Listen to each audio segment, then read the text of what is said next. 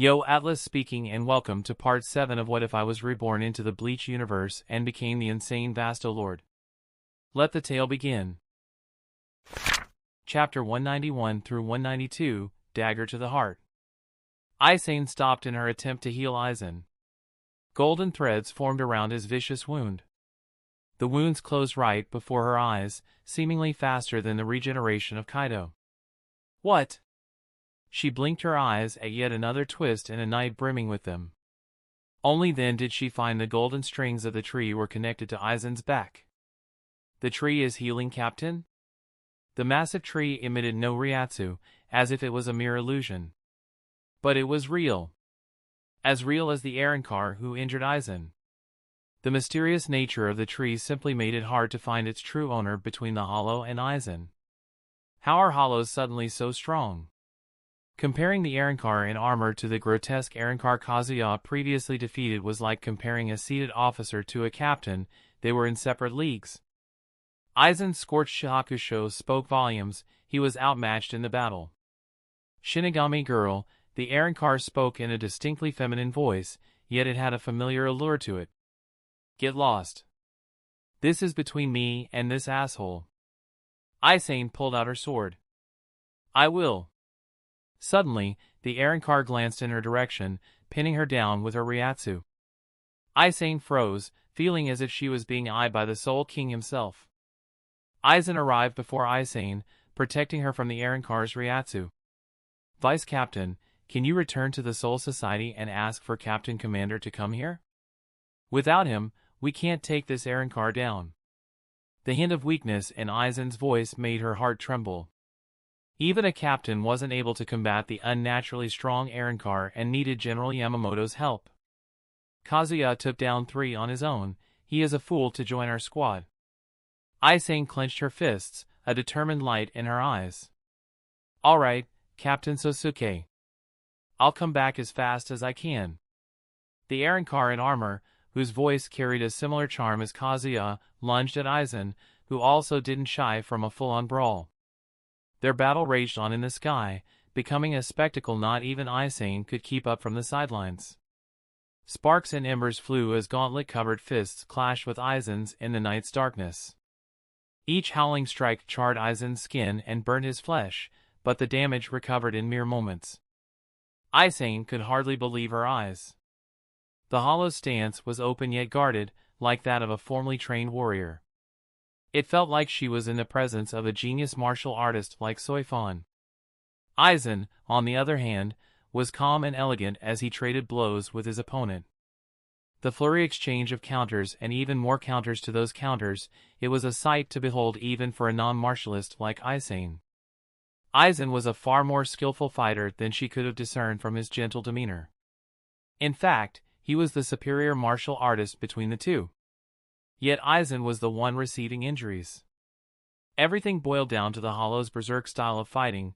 She dodged no attacks, no matter how deadly they were. Her armor absorbed every bit of punishment. Normally, Hollow fought to consume the other party or to survive, but the Arrancar in armor fought with the intent to kill her opponent. It was as if she harbored a deep hatred for Aizen and would stoop to any level to carry out her revenge. Aizen had never seen any Hollow act in this manner. Then again, she had never seen any Hollow having the ability to control people's bodies. Today changed her entire perspective on the Hollow race as a whole. This is a fight above me. I have to bring Captain Yamamoto here. With a heavy heart, Aizen tore her gaze away from the intense battle and opened a Senkuman door. A surge of relief washed over Kazuya as Aizen departed the battlefield. He would have to hurt Aizen if she joined the battle. Fortunately, she thought things through and heeded Aizen's request. Partner, we are halfway there. Just how much Reiatsu does this fucker has? The crimson flames continuously tormented Aizen on top of the bone-crushing blows he dealt to Aizen. But his Reiatsu drained at a snail's pace, slow but steady. He knew he would easily win if given enough time, but luck was not on his side. Aizen would return soon with General Yamamoto, and he didn't want to waste any more time dealing with other captains. Afraid you can't drain my Reiatsu now? Aizen taunted Kazuya as they traded blows. Your Resurrection, the tree, works by draining Ryatsu from your targets, doesn't it?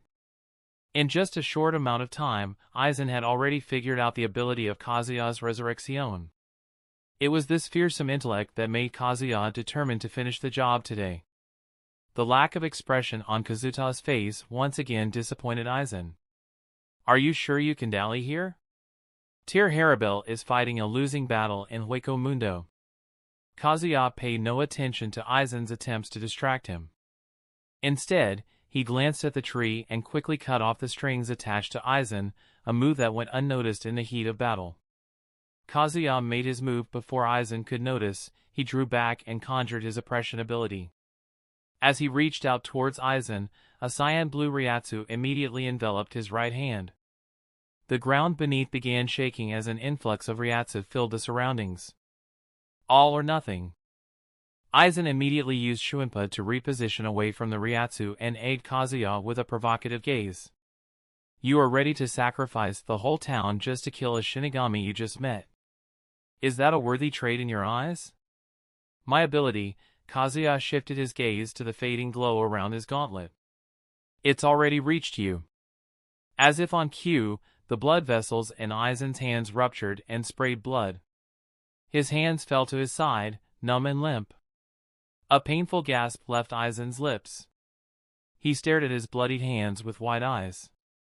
You concealed this ability. Nothing could have prepared Aizen for the manifestation of Kazuya's aspect of death oppression. The wild card quite literally crippled Aizen. Kazuya shook his head.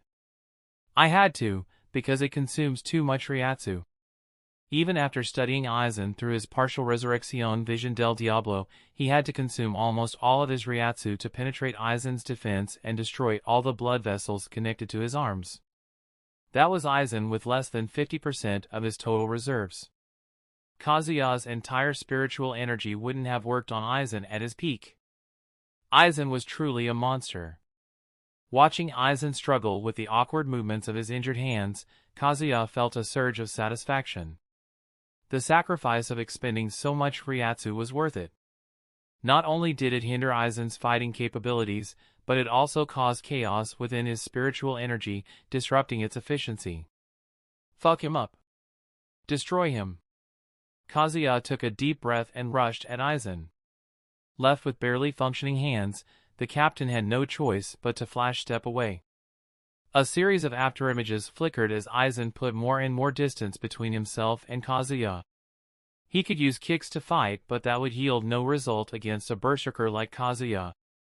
It was better to stall for time than engage him in a straight-on duel in his condition. Don't leave, sweetheart. With a quick flick of his wrist, Kazuya maneuvered his golden strings and yanked Aizen to a halt, preventing him from escaping. The divine tree ensured that no matter where Aizen tried to run, he would always be pulled back. Aizen glared at Kazuya, a hint of anger in his usually calm eyes. What are you doing? Have you considered the consequences of killing a captain? You'll be put on the highest bounty list and hunted to the end of the world. Undeterred, Kazuya closed the distance between them in an instant, using Sonito to move faster than the eye could see. His gauntlet-clad fist collided with Aizen's face, shattering bone and sending shockwaves through his entire body. Blood gushed from Aizen's lips, staining what little was left of his shahakusho. I can never rest easy with scum like you invading Hueco Mundo for power.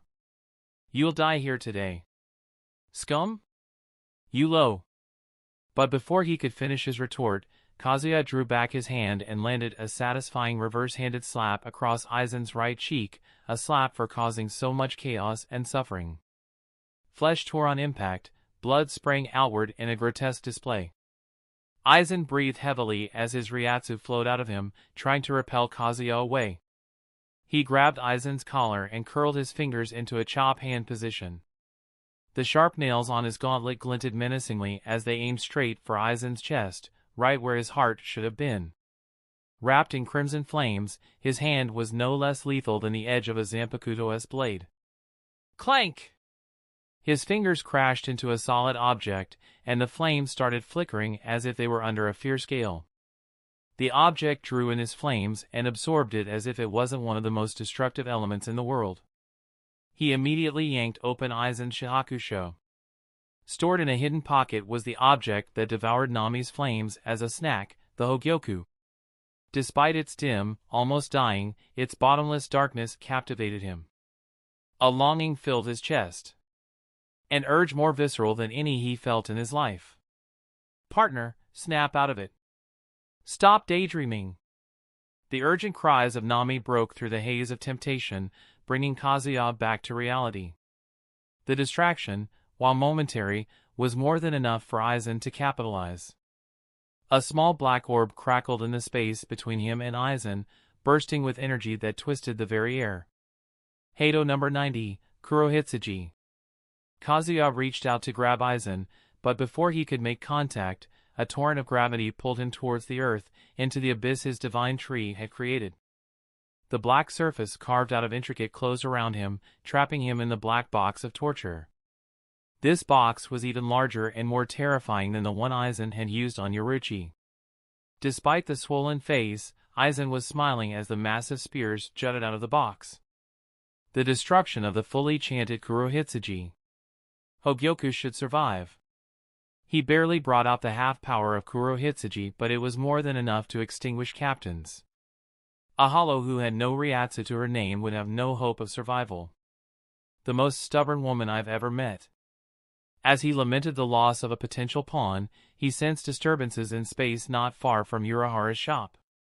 Useless as always, Aizen muttered under his breath, forcing a weak smile to greet the approaching reinforcements. At the same time, the black box faded. What's left behind wasn't a skewered corpse but a black armor wrapped in crimson flames. Kazuya charged at Aizen to finish the job, but he flash-stepped to the Senkaman, hiding behind his comrades. He didn't give chase and simply hovered in the air as a hunched figure stepped out of the Senkaman. A bald elderly man with deep wrinkles and pronounced cheekbones. The massive cross-shaped scar above his eyes and the well-defined body hidden beneath his loose clothes were one of the few telling signs of his deep background. General Jinryusai Shigakuni Yamamoto. "Captain Sōsuke, let the medics tend to your injuries," Yamamoto said and sharply looked up at Kazuya. "Arrancar, you've caused much destruction to the living world. For what purpose?" Kazuya stayed silent, staring at the two shadowy figures coming out of the Senkaman. Following the old man were none other than Captain Retsu Unohana and her vice-captain Aizen Kotetsu. The captain with a motherly demeanor stared at the tree for a long moment before busying herself in healing Aizen's bleeding arms. "Stay still, Captain Sōsuke, your injuries are severe. You only survived because of the dense erasure of your body." Aizen nodded before smiling at Kazuya. "Captain Commander, please be careful. She has abilities even I couldn't grasp." His warning was superficial. He wouldn't mind if Yamamoto gets eradicated at Cazador's hand. "Thank God, you survived," Aizen whispered under her breath. "Captain, you should carry Captain Sōsuke to the Soul Society with Minazuki. I'll stay back with Captain Commander." Retsu nodded her head. "That's the best course of action." Kazuya, meanwhile, couldn't help but grit his teeth in frustration. The taste of victory was snatched from him only because of his connection to the Hogyoku. "Savor your triumph for today, Shinigami." "It's fine, partner. We got the Hogyoku. Let's go check up on Haribel." Yamamoto's eyes widened at his voice, his red pupils filled with surprise. Kazuya extended a hand toward the tree. The massive tree grew dimmer and disappeared out of existence, and the Ryatsu making it flowed back to him. Immediately, a portion of strength returned to him. That felt nice. "Now, old man, it was nice meeting you." He ripped open the Garganta with a flick of his hand and leaped inside. The lineup of Shinigami was extremely powerful. Kazuya couldn't fight them all on his best day, much less in his current condition. Chapter 193 through 194, Creeping Uncertainties. Earlier, Retsu Unohana was quite satisfied with the conclusion of the emergency meeting. Captain Shunsui Kairaku, who was always underestimated because of his playful nature, Isshin Shiba, the Shiba clan's greatest achievement in the last few centuries, and Aizen, one of the best healers. With 2 captains and her own vice-captain taking charge, she, like every other captain present, felt confident that the matter would be resolved without trouble. But then, another round of reports came from the 12th Squad, detailing a major threat that called for yet another emergency meeting. A powerful Vasto Lorde-Class had emerged in Karakura town and Captain Aizen's Ryatsu was detected on the scene. Yamamoto didn't intend to take any action as he trusted in Captain Shuinsue's capabilities. Aizen barged into the meeting to pass Captain Aizen's request, and the fact Shunsui had seemingly disappeared somewhere. Yamamoto had no choice but to leave the Soul Society. So, she, alongside Aizen and Yamamoto, stepped through the Senkamen. Aizen prayed hard for Aizen's safety, as he was one of the nicest people in the Gotei 13. Retsu didn't hold on to false hope. In her mind, the best-case scenario was Aizen surviving with serious injuries so she could use her Shurikai ability to heal him, while the worst outcome would be his death. To her surprise, Aizen not only survived the strongest hollow she had met, he brought her Ryatsu to the bare minimum where even Aizen could have taken her down. All the effort, however, went to waste. Why did you let her go, Commander? A Vasto Lord's death would have far-reaching consequences and disrupt the delicate balance every Shinigami sought to maintain. But sometimes sacrifices had to be made. Having an Arrancar that powerful swear revenge on one of their captains was no less than having a sword of Damocles hanging over them. After all, it was quite hard to find a worthy captain. We can't purify her with Zanpakuto, Yamamoto refuted her. There are too many souls inside her, like Ikemikidomo. Ikemikidomo? Retsu's brow furrowed in confusion, a name from the past resurfacing in her mind. The Ajuchas you battled in your youth? Yamamoto's grave nod confirmed her thoughts. I'd have to use my Shurikai to burn her away. Unleashing his Shurikai in the living world would kill half the town or perhaps more. Ikemikidomo? Aizen chimed in with a question. Captain, what is that? An ancient hollow, Retsu responded with a serious expression. He was an Ajuchas who invaded the Soul Society a long time ago. Just an Ajuchas? He'd have been slain easily. He defeated me back in the days when Zanpakuto were rare, Yamamoto confessed. He became immensely powerful by bloating himself with over 1,000,000 souls. An abomination like him couldn't be purified, only sealed through the Royal Guard Ichibai's technique. He is still sealed to this very day. Aizen couldn't help but blink her eyes. The entire story felt like a legend from a fairy tale. The Royal Guard stepped in to help the Soul Society? Does that usually happen when we face great calamities? We don't know. Yamamoto glanced up at the Urahara shop sign on the building. Urahara. Kisuke? Retsu noticed the subtle spike in Yamamoto's Ryatsu. He still hadn't forgotten the ambitious traitor who had used his fellow captains as experiment subjects. Despite her skepticism about the whole incident, Retsu couldn't dismiss the possibility of Kisuke harboring dual facets to his character like herself. As always, there is more to the story. The one who gave testimony to Kisuke's crimes was Aizen, the same man who was found in the vicinity of today's invasion. It's him, Aizen confirmed Yamamoto's suspicion. He might be behind the Arrancar invasion. Aizen's eagerness to paint Kisuke as the mastermind behind everything only made Retsu more skeptical. She kept her doubts to herself. After all, she couldn't throw accusations at her fellow captain without evidence. Yamamoto's eyes widened, revealing red pupils that rarely emerged. Is he still inside? Aizen rose to his feet and pointed at the shop's door. Yes, he is. We have to seize him before he escapes. Retsu grabbed his wrist and gently struck his chest with her palm. Her serene smile held a hint of danger that even gave Aizen pause. Captain Sōsuke, I have stopped the bleeding. Please follow Aizen to receive proper treatment at the medical facility. But Unohana-san. No buts. You will go with Aizen.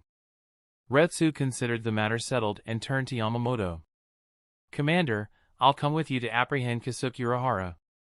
Yamamoto gave Aizen a long side glance. Captain Sōsuke, get well soon. You have much to answer for. Yes, Commander. Aizen respectfully nodded before he smiled at Aizen. I owe you my life. I was just doing my duty, Captain Sōsuke. As soon as the Senkamen door closed behind them, Yamamoto used his cane to slide open the door and entered the shop. A force field. That explains why we couldn't sense anyone inside. He was a one-of-a-kind inventor, Retsu said. The founder of the Shinigami Research and Development Institute. She rarely gave anyone the moniker of genius, but Kazuya deserved the title for his unparalleled talent. Kazuya's successor, Kuratsuchi Mayuri, was chasing in his footsteps to this very day. Kuratsuchi can surpass Kazuya if he returns the holified Shinigami to their original selves. She looked at the row of rooms on the first floor. Commander, let's split up to cover more area. Don't confront him alone. I know, Commander. Despite thoroughly searching every room, there was no sign of Kazuya to be found. However, in her search, Retsu stumbled upon a hidden door that opened up to an unexpected sight, a bright underground area. In the vast wilderness, she spotted many young teens dressed in Shino Academy's uniform. Among the 30-or-something students, she could sense a familiar Ryatsu. She leaped into the air for a better view of the area and quickly located the source, a blonde Shinigami lying on a makeshift bed. Ranjaku? She flash-stepped to Ranjaku's side. A quick look and it was clear, the Ranjaku before her now looked drastically different from the one in her memory. Her once shoulder-length blonde hair now reached all the way down to her ankles, a feat that was record-breaking for just a week's time. Retsu reached out to check on Ranjaku's health, only to have her hand grabbed by a young silver-haired boy. Who are you? Taken aback but maintaining composure, Retsu introduced herself. I'm Retsu Inohana, captain of the 4th Squad. What's your name, young man? Toshiro Hitsugaya. I see. Do you know what happened to Ranjaku? Injured by Arancars. Kazuya Nisan's Shurikai healed her at the right time, or, he trailed his words with a clench of his jaw, eyes filled with remorse.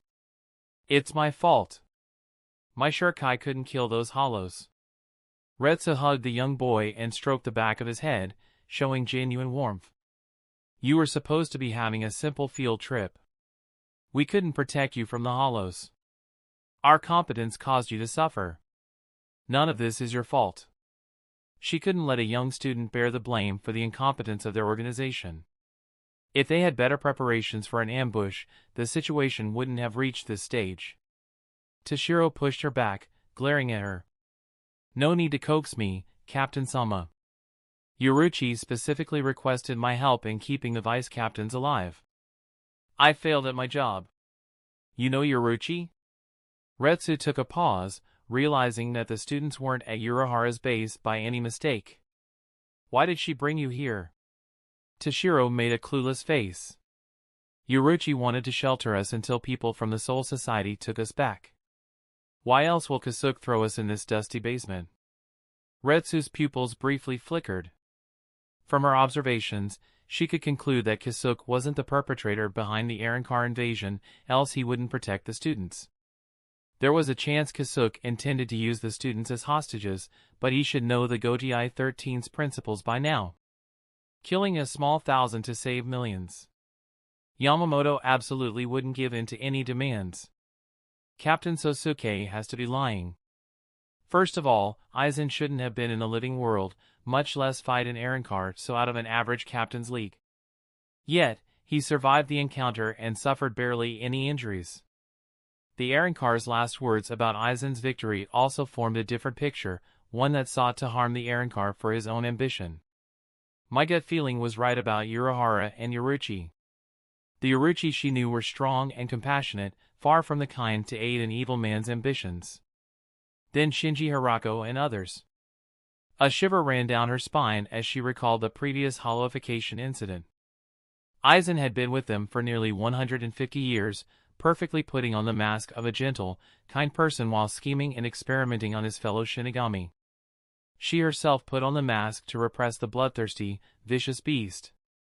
But their motives were on different sides of the spectrum. She genuinely wished to heal others while Aizen put Shinigami through torture for his ambitions. I have to inform the commander. But first. With a gentle touch, Retsu ran her hands over Ranjiku's body, using her spiritual powers to conduct a thorough checkup. The results were surprising. Ranjiku's Ryoryoku had become denser and more powerful, almost rivaling her own.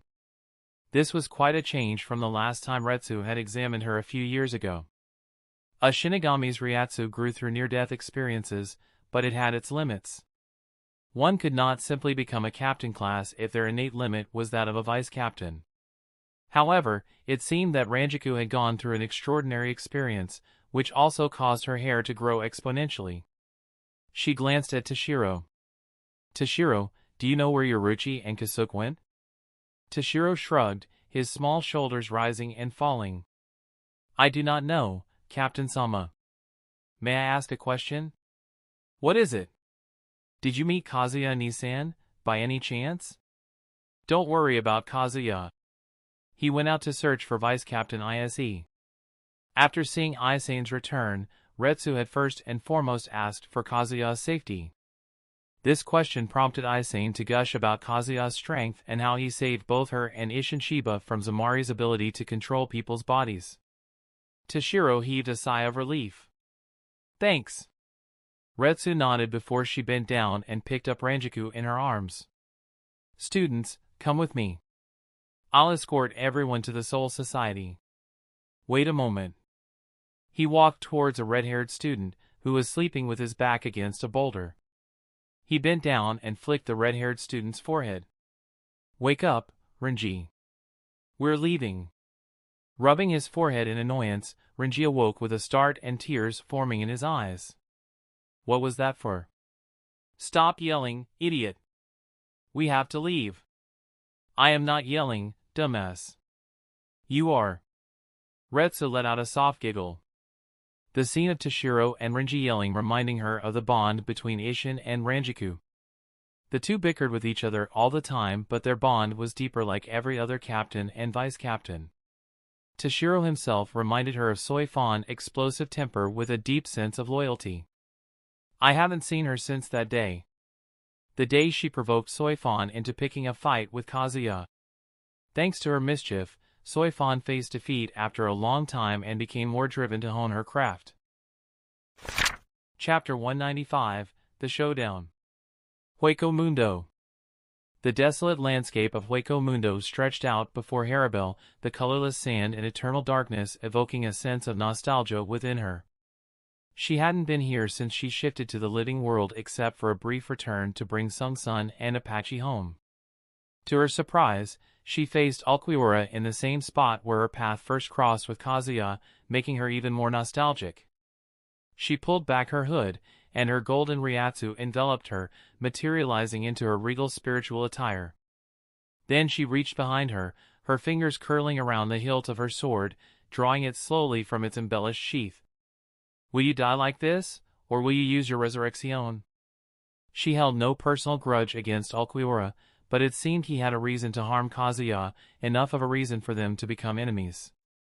While Haribel didn't believe in resorting to violence as a means to solve problems, sometimes it was the only option. Ulquiorra remained silent as he observed her, perhaps acknowledging that among hollows, her Ryatsu was one of the strongest he had encountered. Still pointless, he finally spoke, raising his finger towards her. "You have diverted me from my mission, trash. For that, I will eliminate you." The burgeoning energy at his fingertip signaled the impending onslaught. In response, Haribel drew back her right hand and rested her left hand under the sharpened edge of her blade. A golden surge of Ryatsu amassed in the hollow of her sword. Siro. Aura Azul. The moment Ulquiorra released his Siro, Haribel thrust her sword forward and unleashed her special technique. A golden wave-like projectile erupted from her blade, clashing with Ulquiorra's Siro in a spectacular explosion. The sky erupted in a kaleidoscope of green and gold, painting the desolate landscape with transient vibrancy. For a moment, it seemed like a stalemate until Haribel's golden Ryatsu suddenly broke through the Siro. Although surprised at Haribel overpowering his weakest Siro, he quickly reacted and cut down with a quick swing of his sword. From the outcome, both could see that their powers were evenly matched. In their current forms, whoever had superior skills or faster regeneration would have the advantage in a fight. Ulquiorra didn't gamble on Haribel's specialization. He wanted this battle over with, so he could focus on the mission Aizen gave him. Pointing the blade at Haribel, he whispered, "You aren't utter garbage like others in Las Noches. Imprison Murciélago, the great black-winged demon." Haribel was a little surprised at Ulquiorra's eagerness to release his resurrection. "You want to finish it fast? Makes the two of us." A burst of greenish-black Ryatsu erupted from beneath his feet, resembling a colossal lotus. Some of the aura flickered rapidly and rained down around him as if he was shedding his skin, while the rest encased him in a cocoon. When the rain ceased, Ulquiorra revealed his resurrection form. He now had large, black bat wings on his back, wild and untamed hair, and remnants of his hollow mask formed a headpiece over his head, with two massive horns jutting outward to the sides towards the front, giving him a more menacing demon-like appearance. His attire evolved with him, molding into a form-fitting robe that tapered elegantly downwards. But the most striking aspect of his resurrection was the immense power radiating from him. Even Haribel, who stood in front of him, could feel the tremors caused by his overwhelming Ryatsu. Even an Ajuchas would feel despair from being in his presence. Yet, her eyes showed no fear, but a look of pity. "You," Ulquiorra spoke slowly, raising his chin. "Why are you making that face? Do you find my resurrection lacking?" Something about her expression irked him in the wrong way. "No," Haribel said, shaking her head. "It's the emptiness in your eyes. You have never experienced true happiness in your life, have you?" From her perspective, Ulquiorra's expression screamed, "I hate everything equally." With everything she had in life, she couldn't imagine living like him. A hollow preaching about true happiness. "Do you not know how pathetic it makes you seem?" Ulquiorra replied with his usual monotonous expression. "I can only assume living with humans gives you the idea that you're one of them, that you can comprehend those things harbored in their heart known as feelings. I do have those feelings," she spoke firmly, with conviction, and placed a hand on her chest. "As far as heart goes, I have one right here. It carries all my emotions, my love, my passion, my feelings to protect those I hold dear from harm, they who are my pride." "Friends and family?" Ulquiorra couldn't help but scoff at the very concept. "My eyes can penetrate everything. The thing you refer to as heart does not exist in Hollow, nor does it exist in humans. If this eye cannot see something, then that something does not exist." Haribel shook her head. "Your ignorance, your denial of anything beyond your understanding, it's pitiable." If they had met under different circumstances, she could have helped him overcome his nihilistic mindset, but they stood on opposite sides.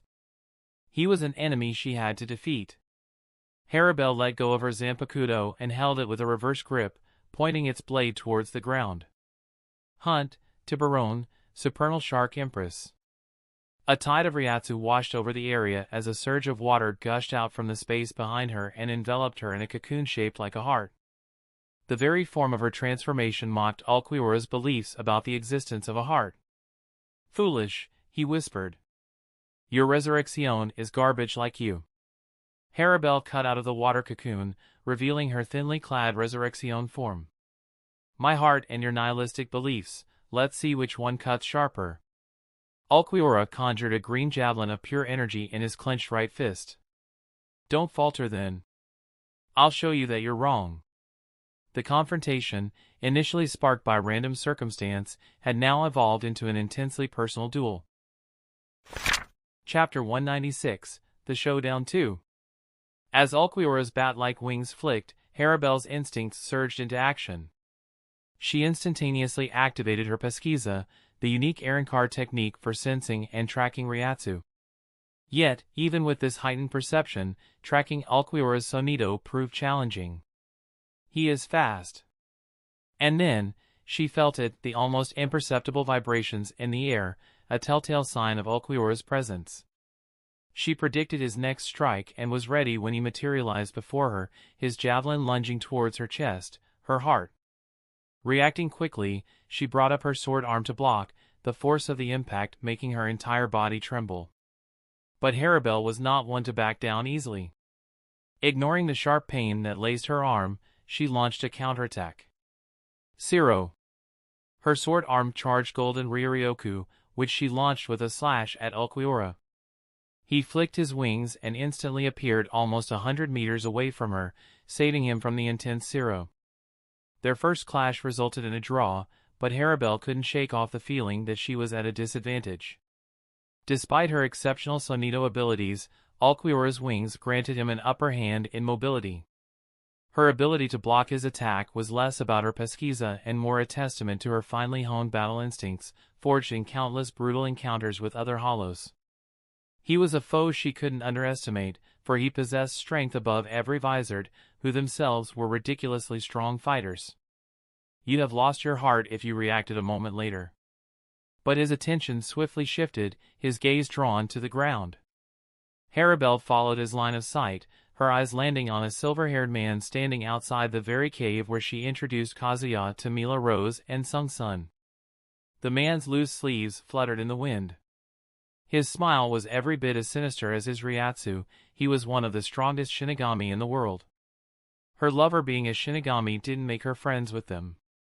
As a hollow, she was still a prime target of them. What's more, Ulquiorra seemed to be acquainted with the Shinigami, who might be one of the evil Kazuya set out to defeat in the Soul Society. It seemed like she couldn't get away after dealing with Ulquiorra. She'd have to fight the Shinigami afterwards, possibly more depending on the situation. Recalling his smile of appreciation, she didn't regret swapping places with him. It was but a small sacrifice for his happiness. "Jin, get out of here," Ulquiorra said coldly. "I don't need you stalking me." Jin awkwardly rubbed the back of his hand, as if caught off guard. "Oops, the Ryatsu concealing tech didn't work on either of you. How about you two think of me as an audience member enjoying a nail-biting fight? This way you can fight each other without interruption." Haribel narrowed her eyes, a chilling Ryatsu emanating from her. "A captain came to Hueco Mundo to watch hollows fight. Do you even think before speaking?" "Ignore this Shinigami," Ulquiorra said. "He will not interfere in our battle." "How are you so confident?" "Because we're colleagues working under the same master," Jin replied with a whistle. "That's the last you'll hear from me." He retreated into the shadows beneath a hill, eventually becoming so indistinct that Haribel could no longer pinpoint his location. "He deliberately showed himself to scare me. He wants me to be nervous and lose my battle." Jin's tricks worked as he intended. Now, she couldn't afford to be reckless in the middle of two extremely powerful enemies. With her cold eyes trained on Ulquiorra, she raised her sword arm, causing it to glow up with Ryuryoku. Before she could launch her attack, Ulquiorra appeared behind her in a blur, holding his javelin against her neck. Just as the javelin cut into her arrow, she spun swiftly, aiming her sword arm at him. Trident. A shockwave erupted from her arm and hurled Ulquiorra back with tremendous force. The destructive strike carved a massive slash wound across his chest. The technique followed three simple steps: charge Ryuryoku, aim, and release a shockwave. The attack staggered the target first, then delivered a high-force slash. Any normal Vasto Lord would have been divided in half by the impact, but Ulquiorra's high durability due to his arrow saved him from being cleaved in two pieces. Ulquiorra looked down and traced his finger on the wound. His wound closed within moments, whereas the wound on Haribel's neck showed no sign of healing. "I gave up power for regeneration, but you went the opposite way. It explains how a natural reached this level of power." Haribel pressed a hand against the wound. Once she let go, the wound stopped bleeding and closed itself. Her regeneration was even slower than an average Ajucha's. "That which I desire can't be obtained without power. I need every bit of strength to fulfill my promise." Her dream was far above her reach even with her current power. It was a sacrifice she willingly made to shorten the power gap between her and Kazuya, which only increased after Nami's arrival. Ulquiorra pointed a finger at her. "Promises are meaningless like your existence, which I'm going to end with this last attack. Only time will tell." The three gill markings on Haribel's sword arm started glowing. The moisture in the environment coalesced as droplets of water and drifted to her sword arm. As moments passed, the speed of her water generation continuously ramped up. She poured everything in her final attack. Meanwhile, Ulquiorra concentrated his Ryatsu into a small, black orb at his fingertip. It was a tiny sphere, yet held the power to obliterate a massive city with ease. Ciro Oscuras. Chapter 197 through 198, The Proposal. Kazuya arrived in Hueco Mundo in his female body without his armor. This place was under Aizen's rule. Until he dealt with Aizen, he'd have to keep up this appearance to deceive him. He still kept up his partial resurrection, a form requiring minimal energy to function. And there she is. With Tyr's unique spiritual energy signature etched into his memory, locating her was effortless. Swiftly, he glided through the air, muffling his own Ryatsu to maintain the element of surprise. Nearly a mile away, his keen eyes caught the sight of Tyr, locked in a fierce standoff with Ulquiorra. Both of their Ryatsu flared intensely. He had come just in time. The battle escalated to what promised to be an ultimate technique battle between them. Tyr's deep yet warm voice echoed, "Cascada." Whoa! A torrent of high-pressured water, condensed to the brim, gushed from Tyr's sword arm. Ulquiorra countered with his Ciro Oscuras, a colossal beam of black energy that initially vaporized Tyr's water attack. Yet, as Tyr funneled more Ryuryoku into her assault, the balance shifted, her high-pressure torrent gradually overpowering Ulquiorra's Ciro. Normally, Ciro only lasted for a brief moment, as even a small exposure to it could annihilate opponents. Ulquiorra extended his Ciro's duration by consuming more Ryuryoku. The battle scene, illuminated by the stark contrast of Ulquiorra's black Ciro against Tyr's luminescent, high-pressure water, captivated Kazuya. He could afford a moment of admiration since Tyr's technique steadily sliced through Ulquiorra's Ciro. Sheesh, our mom slays. We were worried about her for nothing. Or were we? Kazuya shook his head. In a barren place like Hueco Mundo, where moisture was extremely limited, Tyr's technique was a double-edged sword, depleting her Ryuryoku at an alarming rate to both generate water and maintain its immense pressure. Even if she overpowered Ulquiorra in his resurrection state, she wouldn't have been able to fight the other Shinigami in the area, let alone the Arrancar reinforcements heading their way. Is it Jin or Tozen? Why does it matter? It does. If it's Jin, I can get him to do my dirty work.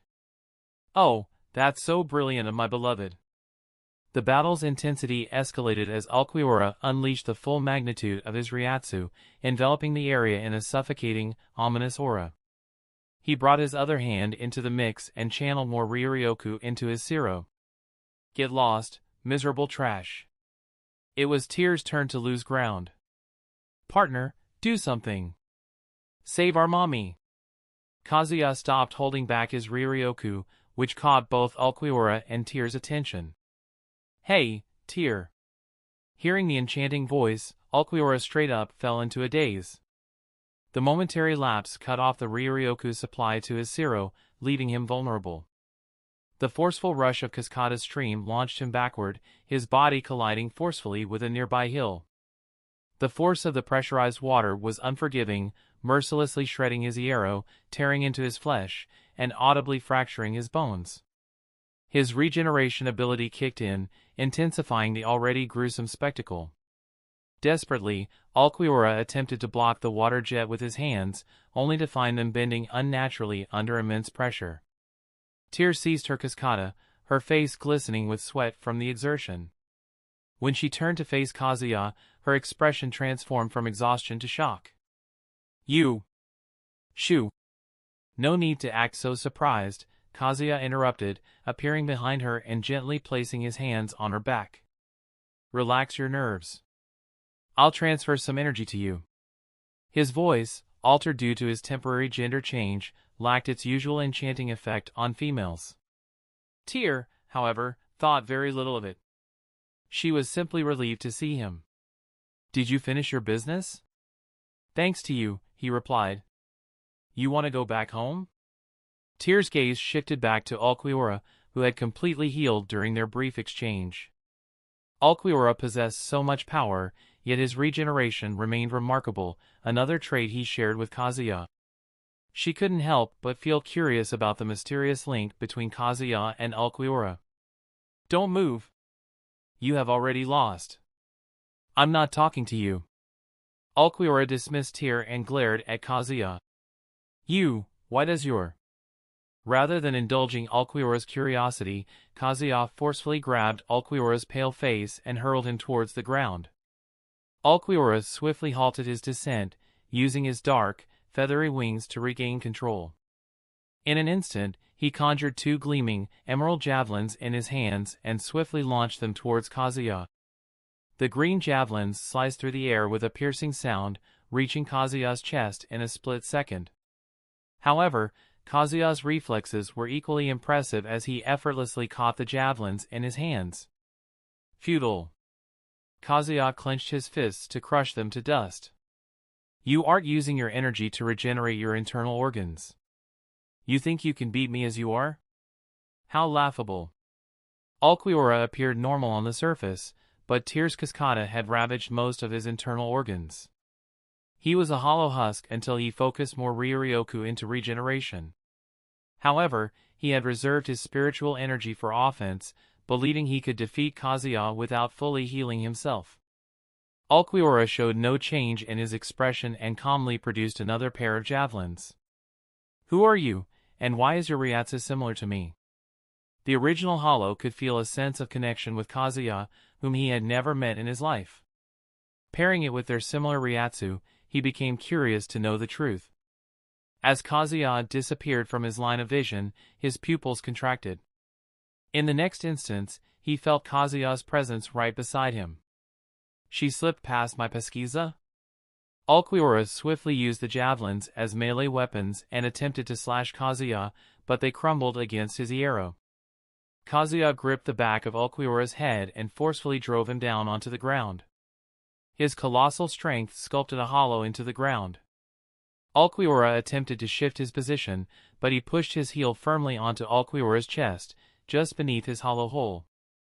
This is for calling Tyr a miserable trash. He was restricted in his Shinigami form, but handling Ulquiorra was effortless for his hollow form. All of his taunts were just to provoke Ulquiorra into triggering the second release state of his Resurrección, Segunda Etapa. Ulquiorra gripped Kazuya's ankle with both hands, his claws digging deep into his skin and drawing out blood. Kazuya remained calm, as if not registering his attempts. "I'll acknowledge she isn't trash. Her having a heart makes her unique among hollows. Of course she is special. She is my lover, after all." Ulquiorra's eyes grew wide as he stared at him, then he shook his head. "You're also delusional like her. Here I thought you'd provide me with some answers. You turned out to be the same kind as her." "Huh? This is meaningless. You have already defeated me. Just kill me and get it over with it." Kazuya stepped back, allowing Ulquiorra room to rise. "I can answer the things that complicate you in life, but you have to become loyal to me and me only." Ulquiorra was a perfect killing machine, who followed orders without a question. His proposal was less about getting Ulquiorra to work for him and more about crippling Aizen's kingdom. Moreover, he could also learn the process of gaining the Segunda Etapa form from Ulquiorra, an evolution that was still beyond his comprehension. After all, everything about the Segunda Etapa was covered in mystery, apart from its obvious benefits of boosting one's strength. Ulquiorra considered the offer, his head tilting slightly. "I serve Lord Aizen because he is the pinnacle of strength in Hueco Mundo. You don't cut the bill." In a world ruled by the survival of the fittest, allegiance to Aizen was not just a choice, but a necessity for survival. Aizen's commands also added an element of unpredictability that Ulquiorra found intriguing. "Lord Aizen? Are you talking about that brown-haired Shinigami? How do you know that? Did he also turn you into Aaronkar?" Kazuya laughed heartily. "It's such a small world, isn't it? I'm just coming from the living world after giving that guy a thorough ass whooping. He had to hide behind his seniors to save his sorry ass."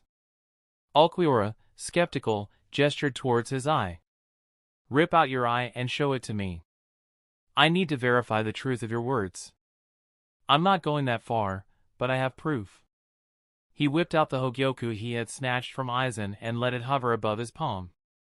You know what this is? Ulquiorra seemed calm, but his eyes betrayed his shock. It's the Hogyoku. Aizen used this to enhance me. How did you get your hands on one? Can't you fucking hear me? I got it from him. Before Ulquiorra could respond, Kazuya unleashed his Ryatsu in full force, a display of power that significantly overshadowed Ulquiorra's, despite both being Vasto Lords. I'll eliminate you if you continue to doubt my words. Ulquiorra slowly nodded his head. You do have the power to contend with Lord Aizen. The unexpected appearance of the Hogyoku not only secured Ulquiorra's trust but also drew out the Shinigami who had been lurking in the shadows. Jin Ikimaru approached, his characteristic unsettling smile on display. To defeat Captain Aizen and take his prize Hogyoku, you are amazing beyond words. I know, right? Kazuya responded with a self-assured smirk. I also destroyed the Zanpakuto he was waving around. If not for that fossil-looking Shinigami, I'd have killed Aizen right then and there. Jin's blue eyes opened briefly, a testament to his shock. You destroyed Kyoka Suigetsu in its Shirkai form? Given Aizen's Ryatsu, it'll need days to regenerate. Thoughts of vengeance swirled in the white-haired snake's mind, envisioning a perfect moment to strike now that Kyoka Suigetsu was temporarily out of the equation. Kazuya flung a harmless Ryuryoku bullet at Jin's face. By the way, you're friends with Aizen.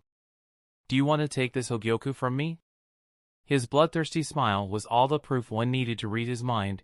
He was looking for a bloody fight, looking for an excuse to beat people to death. Jin nervously shook his head. No, of course not. I have more pressing concerns. It was a pleasure chatting with you. Jin took flight in a hurry, quickly becoming a white dot in the distance before completely vanishing from their sight. Kazuya could only hope that Jin took this opportunity to kill Aizen or die trying. Sending Ranjiku's childhood friend to death so you can give her a shoulder to cry on. You're so evil, partner. My type of evil. Kazuya smiled and slapped Ulquiorra, who was pondering something deeply. Have you decided to trade your loyalty for the truth? Ulquiorra remained unswayed. Your victory over Lord Aizen doesn't change the status quo. As long as Aizen controls Hueco Mundo, I will follow his command. He flicked his wings and flew away, showing no intention of either fighting them or joining them. Tyr placed a hand on his shoulder. Is letting him go a good idea? She didn't say it outright, but her words implied killing Ulquiorra was the better option out of everything. For a peace-loving woman, it was quite a drastic shift in her perspective. He'll be more useful for us alive. He placed his hand on hers and brought it to his face. Feeling her warmth, he smiled. You must have questions about Aizen and everything that happened today. She gently nodded. Naturally. Are you finally ready to reveal everything? His secrets were his alone until he chose to share them with her. She didn't want to push him into revealing anything and needlessly straining their relationship. He couldn't help but feel warm at her understanding. Let's talk with everyone after I make sure others are all right. Speaking of secrets, you didn't tell me how you changed genders so fluidly. He dismissed Nami with a brief later excuse. Tyr, you can cancel your resurrection. I'll take care of everything. Do you not find me tempting in this outfit? He blinked his eyes. The soft smirk and mischievous look dancing in her eyes revealed her intention to tease him. It was surprising since she had never teased him to this day. So her teasing just came out of nowhere. Unbeknownst to him, his height was the true reason behind Tyr's behavior. In his female form, the system reduced his height to 5 feet 7 inches, making him a few inches shorter than Tyr. This striking contrast with his usual 6 feet 4 inches form stirred Tyr's playful instincts, the same instincts that led her to tease Apache and Mila Rose once in a blue moon.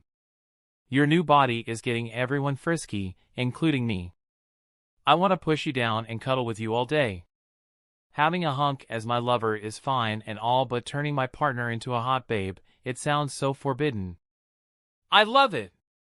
Go away. Nami began sulking in his mind, which he completely ignored. Tempting, yes. Also distracting, he replied to Tyr's earlier question. You can keep it activated and help me fight, huh? Where did they go? She also showed a confused look. It's odd those hollows I sensed earlier didn't show up. Did that Shinigami send them back? While he fought Ulquiorra, Jin secretly met up with the Arrancars and sent them away to keep his meeting with him a secret. Chapter 199, On the Cusp. Izumi had to break her promise with Lisa and leave the apartment. The place felt suffocating by herself. Her loneliness only intensified from knowing that Kazuya left without meeting her. There was a different outcome of his battle, which she dreaded to think about. Where have you vanished to, Otuto-kun? Her heart ached with the question.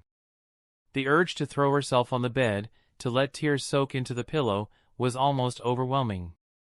Yet, the memory of his gentle, reassuring words held her back from the brink of despair. Crying was useless if he wasn't there to comfort her sadness. Driven by a desperate hope, Izumi wandered the streets, her soul yearning for a miraculous reunion with Kazuya. The city, a maze of shadows and light, seemed to mock her fruitless quest. Otuto! When she was almost tired of running around, another fight broke out between two extremely powerful entities, a Hollow and a Shinigami. In the past, she'd have died fighting the Hollow. Her sole priority was finding Kazuya's whereabouts, nothing more, nothing less. However, fate led her not to Kazuya, but to a Shinigami. Draped in a pink, flower-adorned kimono that contrasted starkly with his rugged demeanor, he stood on a bridge lost in contemplation. His gaze, heavy with melancholy, scanned the town below. Feeling her stare, he turned, a look of surprise crossing his features. You can see me? I'm Izumi, a house, a former Quincy. Izumi corrected herself with a bitter sigh. Did you see a Quincy fight a Hollow around the town? He is quite tall, a sturdy build. He has beautiful blue eyes and lustrous white hair which is cut short. His spiritual energy is also very high. The vivid description invoked a student's image in Shuinsue's mind, but he shook it off. The man who fought Arrancars was a Shinigami, not a Quincy. I didn't spend much time at the scene. However, I don't remember seeing any Quincy there. Even if there had been Quincy's involvement, Shunsui doubted any could have survived against the overwhelmingly strong Arrancars. Izumi's face paled, stricken with dread. How is that possible? I sense my Otuto's Ryatsu myself. Ah, you're looking for your family. Yes, he is my only family in this world. Please, help me find him. Izumi's expression progressively became desperate.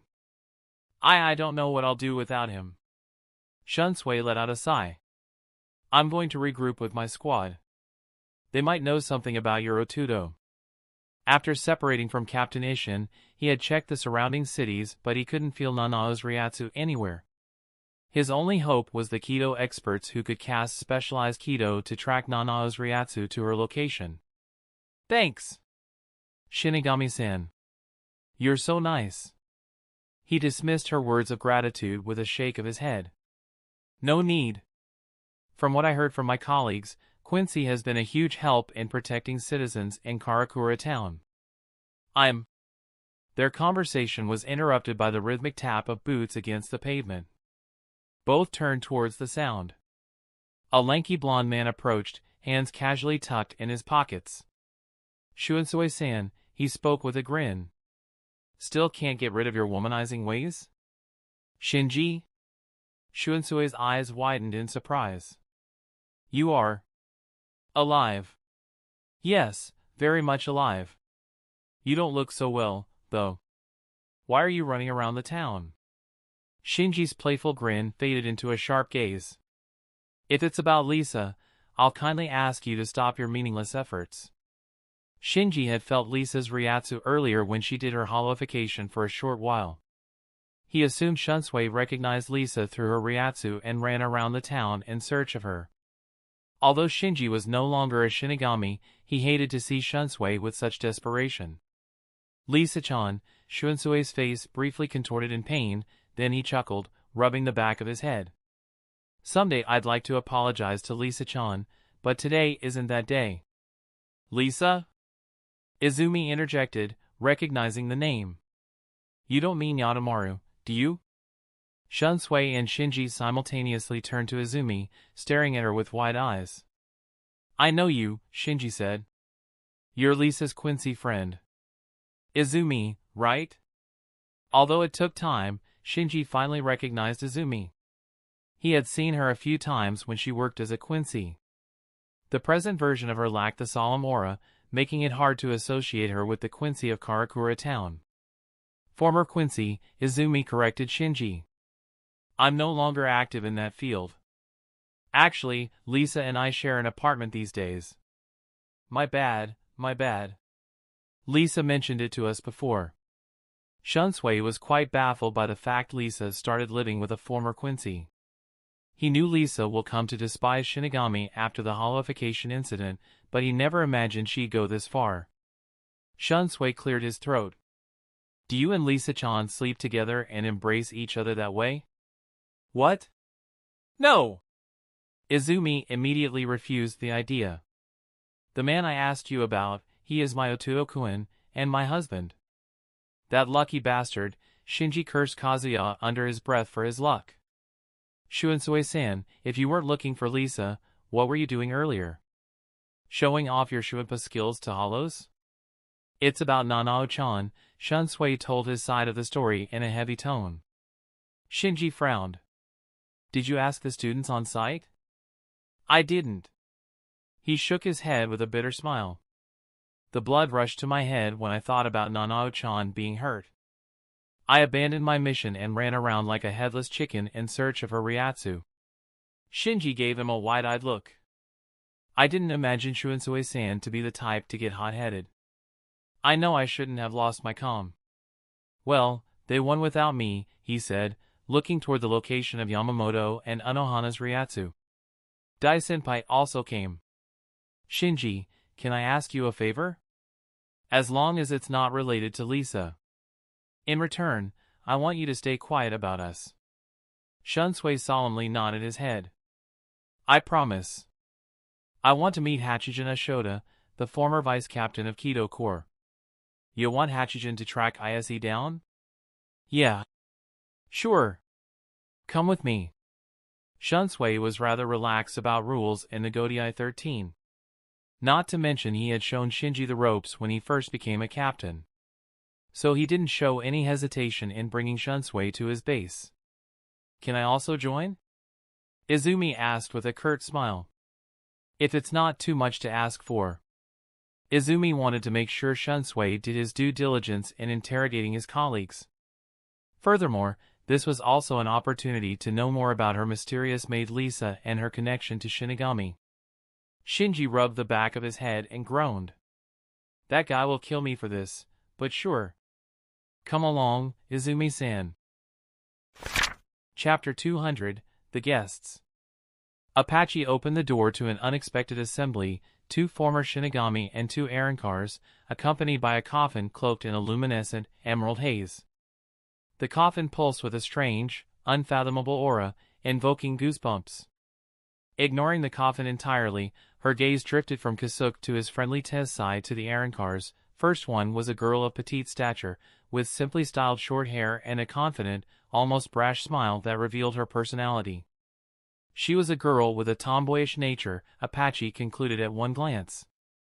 The green-haired errand car's hollow mask's remnants formed a helmet, with 2 horns on the top of her head. The left horn looked as if it had been cut off, and the left half of the mask extended down to cover her left eye, leaving her with one twinkling pink eye. Apache's glance went to the girl's hollow hole, which was right in the center of her stomach. Hi, fellow tomboy. Tomboy? Lillinette's single eye widened as she turned to Stark. What does that mean, Stark? Stark shrugged. No clue, Lillinette. Stark was a tall, lean man with deep blue-gray eyes, his dark brown hair cascading in unruly waves to the nape of his neck. The remnants of his hollow mask, resembling a fanged jawline, rested along his neck. His hollow hole was on his sternum, right above the edge of his mask. Coyote Stark and Lilinet Gingerbuck, Apache whispered. Kazuya told me about you both. You guys were staying in Kasuke's basement. They were the most unusual pairing that nobody would believe came from one being. Then again, it was hard to believe the unhinged psycho Izanami could come from her calm and often playful lover. Tessai pushed his glasses. We had to leave the shop, Apache Dono. I see. What's in that coffin? Tessai briefly gave her a rundown on the coffin wrapped in Jikantishi, a Kido spell to temporarily suspend time. The spell stopped Yoruichi's condition from worsening until Kasuke used the Hogyoku to help her. Any Kido that manipulated space and time were forbidden in the Soul Society, but so was using the Hogyoku. They were no longer Shinigami to care about them. Kasuke looked just as if not more serious than Tessai. Apache-san, can we stay at your place for some time? Our place got raided by our longtime enemy. The Visored space was also on his list for backup bases, but Kazuya's spacious mansion remained his first choice. Shinji and the rest wouldn't bug him about the Hogyoku here. He kept those thoughts to himself. It was neither the time nor was he in the mood to say that many words. Apache tilted her head. Longtime enemy? Did you mean that Shinigami Kazuya is currently fighting? Yeah. Lilinet suddenly punched Stark's belly, a brutal punch that made him double over for a moment. Stark! We should be there, helping him fight that dumbass Shinigami. Lilinet wanted to repay Kazuya for bringing them out of their lonely life in Hueco Mundo. More importantly, she didn't want to see him fall to some Shinigami's schemes. Stark took a step away from his violent other half and rubbed his belly. He looked over his shoulder and revealed a solemn expression. It's complicated, Lilinet. He doesn't need our help. You can feel his Ryatsu yourself. Excuses for your laziness. Lilinet fumed. Don't cry and regret if something happens to him. Stark cleared his throat. I'm quite sure he isn't in any danger out there. Apache leaned forward and poked Lilinet's cheek. Stark is right. Kazuya doesn't rush into battles unless anyone close to him is harmed. Then he becomes a force of destruction. She had only seen this side of Kazuya a few times in Hueco Mundo, but he could be quite the menace when someone stepped on his reverse scale. Grimjow said that too. Lilinet nodded in agreement. It's good Kasuke sent that battle-crazy Panthers group to Hueco Mundo, or else he'd start a fight with you or someone else. It's better he isn't here. Suruchi won't spare anyone who messes with her kittens. Nobody messed with Suruchi's kittens, not even Apache. Lilinet placed her hands on her hip, frowning. Apache, right? Don't you have manners? Let us in already. Apache blinked her eyes at Lilinet's ability to switch from serious to mischievous in the blink of an eye. You're adorable, but don't talk to me like you owe me anything. Got it? Oh, come on. Lilinet drew closer and wrapped Apache in an impromptu hug. Kazuya is friends with both of us. That makes you, his wife, as our friends too. Did you get my awesome reasoning? Apache couldn't help but chuckle, disarmed by Lilinet's charming audacity. You sure know how to please people. All right, come in, all of you. Stepping aside, she gestured them in. Tessai bowed before sternly walking into the lobby. Kasuke smiled and dragged the coffin with the help of heavy chains. Staring at the coffin, Apache whispered, Stark, you know what's inside that container? Stark shook his head. He already had the coffin when he asked us to leave the shop. We'll see soon. Lilinet winked at Apache mischievously. I only sense one Aaronkar here. Where are the rest? She remembered Kasuke briefly telling them about the 5 powerful Aaronkar ladies living in Kazuya's mansion. Probably working, Apache said with a sigh. I have no idea, honestly. I see. Lilinet nodded curiously. Just as she was about to follow Kasuke, the doorbell rang again. I sense another Aaronkar on the other side. Apache's expression turned to a frown as she sensed an unfamiliar Ryatsu. Who might this be? I'm Minoli, a timid voice responded from the other side. Is this where Kazuya lives? Apache hurriedly opened the door, finding a blonde Arrancar on the other side. In terms of power levels, she was on par with Surachi. Nothing spectacular.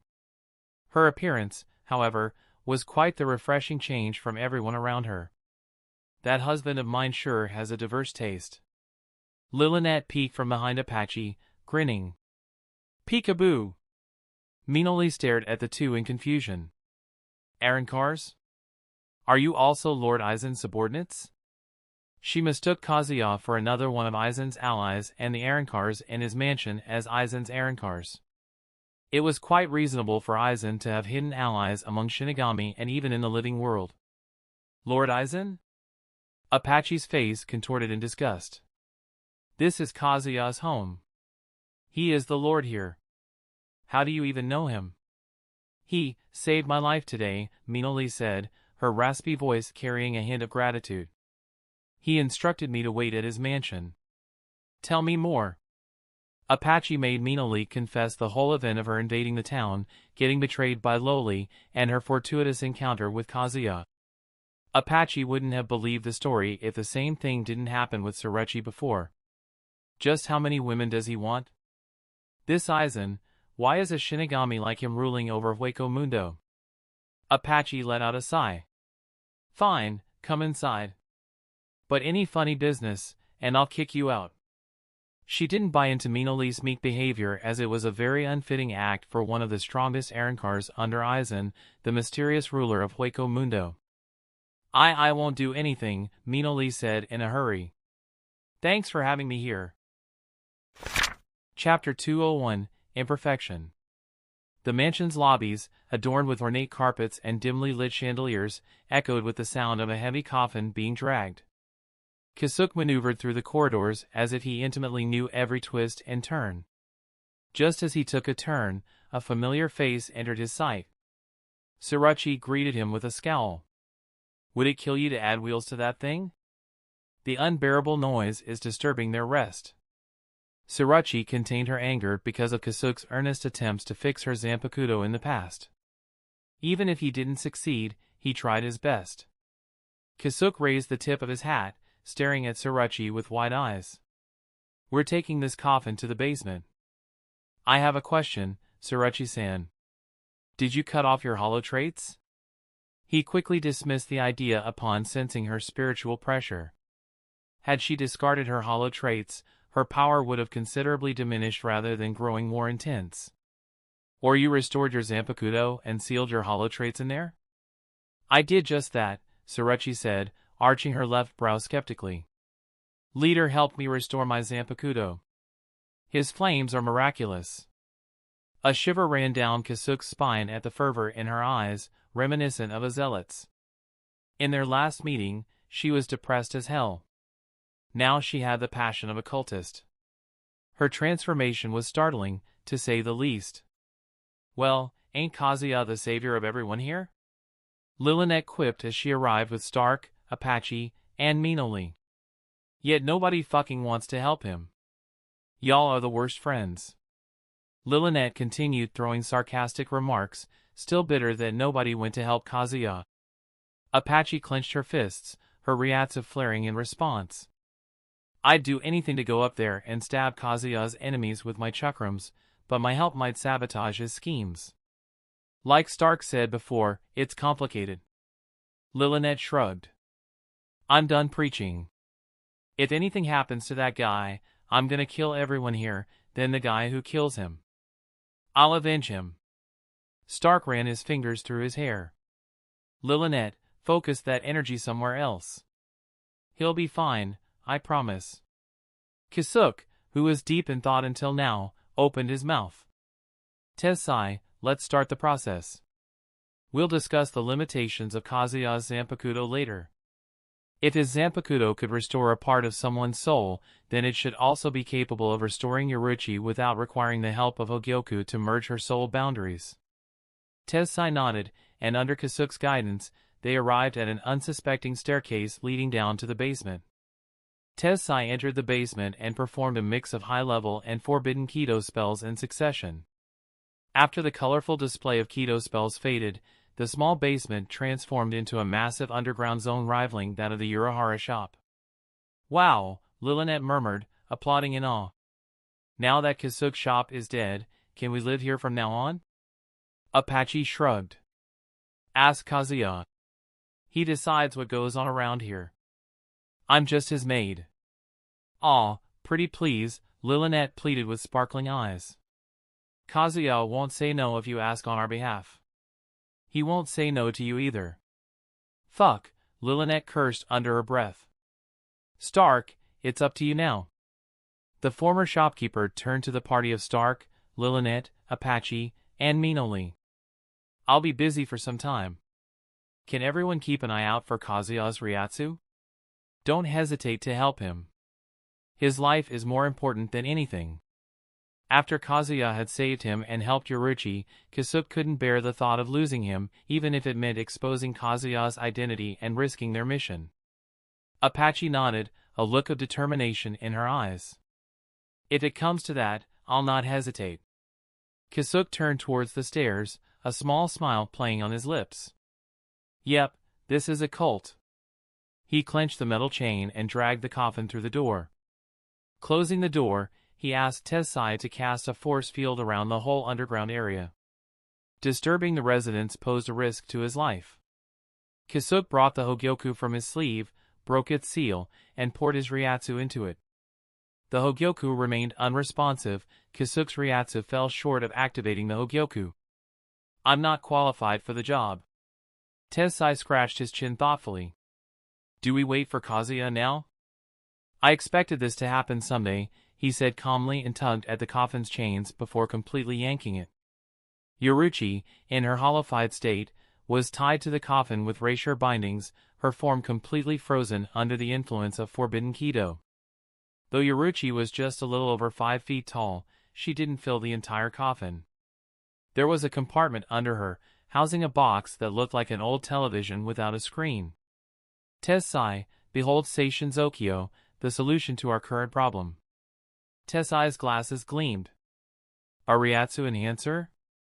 You managed to finish that project. Do you know how big of a break?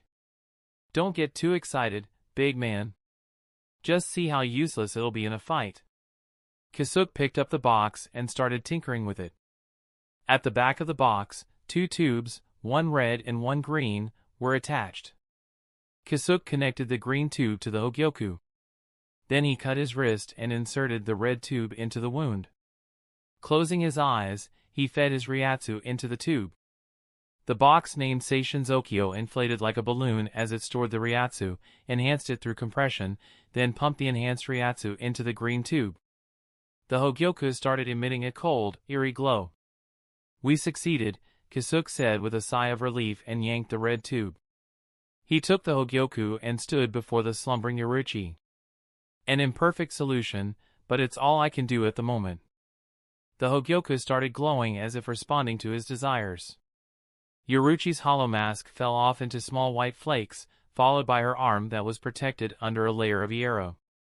She cast off all the hollow traits and returned to the Yoruichi they used to know.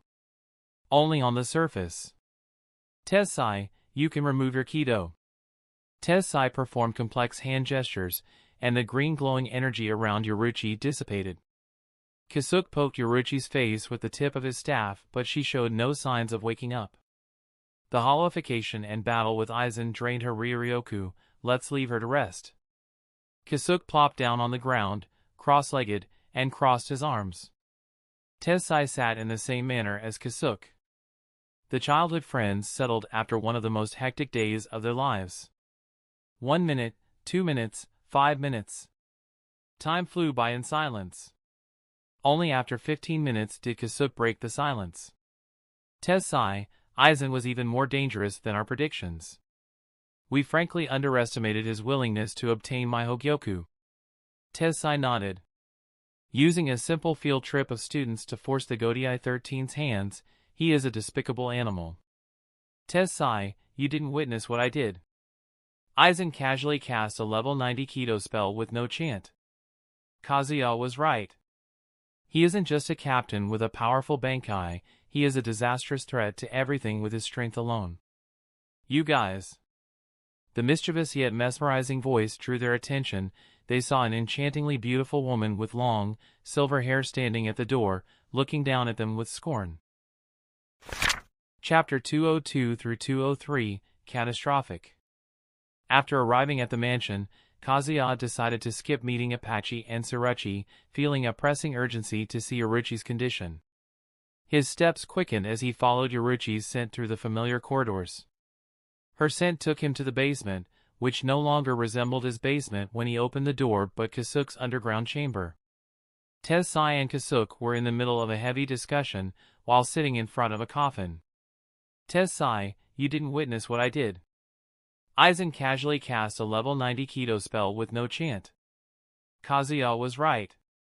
He isn't just a captain with a powerful bankai, he is a disastrous threat to everything with his strength alone. You guys, he said in a condescending tone, look so depressed. Kasuke turned toward him and revealed his signature cheeky smile. Still in that body, eh? Yoruchi will be traumatized if she sees her favorite man as a beautiful woman. Imagining Yoruchi's shocked expression, he burst out laughing. Her exaggerated reactions were always amusing. This is just temporary. I'll change before I return to the Soul Society. His laughter faded as he remembered the urgency of his situation. He had to conclude his business quickly. If Aizen or someone else noticed his absence and sent a search team, it would be more than just awkward. The thought of being reported missing after he himself had come to find Ranjaku and Nanao was quite ironic. No, we have to punch Shinji for letting us down. He couldn't sense Nanao, Lisa, or Izumi's Ryatsu in the town. The only two locations with Ryatsu concealing force fields belonged to the Visored and Kasuke. One was destroyed, leaving Lisa with only one place to heal Nanao. She is also getting some scolding. Don't forget Momo. She is with Sung-san and Francesca. Kazuya used Sonido to arrive before the coffin in an instant. Inside the coffin, Yoruchi slept peacefully with her hands placed on her stomach. Her sleeping posture flooded his chest with a feeling of relief. Look at her sleeping like a vampire after that fierce battle. He vividly remembered his inner turmoil when he saw Aizen overpowering her in battle. If the battle went on for one more minute, he'd have certainly jumped in to help Yoruchi. I'm glad you didn't, Kasuke said with a reassuring hand on Kazuya's shoulder. Yoruchi-san would have cursed you for ruining the mission. She is like that. At least we avenged her by slapping Aizen in the face. Kazuya nodded. You already stabilized her soul with the Hogyoku. Yoruchi had become a hollow Shinigami hybrid, much like Shinji, following the Hogyoku's stabilization of her soul boundaries. Kazuya possessed the power to remove her hollow side with his resurrection, but he resolved to wait for her permission before attempting such a drastic measure. Kazuya, how did your battle end? Did Aizen-san stall enough time for the Godai 13's reinforcements? Kazuya blinked, surprised yet impressed by Kasuke's insight. You predicted that too. As expected of the founding father of the S.R.D.I. Shinigami Research and Development Institute. Kasuke covered his face with his paper fan. You knew Aizen's strengths and weaknesses as you've worked with him before. I didn't bet on you losing. I didn't bet on you winning either. Aizen is such a troublesome enemy. Yeah, he ran away with his tail tucked between his legs. The old commander saved him today, but I managed to destroy his Shurikai. Kasuke narrowed his eyes, reflecting a dangerous intent hidden within. It's the best opportunity to take him down. We have to capitalize on this opening before he recovers his Shurikai. Kazuya had never seen him so eager to get rid of Aizen. The former shopkeeper finally realized the danger Aizen posed to him and everyone else in the Soul Society. Unfortunately, Kasuke couldn't enter the Soul Society until Godai 13 removed him from the Senkuman blacklist, or he'd have gone to fight Aizen himself. I'll see if I can convince Captain Unohana about Aizen. Kasuke cast a skeptical side glance at him. It's only been, 4 months since you went to the Soul Society.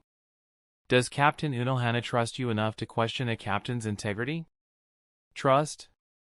She is head over heels for me. Kasuke's eyes widened.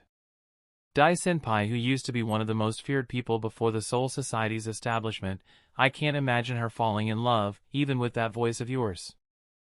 It was just a joke. I'll ask her if she felt something off about Aizen. Retsu wasn't the most knowledgeable, but her instincts were possibly the sharpest among the Godei 13. It'd be quite strange if she failed to notice incongruities in Aizen's story. I'll slowly probe her. With your dick, wait, you don't have one right now. As he was about to retort, a sharp intake of breath drew his attention. Yoruichi's eyes snapped open as she took shuddering breaths. Her heart pounded fiercely, a rhythm so strong Kazuya could hear it without focusing his senses. He stepped toward her and ripped the erasure bindings with his bare hand. Yoruichi slowly slumped into his arms, her body radiating a searing heat as if she was experiencing high fever. She weakly wrapped her arms around him, her touch gentle yet trembling, as though caught in a dreamlike state. Kazuya, take me to bed. All right. Kazuya rubbed Yoruichi's back and turned to Kasuke. She has a fever. Do you know something? It could be a side effect of her transformation. She'll be fine after some rest. Well, I'll tuck her into the bed. He slipped his hands under her thighs and locked her legs around his waist tight. Then, he grabbed her butt, ensuring a secure yet gentle support for her. It seemed to be the comfiest way to carry her, apart from the Princess Carrie. She is stacked down there. As one should be. Having no tits is fine, but having no meat on your ass is unforgivable. Thankfully, I'm packing everywhere. Nami seemed awfully proud of her figure. Kasuke whistled. I can't see you as anything other than lesbian lovers. Somewhat erotic, I'd say. Right, Tessai? Tessai maintained his serious expression. I have no comment. Lesbian. Yoruichi muttered, half awake. Soifan, you lesbian, idiot. He ignored the sluggish cat cursing a certain fervent captain, and leaped toward the door. Opening the door, he saw Apache, Suruchi, Tyr, Minoli, Stark, and Lillinette crowding the door. He noted that everyone, except Tyr, seemed taken aback by his female form, which shouldn't be the case. He had specifically instructed Tyr to inform everyone about his change being temporary. Tyr averted her gaze and coughed softly. They weren't listening to me. She learned mischief. Partner, Mommy is evolving. Suruchi covered her mouth, barely containing her laughter. Leader, I didn't know the Soul Society awakened a new fetish in you. She looked more lively than their last meeting. His experiment with cats succeeded in alleviating her negativity. Apache placed her hands on her hips, looking troubled. Harabelle wasn't joking about it. My husband became a lady. I don't know how to feel about it. How are we going to have sex now? He barely caught her whispers with his keen senses. She seemed to be confused in figuring out the optimal sex position with his new form. Lillinette mischievously patted his butt. Wow, when will I grow these muscles? Stark attempted to take Lillinette away, only for her to bicycle kick his shoulder. Stark didn't even react to her absurd move, completely used to the physical abuse. I was telling you he'll be fine. Lillinette nodded before she took Stark's hand and led him away. See you later, Kazuya. Afterwards, Kazuya spent a few moments reassuring Apache and Suruchi while Tyr watched him with clear amusement in her eyes. Finally, he addressed the fourth errand-car in the room. Minoli, I'll talk to you later. She gave a firm nod. Thanks. The small gesture earned her gratitude. It simply showed how much abuse she went through as Loli's friend. He turned to Apache. Don't be mean to Minoli. She'll be a part of our group from now on. Apache flinched at the accusation. I wasn't mean to her. I just told her to not act rashly, or I'll kick her out. She wasn't like Sung-sun or Suruchi, who derives pleasure from emotional or physical pain. Minoli hummed in agreement, trying to score some points from Apache. Kazuya placed a hand against Apache's face. Thanks. Can you help her settle in? Of course. Leave the odd jobs to me. Apache took Minoli's hand and dragged her through the corridors. He smiled at Tear before walking towards his room. Kazuya, why do you feel so soft today? The sleepy kitten mumbled as he opened the door. Did a dog steal all your muscles? Those sinful animals. Heavens purge them. Ha ha ha. She is hilarious. Carefully climbing into bed with Yoruichi, Kazuya gently lowered her down. She instinctively tightened her grip around his neck, her legs locking around him as if unwilling to let him go. Kazuya, she whispered and licked his ear with her strangely dry tongue. Pet. Accompanying her seductive gesture was an intense Ryatsu release, a hollow's Ryatsu. Alarms went off in his head, but it was too late. She exerted pressure on him and pushed him down on the bed. Waya. He gently pushed against her shoulders, seeking distance from her, but she clung to the bed sheet with a stubborn, almost childlike determination. Hunched low against his stomach, she crawled forward, mirroring the predatory stance of a cat. Despite emanating the spiritual energy of a hollow, she bore a striking resemblance to her regular self, except for the emergence of two pointed cat ears and a sleek black tail playfully swaying behind her. Yoruichi had turned into a certified cat girl. Her cat eyes gleamed with a predatory glint as she climbed over his chest and licked his face. Pet. Kazuya. She hugged his chest and closed her eyes, clearly unbothered by her soft tits squishing against him. Her form relaxing against him was both innocent and intimate. He cautiously reached out to touch her new cat ears. But in a swift reaction, her eyes snapped open, and she batted his hand away with a sharp hiss, a clear warning to keep his hands to himself. Pet. She rolled to the side and clung to his side. With a mewl, she nuzzled against his neck, planting gentle, dry kisses. She firmly placed her knee on his stomach, as if trying to prevent her hug pillow from moving. Still, stay. Yup, you're the hug pillow now. The way she uttered words informed Kazuya about the origin of her new form. It was the fusion of her newly awakened hollow with the instincts of her cat form, the very same instincts she displayed in her Flash War Cry, Thunder Beast battle form. The amalgamation of these two aspects created an entirely new persona, a moody cat who only followed her instincts and saw him as her pet. It's realistically impossible to remove her hollification even with our Resurrection. In his Resurrection form, he could kill any specific aspect of his target once he drained their Ryatsu, but in this case, attempting to separate her hollow from her beast form could be catastrophic. Killing her hollow would take away her cat form and possibly eliminate her strongest Shunko form. Damn it. His jaw clenched, but his anger melted in the face of the dark-skinned cat girl snoring softly on his side. He felt his head throb at the mere possibility of this animal permanently replacing Yoruichi. She has to be in there. He refused to believe in the possibility of Yoruichi eternally relinquishing control of her body. She was too proud for that to happen. Only one way to find out, wait for her to wake up again. I don't have the time. Then use your Resurrection and kill her hollow. It should wake her up from her slumber.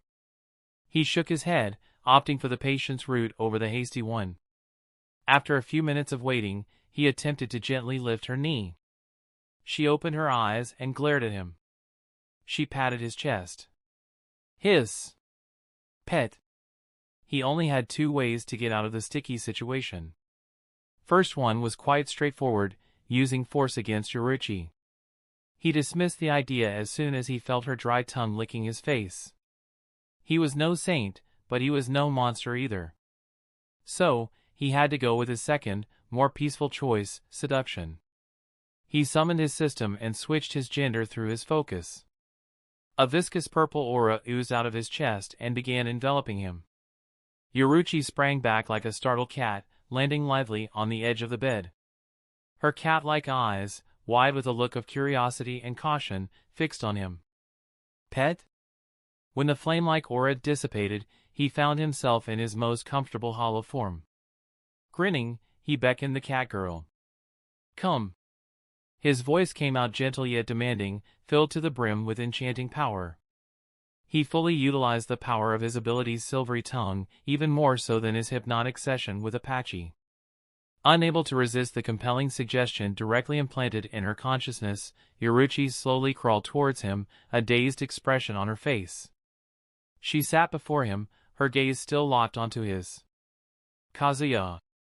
As Kazuya extended his hand towards her, she instinctively tried to retreat. Hold! The single word halted her movement, allowing him to gently pat her cat ears. She responded positively, leaning into his touch, her tail swaying contentedly. Good pet! He scratched her ears, stroked her hair, and rubbed her face. After fully lowering her guard through intimacy, he approached her ears. Sleep! The powerful suggestion made her quiver as if she tried to resist its influence. I said sleep. This time, the command took full effect, sending her into a deep, peaceful slumber. He placed her on the bed and draped the blanket over her with tender care, his hand lightly caressing her face. Sleep well. Yoruichi, I want to see you when I return. He shrouded himself in a few sound-canceling Kido spells and left the room. Outside the room, Tyr leaned against the wall, her arms crossed on her chest. Did something happen to Yoruichi? Tyr, Kazuya approached her and wrapped his arms around her in a comforting embrace, resting his chin on her shoulder. I need to leave soon. He would have collapsed if not for the combination of his absurd regeneration ability and quick Ryoryoku recovery time. The day's ordeals had left him mentally exhausted, but his fatigue disappeared in her warm embrace. That's not a reason to be depressed. She stroked his back encouragingly, even though she was just as reluctant to see him leave. Think about all the friends you made in the Soul Society. They'll be worried if you don't return to them soon. Do you want to lie down with me? He drew back immediately and shook his head. I'm only lying with you when we take the next step. She stared at him, as if processing his words. Her cheeks flushed as she nodded with a soft smile. I'll leave the timing up to you. I'll see you later. Once Tyr walked past him, his attention was drawn to a goth girl peeking around the corner. Before he could address her, she vanished using Sonido, retreating to her room. What was that? She wants to talk to me. Anyways, let's go check up on Momo. She must be so anxious for not seeing you for hours. Chapter 204, Mistrust. Kazuya obviously couldn't meet his fellow Shinigami like Ranjaku, Nanao, or Momo in his hollow form. He had to become a soul and wear his academy uniform, which wasn't in his possession at the moment. After slaying Zamari, Kazuya had used Bakudo No. 26 Kyako, a relatively low-level Kido spell that bent light around the target, to shake off any stalker on his trail. On his way to meet Aizen, he had tossed his academy kimono in an abandoned warehouse. He switched into his human form and requested Kasuke to separate his soul from his body. Oh, by the way, I left those students and a vice captain in the basement of my old shop. Ranjaku Matsumoto was her name, Tessai expanded on Kasuke's lazy report. You should confirm it just in case Captain Yamamoto leaves without investigating the shop. Alright. I'll do that. See you later. With a brief farewell, he left the basement with his physical body in his hands. Since he was tight on time, he chucked the body into Tyr's room. After casting Bakudo No. 26 Kyako on his own, he left the mansion. Aizen and Jin had gone to the Soul Society, but he didn't see the third member of the trio, Tozen. He couldn't move around freely as the blind captain could be observing Karakura town from a hidden place. That's the place. He dove through the broken window, burned his current clothes, and wore the Shino Academy's kimono. Like every traditional Japanese dress, wearing the kimono alone was quite a tedious process. Partner, you never told me how you switched genders. The same way I switch races. Flames of rebirth. Azure and purple flames always manifested during his gender or race transformations. He decided to call them flames of rebirth as they allowed him to be reborn into a new form. Oh! Can you use them for anything else? As of now, nothing. Bright flames possessing an ability bordering on time reversal, crimson flames possessing the power of pure destruction, and azure flames possessing the power of metamorphosis at will. Shinku no Tsubasa is Anami no Makoto, who's the Zanpakuto spirit for the third. The question posed by Nami made him pause in the middle of tying his hakama, trousers. He narrowed his eyes, a plethora of wild theories rising in his mind. The most prevalent of which was bordering on terrifying. He always thought the template system let him assess his strength and modify his status because it relied on laws outside the Bleach verse. However, the system achieved the race/gender switching through a unique flame. The flames that originated from his own soul. The system is from this universe. Going by the logic, some powerful entity had read his mind when he reincarnated as a weak hollow. Using the information from his memories, they made a system and attached it to him. No one in Bleach has that type of power, unless it's the Soul King himself. He consciously let the thought echo in his head in the same manner as he talked with Nami. A lack of reaction from Nami only strengthened his doubts. The system was an extremely powerful entity capable of removing any mention of its existence. Let's hypothetically say it's the Soul King. What will be his motive behind it? Does he want to reincarnate through me? In his prime, the Soul King was more powerful than Yhwach's final form. The nobles sealed him and then mutilated his body. The Soul King hadn't resisted one bit, he died to let the three realms flourish without an absolute ruler. After a death like that, it wouldn't make sense for the Soul King to pluck a random human from another universe and use him as a vessel for his resurrection. No, I'm overthinking this. He pushed the absurd thoughts out of his mind. Honestly, Nami, I have no idea. You live inside my inner world. You should know what's inside there and what's not. Don't be ridiculous, partner. Your inner world is endless. I don't explore anything outside of this island. I have no idea. From what I can guess, it has to be another hot chick. Here's my theory. Tsubasa, our daughter, acted like a clingy daughter who wanted her master to be perfect from her perspective. I'm mature, but my experience is limited to yours. I consider myself your equal in every sense. Going by logic, the third will be one rank higher. You mean? This one will be a mommy. Or even older. Sheesh, partner. She's gonna discipline you into a good boy. I already have a mother. Her name is Tirharabel. Nobody said you can't have two. Ah, we're already here. I wanted to tease you some more. While having a conversation with the quirky Nami, he reached Sung-san's flower shop. Since he was concealed and his Ryatsu fully suppressed, the two ladies didn't come out to greet him. Wanna bet if ladies will sniff you out? Nope. Only people with extremely sharp senses could hope to find him. Somehow most of his lovers fell under that category, even Izumi. As a clingy and obsessive yandere, she arguably stood as much chance as Apache. I'll check up on Izumi after this. Since her Ryatsu was quite weak, he couldn't locate her whereabouts. Do you believe that pervert stayed home after sensing her Ototokuin battling a hollow? No. Lisa probably took her to the Visort's base. Now that Izumi wasn't Quincy, Lisa might have chosen to reveal her secret to Izumi, so was his speculation. He opened the door to Sung-san's flower shop and took a curious look inside. Sung-san carefully trimmed a bonsai plant, fully concentrated in crafting a masterpiece. Mila Rose, on the other hand, sat behind the counter, idly tapping the ground as if waiting for someone. Then there was Momo leaning against the wall, knocked out cold. That's why she didn't come to help you. Poor girl was jumped by your lovers. A gust of wind blew into the shop, alarming Mila Rose. She perked up and sniffed the air. Skull? That's Skull. Oi, stop hiding. I know you're here. Sung-san turned around, smiling. Hubby, welcome back. Mila Rose got up on the reception table and dove at him. Skull! He calmly caught her, letting the overly excited lioness Brace slide her arms around. I so wanted to come out and punch those bastards troubling you. I ignored my instincts and listened to Sung-sun. It was so hard to sit there and wait, but I did it. Stroking her back, he planted a kiss on her forehead.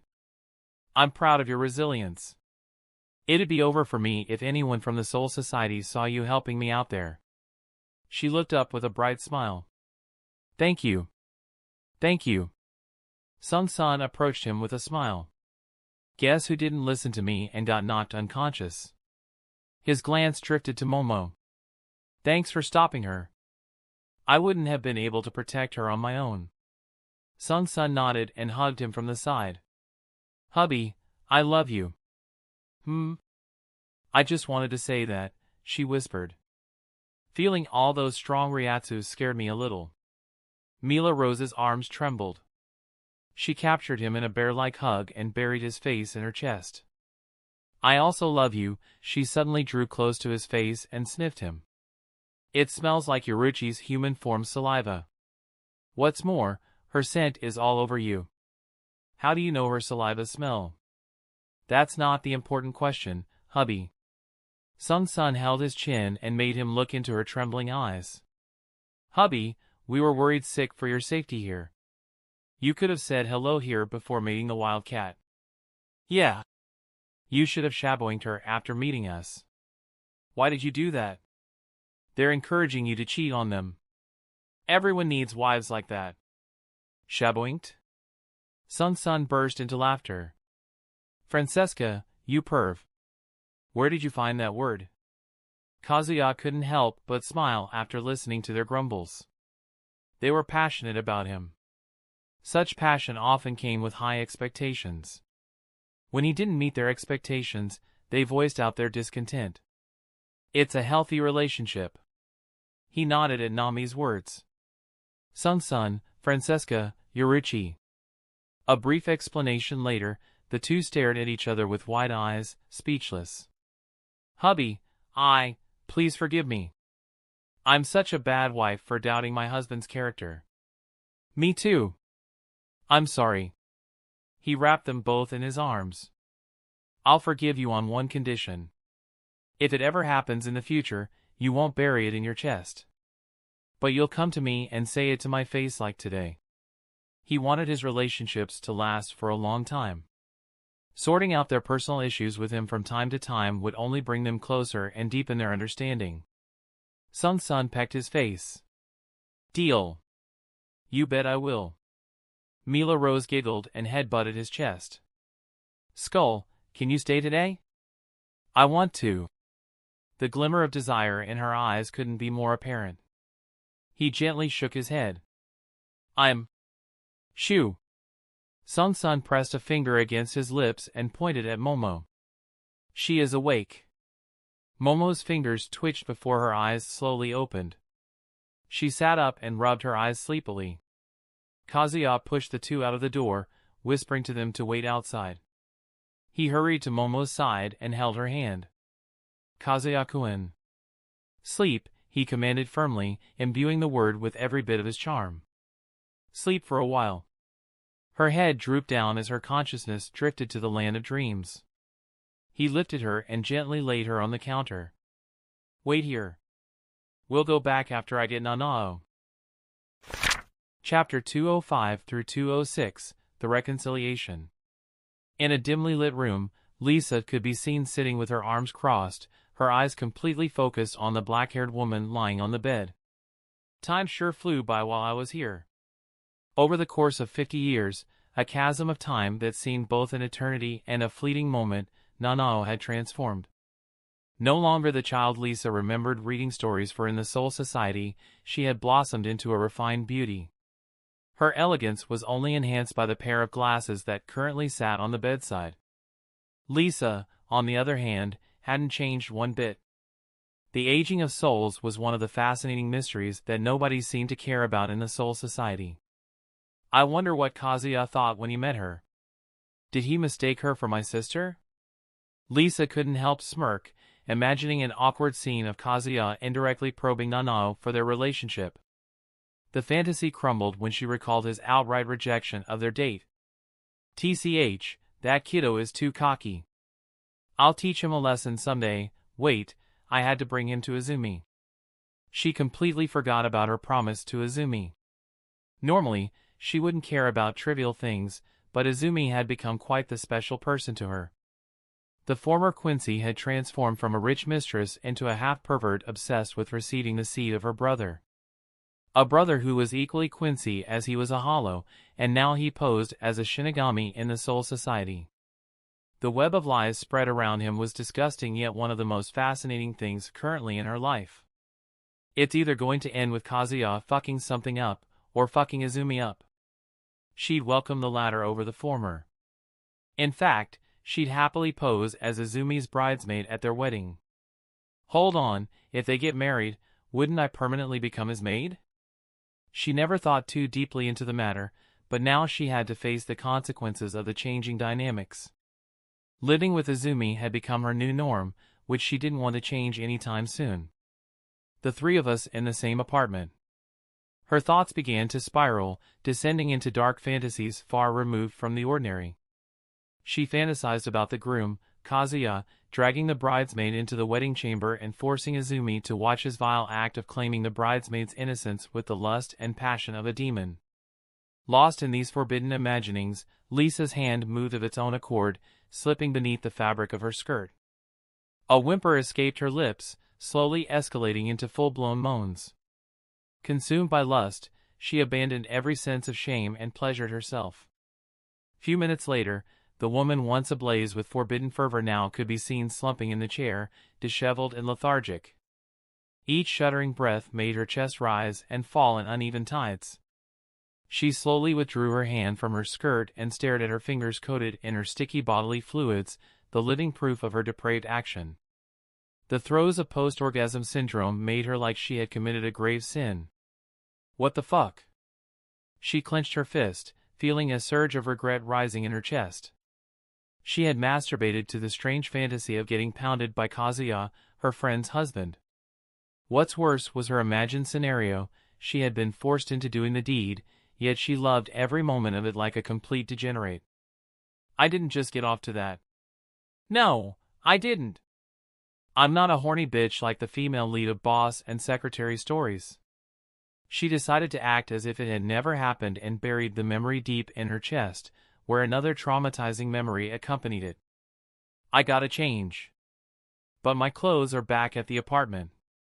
After ensuring Nanao hadn't woken up from all the moans, Lisa left the room to clean her hands and tidy her appearance.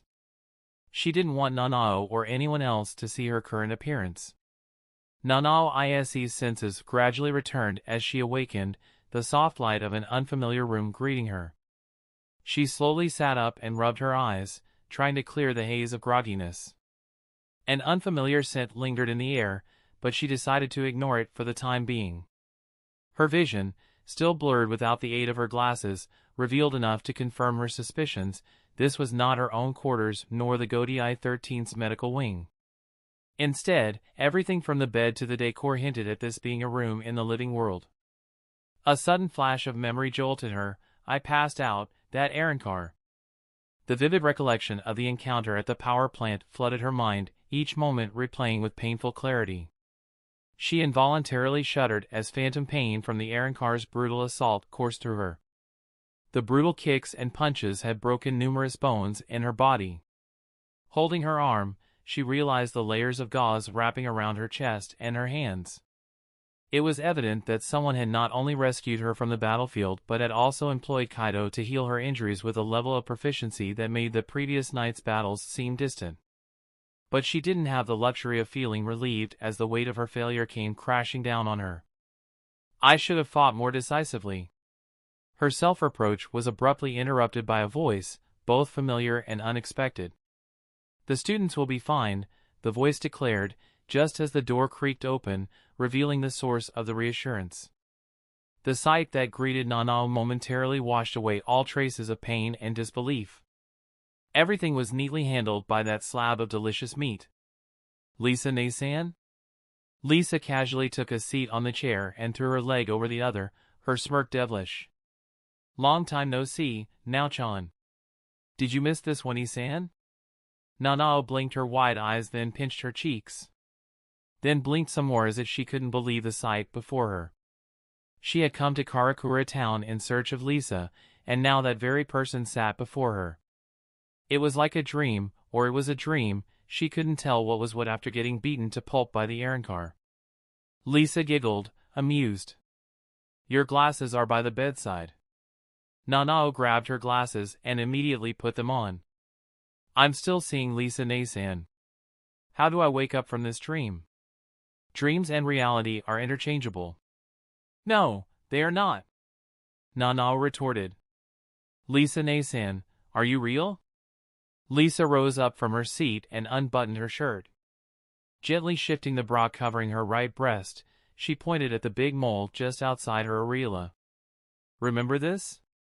Nanao seemed to be in a daze, recalling memories of a century ago. Back when she was young. One night, she visited Lisa to read her a story from the book, only to find the vice captain sitting completely naked in her room. That night, Lisa shrugged and put her shirt back on. It wasn't my fault. I was sweating a bucket after working out. It was a playful workout involving an erotic book, and her nimble fingers, Lisa cleverly omitted the perverted detail. Nanao slowly nodded as reality sank in. Then, all of a sudden, emotions long held at bay surged forth.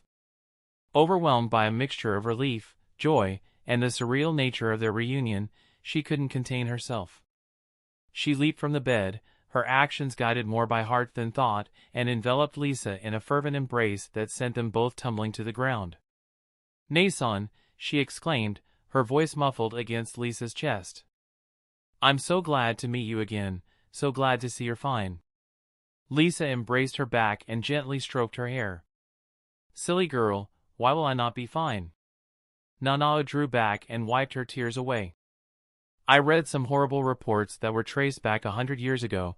Every one of the reports listed you as an unique hollow. You were to be purged. But seeing you just reassured me of the corruption rooted in the nobility. Lisa chuckled nervously. Now, Chan, those reports were true. Huh? What are you saying? But their conversation was abruptly cut short by a sudden shift in the atmosphere. Lisa's attention snapped to the door, her expression turning grave as she sensed a familiar spiritual pressure. Captain, they both said, almost in unison, though their tones could not have been more different.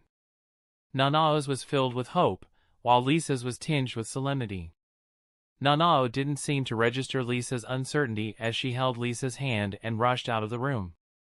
Meanwhile, on the other side, Izumi stepped into Shinji's base. The place looked run down on the outside but very neat inside. Her mouth hung open when she saw the massive underground space bathed in natural sun-like lighting. Looks can be deceiving. Izumi had often heard the quote from Lisa, but she never realized its true meaning until today. Once her initial shock wore off, she noticed 6 figures standing imposingly, each exuding an overwhelming presence. They were much more powerful than herself. Did I step into the tiger's den? However, she had no desire to turn back. Any danger was worth taking as long as she got the chance to embrace Kazuya again. Shunsui stepped forward and waved politely, completely ignoring the hostility directed at him. Shinji. I think it would be a lot better if you explained the situation to everyone. Shinji. Hiyori yelled as she launched herself at Shinji. I'll kill you. Shinji calmly caught Hiyori's lethal kick, which was precisely aimed at his family jewels. Hiyori, relax. Shunsui-san will go away in a few minutes. That's not the problem, dumbass, Hiyori retorted and pointed at Shunsui. You exposed our base to a Shinigami. Do you want them to capture us for execution? He isn't any Shinigami, Hiyori. He is Shunsui Kairaku, the man who has always looked out for us in the Soul Society. He completely shut down Hiyori with his serious and firm tone, which he had hardly used in Living World. He won't expose us. I'll take full accountability if he does. Shinji, Hiyori paused, unwilling to argue any further. Have it your way. Shinji nodded and turned to the rest of the group. You guys got any objections? Kensei slowly shook his head, his expression ever so serious.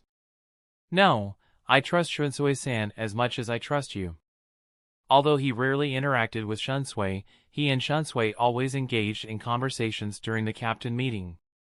From what he had observed, Shunsui was more inclined to skirting around the rules and even breaking rules than on his whim.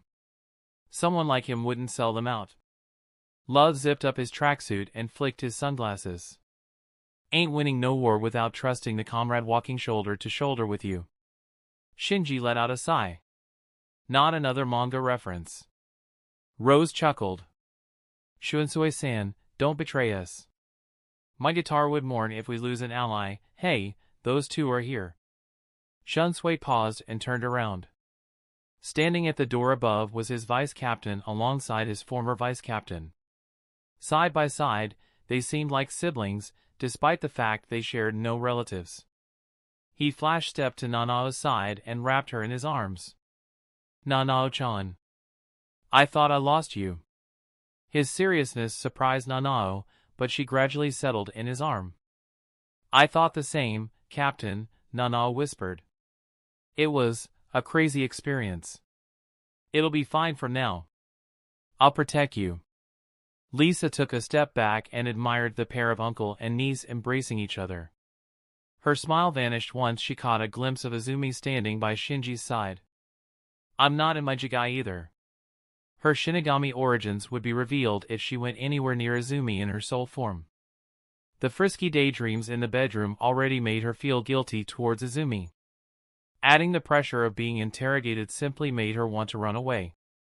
Yet, the thought of potentially hurting her friend kept her feet firm. No more lies. It's the day to lay it all bare. She found the conviction to reveal everything about herself to Izumi, putting an end to the act of deceiving once and for all. Nanao pushed Shunsui away and looked back at Lisa. "Nei-san, aren't you going to greet Captain?" She found it weird that Lisa didn't look excited to reunite with Shunsui, her former captain. "Do I have to?" Lisa asked with a chuckle and waved at Shunsui. "It's good to see you, Captain. Now Chan became a fine vice-captain in my absence, didn't she?" "She absolutely did," Shunsui said with a soft smile. "Lisa-chan, forgi." Lisa threw a punch at his chin, shutting down his apology. "You abandoned your comrades to find Nanao. What kind of disgraceful captain are you?" The fact that Shunsui was here meant he didn't aid the Shinigami in fighting Arancars. "Ah, that one hurt." Shunsui rubbed his chin with a wince then assumed a serious expression. "I'll abandon any mission if Nanao-chan is in danger." His calm declaration would have made any girl fluttery, but Nanao showed more anger than joy.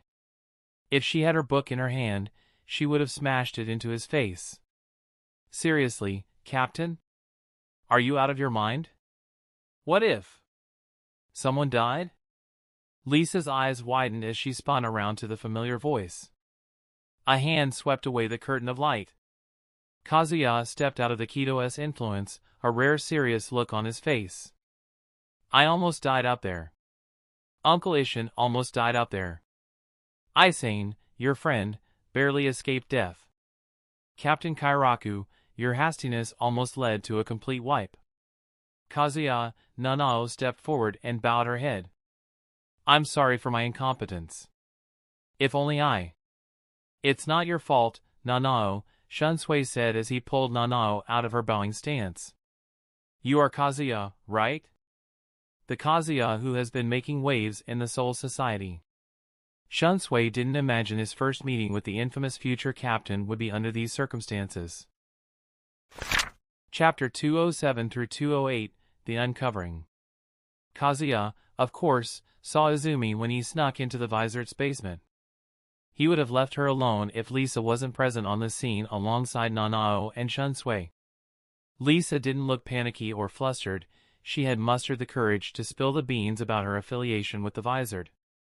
He would never find a better opportunity to reveal the truth and stop Izumi from growing overly concerned with his absence. He always had the option of using his voice to stop Izumi's stress from escalating to extreme levels. Hypnosis is evil. Better than losing Izumi. He couldn't care less about ethical concerns of using hypnosis when not using it could result in a disastrous situation. Shunsui turned to Nanao. Should I take his silence as a yes? Yeah, he is Kazuya Ishihara, Nanao replied, mistaking Kazuya's silence for anger. You better say thanks to him.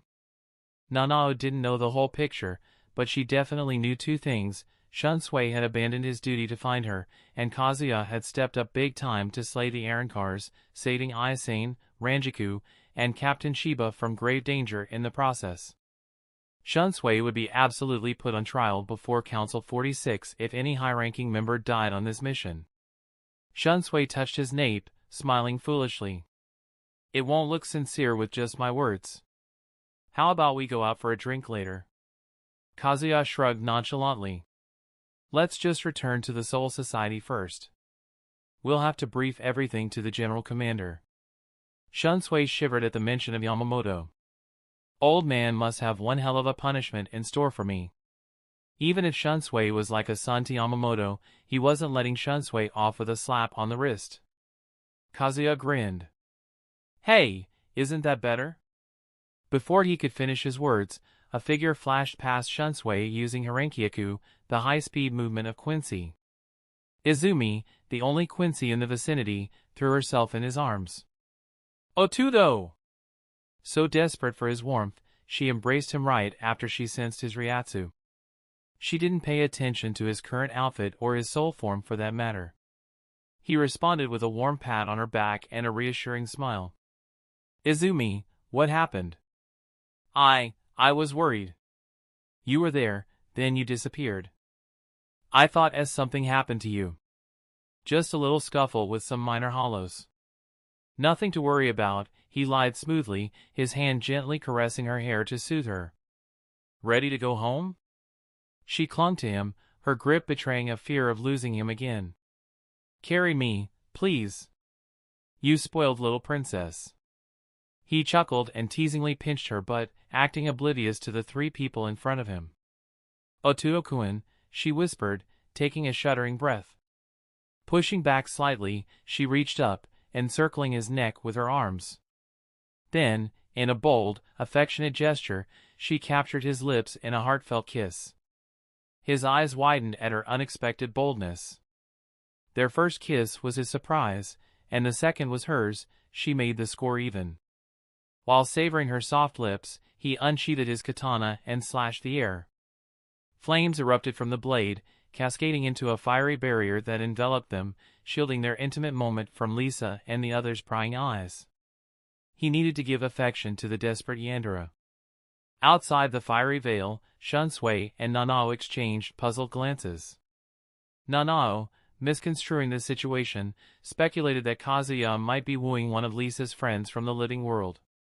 Shunsui, however, knew the deeper truth of Izumi's Quincy heritage.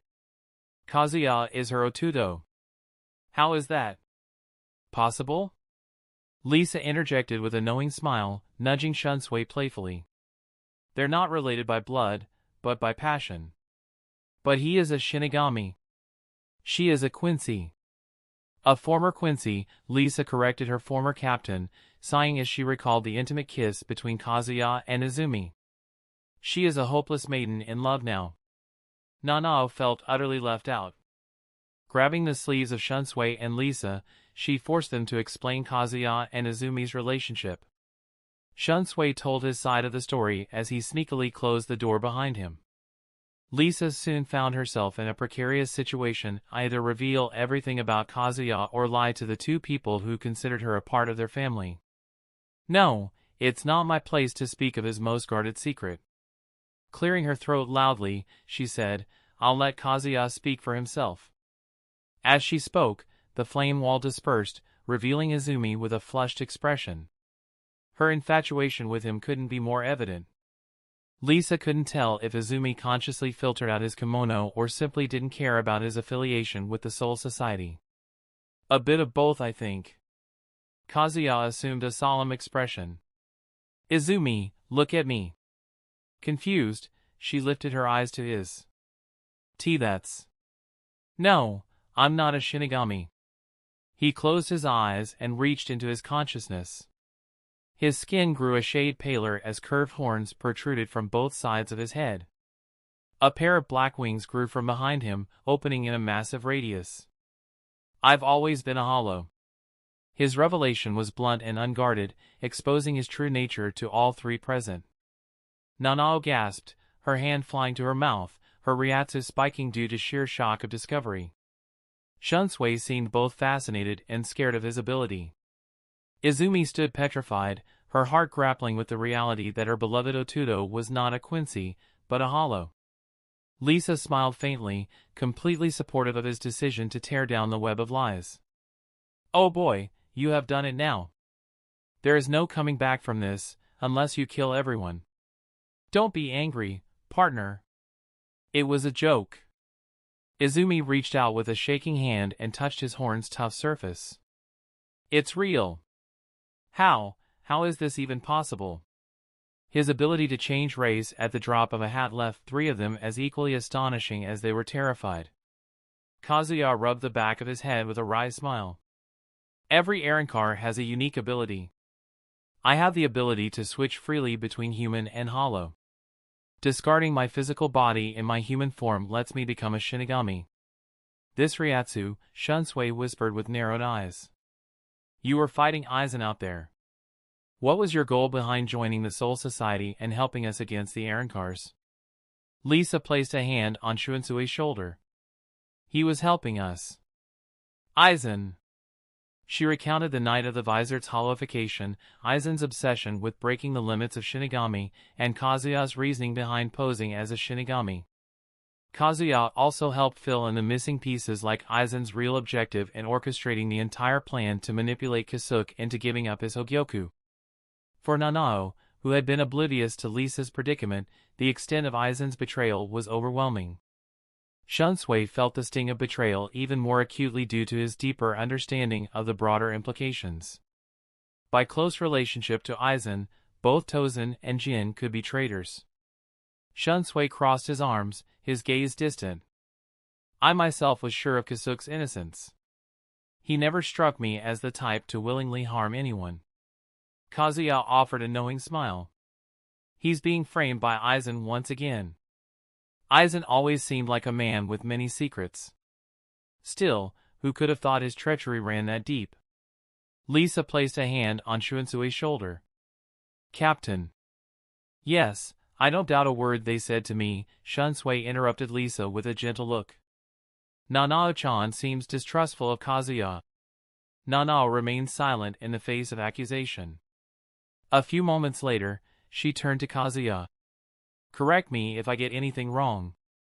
You came to Karakura town to protect your hollow companions from a dangerous hollow. You stumbled into Izumi and met Lisa Nasen through her, then you encountered Kasuke Urahara and entered the Soul Society to earn the trust of those close to Captain Commander. All for the sake of unveiling Captain Aizen's schemes. He nodded firmly. That's the gist of it. Why would you risk your life like that? Nanao asked in a neutral, almost cold voice. You had nothing to gain from exposing Captain Aizen but everything to lose from entering the realm of Shinigami. She didn't doubt Lisa for 1 second, but she wanted to probe his motive for sticking his neck out for the Soul Society. I owe Kasuke a favor, he replied with a casual shrug. I also have some vague memories of dying to Aizen's sword. It's also some revenge for me. Ah yes. Aizen pins his crimes on Kasuke, and you pin made-up crimes on his ass. Well deserved, I'd say. Nanao slowly nodded, coming to an understanding. Thanks for sharing your secret with us. I am also sorry for doubting you earlier. It'd be weird if you didn't question my motive. With Lisa acting as a mediator, he had successfully enlightened Shunsui and Nanao about Aizen's deceptions. Now, only Izumi remained, her expression reflective, lost in thought. The fact that she hadn't succumbed to a breakdown was a relief far exceeding his expectations. Izumi, say something. She raised her gaze, an intense frown etched across her face. Kazuya, you walked deep into enemy territory to help Lisa and others. You held me together when I was falling apart like a sandcastle without asking anything in return. Your actions speak volumes about your compassion and loyalty. Well, you treated me like a family first. I was just repaying the favor. Things just escalated from there. She shook her head. It wasn't out of kindness. I wanted to use you for the revival of my race. She omitted her plan to appoint him as a leader figure and make him impregnate every willing Quincy woman. I knew your plan from the start. I stuck around to stop you from shouldering the burden alone. I see. Izumi took his hand and brought it to her chest. My affection for you is still here in my heart. Nothing can change that. I can't, no, I don't want everything to end because of a trivial matter. Will you still be my Oturo-kun? Kazuya took a sigh of relief. I won't give it up for anything in the world.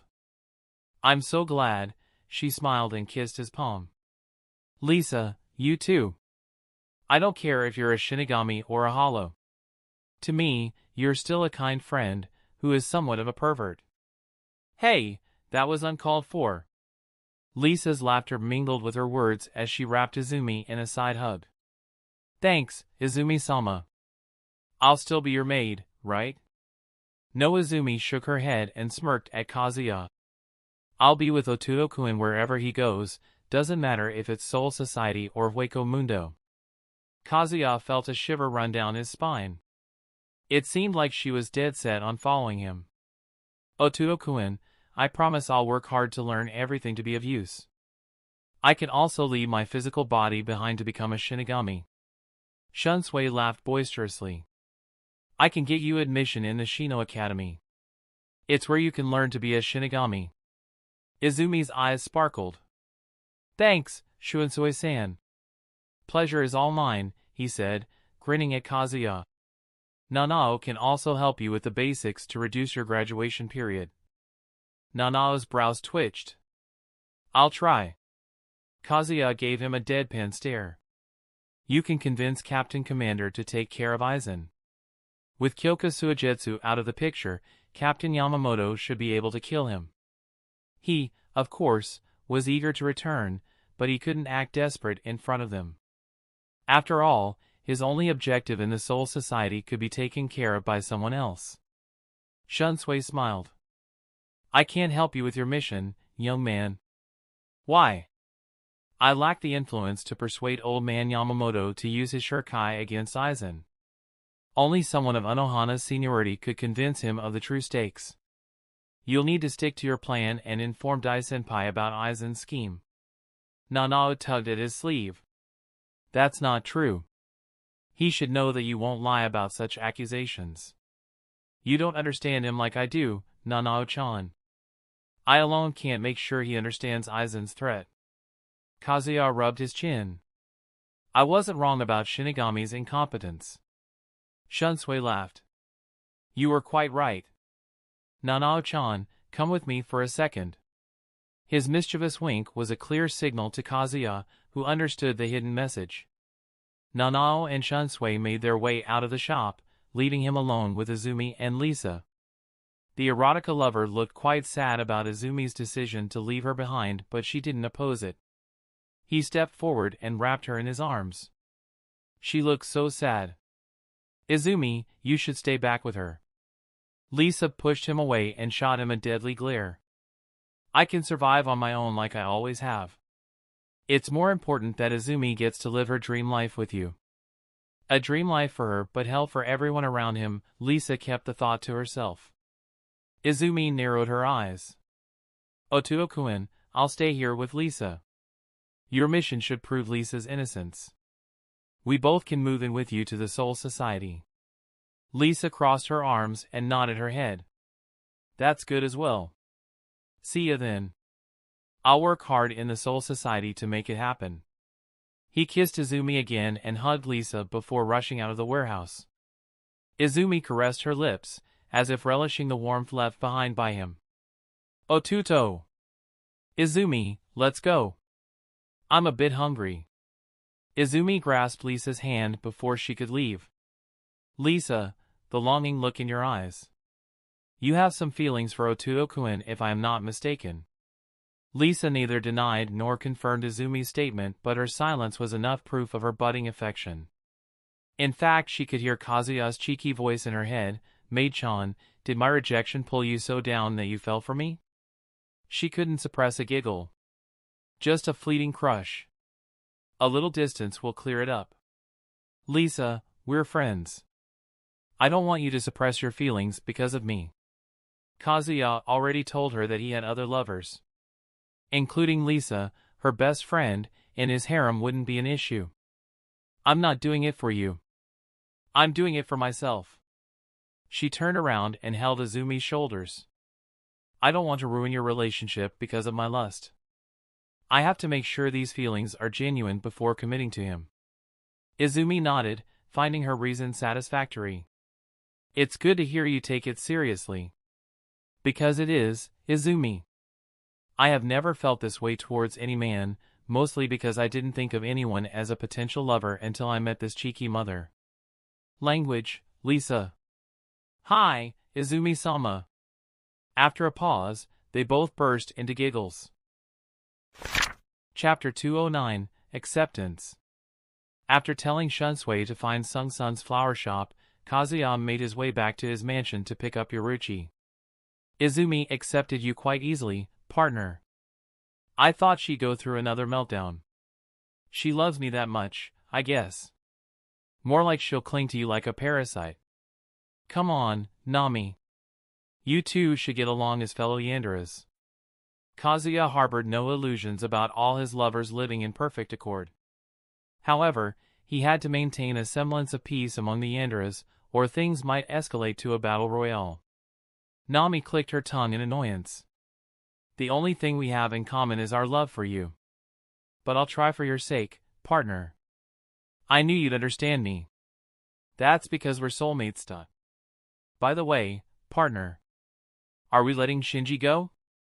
I'll see him next time." Revealing the secret lifted a massive weight from his shoulders, though it consumed more time than necessary. Now, with his conscience clear, he could direct his undivided attention towards bringing down Aizen. "Partner, don't you want to take the Hogyoku from Kasuke and merge it with yours? I'll try to hit my natural limits before taking the Hogyoku." He had yet to reach his full potential as both Shinigami and Arrancar. Mastering them both would bring the most out of the Hogyoku's benefits. "Aren't you just chickening out because of Aizen's monstrous forms?" "Nope." With the power of rebirth at his disposal, he could change his features and figure by simply thinking about it. The only concern was Soul King's Royal Guards, Squad 0. Aizen's Hogyoku transformation didn't alert them, but Kazuya, who was born from a Soul King's fragment, could very likely bring the attention of Ichibai and the rest. Better safe than sorry. Entering the mansion, he greeted Apache with a kiss at the door and made his way to his room. Standing before the door, he couldn't help but recall Schrodinger's cat experiment. Will she be back to her usual self, or will she be a feral cat? Just kick down the damn door. His laughter echoed softly as he swung open the door, revealing Yoruchi sitting on the bed's edge. Her cat ears twitched as she gazed at the ground, surrounded by an aura of melancholy. Her somber demeanor was the least expected outcome after that life-changing experience tonight. "Yoruchi." His soft call ended her daydreams, bringing her attention back to the room. "Kazuya," she exclaimed, her eyes alight with an unbridled joy that contrasted sharply with her previous disposition. Gathering herself, she pounced towards him. "Catch me!" Today seemed destined for catching women midair. Casting aside his musings, he welcomed the embrace of the dark-skinned catgirl. "I have never seen you like that. Is it about your holification? I'm sorry I let that happen." If only he had reached her side sooner, he might have spared her this transformation. Yoruchi drew back and narrowed her eyes. "You've got to be kidding." She had been grappling with her decision to stay with the students, a choice that, in hindsight, had kept her from helping him fight the Arrancars. Her lack of caution had nearly allowed Aizen to leverage her as a pawn, threatening Kasuke and nearly securing the Hogyoku, a move that could have spelled disaster on a grand scale. "What do you mean?"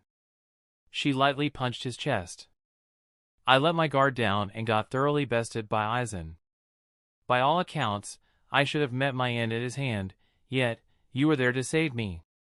Are you sorry about that?" Of course not. Her demeanor softened, a smile breaking through. Then, it is I who owes you an apology. I chose my duty to the students over standing by your side against the invaders. Both apologies cancel each other out, don't they? He couldn't help but chuckle. Her way of comforting him was downright threatening. Understood. Can you switch into your cat form? Her head tilted in curiosity. Are we leaving? Yeah.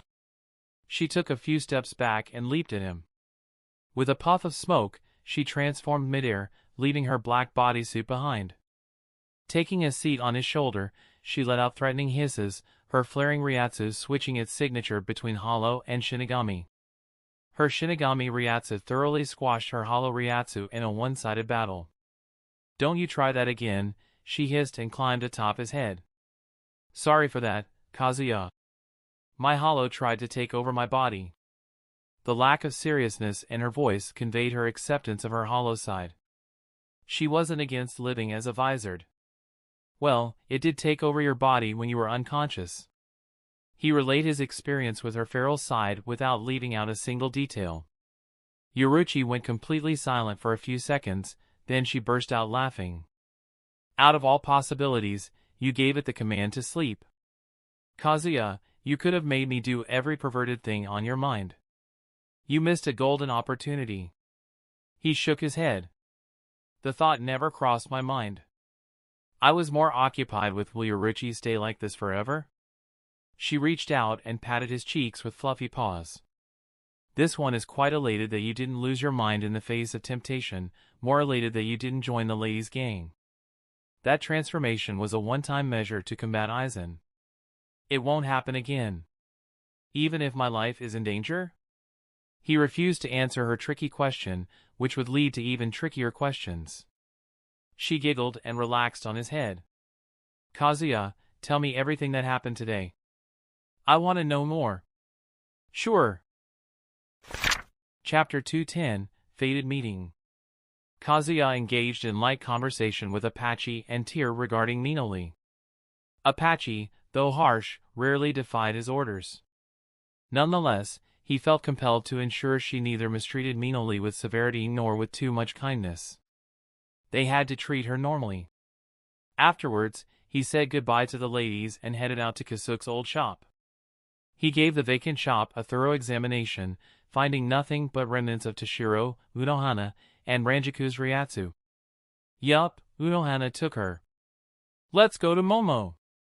He went to regroup with Shunsui and Nanao at Sung-san's flower shop. Opting not to wait indoors, the pair stood outside the entrance. Nanao's angry look and the red finger's mark on Shuansui's face conveyed the whole story. Shunsui got punished for making advances towards the ladies inside the shop. The large hand belonged to Mila Rose, which was quite fitting reaction from Mila Rose.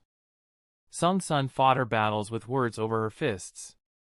He's here, Nanao greeted him with a smile. Captain, why do you get into situations where you have to apologize to him? Merely a week prior, the notion of her captain apologizing to the notorious charmer Ashino Academy would have seemed far-fetched to Nanao. Even stranger was the fact she asked him to do it. Kazuya gave an amused smile. No need. He already got his just desserts at Rose's hand. Just the mark alone told the force and annoyance behind the slap. It also showed Shunsui hadn't gone overboard. Otherwise, it wouldn't have ended with one slap. The fierce lioness would have gone to war like she did with Grimjow. Shunsui rubbed his chin with a genial smile. Isn't it a man's duty to compliment every beautiful woman? The skirt chaser of the Godii 13 is on a different playing field. Partner, level up your game. Get off Adderall. Nanao smacked his back. That's enough, Captain. Ha ha. Laughter ensued among them until the door abruptly slid open with a sharp sound. Momo's eyes widened upon noticing Kazuya, and she swiftly lunged towards him with arms outstretched. Kazuya-kun. Not again. Kazuya resisted the urge to roll his eyes. Being the affectionate man he was, he gently caught Momo in his arms. Can you stop doing that? Momo suffered for you. Console her with love. What if I don't? I'll never make an effort to connect with Izumi. I got no choice then. Manipulation successful, ufufu. Kazuya ignored Nami's obvious attempts to get a reaction out of him. I'm sorry, Momo whispered, looking up with teary eyes. I couldn't come to help you. The flower lady knocked me out from behind. Shunsui crossed his arms, his expression one that of an enlightened fellow. They both pack a punch. Really they are. Nanao cut him off with a light jab at Shuansui's chin. Stay quiet, Captain. Kazuya's gaze returned to Momo, who offered him a look so imploring it seemed she would disregard the entire world until he pardoned her perceived transgression. He pulled her cheek until she began tearing for real. You little idiot. I'm sorry. Wait here. I'll knock some sense into that arrogant woman. No. Brushing Momo aside, he stormed into the shop, as Yoruchi jumped down from his shoulder. As Momo reached out to follow, the door clicked shut, firmly locked. Nanao grasped Momo's hand and pulled her away from the shop. Let him handle it. Unlike Momo, Nanao knew Kazuya's deep relationship with the two women inside the flower shop. And unlike Momo, she knew his true nature as a hollow. She felt strangely proud of knowing Kazuya's biggest secret that Momo, his love interest, had yet to learn. Nanao-san, it's not their fault, Momo shook her head. They wanted to stop me from interfering in a battle beyond my league. Reflecting on her awakening in the shop, Momo remembered her anger towards the receptionist and the florist. The memory of her futile attempt to fight the florist, Sun-sun, brought a flush of embarrassment to her cheeks. Sun-sun had floored her with one move, leaving Momo utterly humiliated. Dividing his attention to protect you could have caused him his life. Learn to know your limits if you want to support him from the bottom of his heart. Sometimes, not rushing headfirst into your death is the best option. It was this lesson that caused Momo to calm down and think about the situation logically.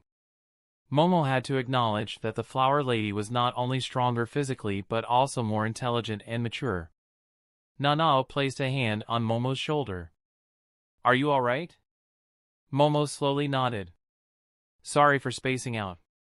Soon, they heard things being thrown around inside the shop, which Momo interpreted as things becoming physical between Kazuya and Sun-sun. Momo wanted to intervene but she had to stay here. After all, she had promised him to never go against his wishes. It's not what you think, Nanao whispered in her ears. It's like an argument between friends. Momo was reminded of her heated argument with Rukia. Choosing to trust Nanao's words, Momo waited outside the door with a bated breath. Eventually, Kazuya emerged, looking as if he had endured a storm, his appearance disheveled. Nanao's cheeks flushed upon noticing the love bite marks on his neck. Shuansui's smirk indicated a similar understanding. The captain and vice-captain duo easily connected the dots with the earlier noises inside the shop. He had been battling Sun-sun but not in the way Momo anticipated. Unconcerned with his disarrayed state, Momo immediately inquired about his well-being. After pacifying Momo's worries, he made Shunsui summon the Senkamen door. Kazuya and his companions stepped through the Senkamen, emerging into a vast chamber. Captains of the Godei 13 were arrayed in disciplined ranks, forming two lines that faced each other in silence. Isshin Shiba, Retsu Inohana, Mayuri Kuratsuchi, Soifan, and Joshua Yukitake stood on the left while Kenpachi Zaraki, Jinrei Kachiki, Kaname Tozen, Jin Ikimaru, and Saijin Kamamura stood on the right. Meanwhile, right in front of him, seated on a tall wooden chair that seemed almost out of place in its simplicity against the grandeur of the surroundings, was the captain commander. Their Senkamen was intercepted and made to open in the assembly hall of the first squad's headquarters. Momo leaned towards Kazuya, shivering from the dense ryatsu enveloping them. Kazuya-kun, this is... Captain Commander? Yeah. Isshin, Yukitake, Jinrei, and Unohana acknowledged Kazuya with either a smile or a polite nod. Soifan fixed her intense gaze on Kazuya and the cat sitting on his shoulder. Mayuri only glanced at him before going back to counting the lines on the floor's design. The rest of the captains looked disinterested aside from Saijin. The dog-headed warrior seemed to have smelled the lingering scent of ladies on him. Shunsui Kairaku, Yamamoto called out in a low but intimidating voice and lightly struck his cane on the floor. I, hereby, seize your captain's seat. Chapter 211, Fated Meeting. Shunsui offense, although grave, did not justify the extreme measure of stripping him of his captaincy. Yamamoto's response seemed disproportionately harsh, likely intended as a deterrent against future misconduct, or perhaps harboring a completely different motive. As Kazuya's eyes swept the assembly, he registered unanimous astonishment among the captains at Yamamoto's decree. Old man didn't tell anyone. Sweeping his gaze across the room, Kazuya noticed every captain showing looks of surprise at Yamamoto's decision. Seems like it, partner. An impulsive decision befitting his fiery Zanpakuto. Can I beat him with your flames? It's hard to measure his flames without experiencing them. We might not win, but I can confidently say we won't lose either. He acknowledged her analysis with a nod. I might have to stop Yama. There is 1% chance of a fight breaking out. With all the chaotic personalities like Kenpachi and Mayuri crowding one place, a fight could break out at any moment. Now that his strength was known, he had no need to hold back if someone provoked him except for Kenpachi. That guy was simply bad news. Brandish thy fist and strike Yama's bald head for a critical strike. Yamamoto, unaware of the chaotic schemes going on in Kazuya's head, continued in a detached tone, Shunsui, what you did was contemptible.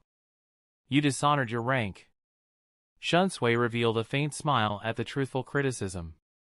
Captain Commander, I appreciate the sentiment behind giving a hard worker like me a long vacation. Just know I'll not vacate my seat until we resolve the conflict with Hueco Mundo. If it wasn't for the threat within the Soul Society, he'd have accepted Yamamoto's order with open arms. Kazuya felt that type of energy from Shuensui's answer. Anohana's gaze sharpened, detecting an unusual seriousness in Shuensui's stance. Her attention then shifted towards Kazuya, her eyes searching for answers. What transformed him? Her scrutinizing look seemed to inquire. What the hell happened to this lazy asshole? Kazuya winked back with a friendly smile before shaking his head, resulting in Unohana getting all frowny on him. Communicating that level of information without words was simply impossible. Captain Yukite crossed his arms with a slight frown. Can we just punish Captain Shunsui for the time being? I support Captain Jushiro in this matter, Unohana voiced out. We shouldn't rashly dismiss one of our finest. His strength could be crucial against future threats from Hueco Mundo. The longtime friends of Shunsui finally made their discontent known to the Captain Commander. Yamamoto rose from his seat, still keeping his hands firm on his cane. Every Shinigami in Godei 13 has a duty to uphold. A captain who abandons his comrades in the battlefield is no different from our enemies. Captain Yukite shook his decision. Master Jinryu-san, you have raised me and him together. He has a firm sense of duty and loyalty. You and I both know that. Shunsui and Jushiro, as the first captains under Yamamoto, have been instrumental across countless conflicts, assuming both leadership and support roles. The notion of negating Shuensui's enormous contributions over a singular lapse in judgment didn't sit well with Jushiro. Yamamoto lightly tapped his cane on the floor, sending a tremor through the chamber. Whoever supports this rascal, come forward. Who else supports this rascal? Come forward and speak your mind. Mayuri tilted his head as a disturbing grin stretched across his face. General, I do not have any interest in these matters. Moreover, I need to research some more on this new breed of Arancars with Zanpakuto. Yamamoto raised his hand before waving. You can return to your base. Thanks, General. Saying his gratitude, the eccentric captain strolled out of the assembly hall. Just as Kenpachi was about to stroll out, Kazuya brushed off Momo's hand and walked towards Yamamoto. Despite wearing a student kimono, he looked no less dignified than the other captains. I take issue with your decision. Yamamoto's piercing gaze settled on Kazuya. You are Kazuya Ishihara. Young man, you have my gratitude for protecting the town and our own from the Arancars. What is your reason for standing up for Shunsui after his selfish decision to abandon you in the battle? Kazuya crossed his arms, standing unflinching in the face of Yamamoto's aura. He trusted my ability to handle all those twerps by myself. So, he prioritized searching for his vice-captain. And besides, Yoruichi suddenly lapped his earlobe with her dry tongue. Winking mischievously, she leaped on Momo's head. Mew. After gaining the information of Kazuya's great role in protecting Aizen and Isshin, Yoruichi knew full well that Yamamoto wouldn't punish Kazuya under most circumstances. She seized the moment to tease him in front of everyone. Twerps? Kenpachi burst into laughter at his bold and arrogant words. Grinning, he slung his jagged and chipped katana over his shoulder and walked towards Kazuya. You have a big mouth and a bigger spiritual energy to back it up. What do you say about a fight with Kenpachi Zaraki of the 11th Squad? No thanks, Kazuya immediately refused. I just reached my yearly limit for fighting sweaty men. Who said you have the right? Kenpachi Zaraki, Unohana interjected, her voice resonating authoritatively throughout the chamber. Leave him alone. Kenpachi whipped his head towards Unohana, only to see the former criminal with her eyes closed, as if he wasn't worthy of entering her eyes. Heh. Kazuya's keen senses picked up the reason behind Unohana's strange behavior. Just uttering Kenpachi's name tinged Shuriatsu with bloodlust and killing intent, lowering the room's temperature by a couple of degrees. Direct eye contact with Kenpachi Zaraka, the man who decisively defeated her centuries ago, risked awakening her other self. Her original depraved self who craved nothing but battle and blood. The transformation might be irreversible due to her craving becoming stronger and stronger in the face of her suppression. She'll climax after murdering everyone, that's borderline crazy. I love her, though. Get some help, partner. Unohana's lips curled into a soft smile, even though her eyes still avoided Kenpachi. Wait for the day Kazuya becomes a captain. Then you're free to challenge him. Hey, he is my squad's future captain. Isshin arrived by Kenpachi's side with Shuinpa and pointed at Kazuya. While he may have agreed to work with the 4th Squad, he will succeed me. Unohana crossed her arms. I'm not stealing your successor. My squad's future is set in stone with Aizen. Isshin chuckled. Your future would have been lost if my lad didn't save our asses out there. Even the assembly hall couldn't make Isshin serious.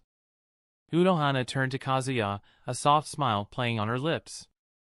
It's Shinigami's duty to look out for each other.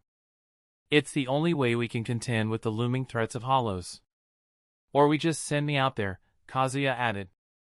I'll make their race extinct. Traitor! Isshin laughed. Our duty is to maintain the balance. Wiping out hollows will achieve the opposite. Kenpachi brushed Isshin aside and confronted Kazuya. The battle maniac's intense gaze seemed to be etching the young man's face into his memory. I'm gonna wait for the day you become a captain. Then we'll fight until you kill me or I kill you.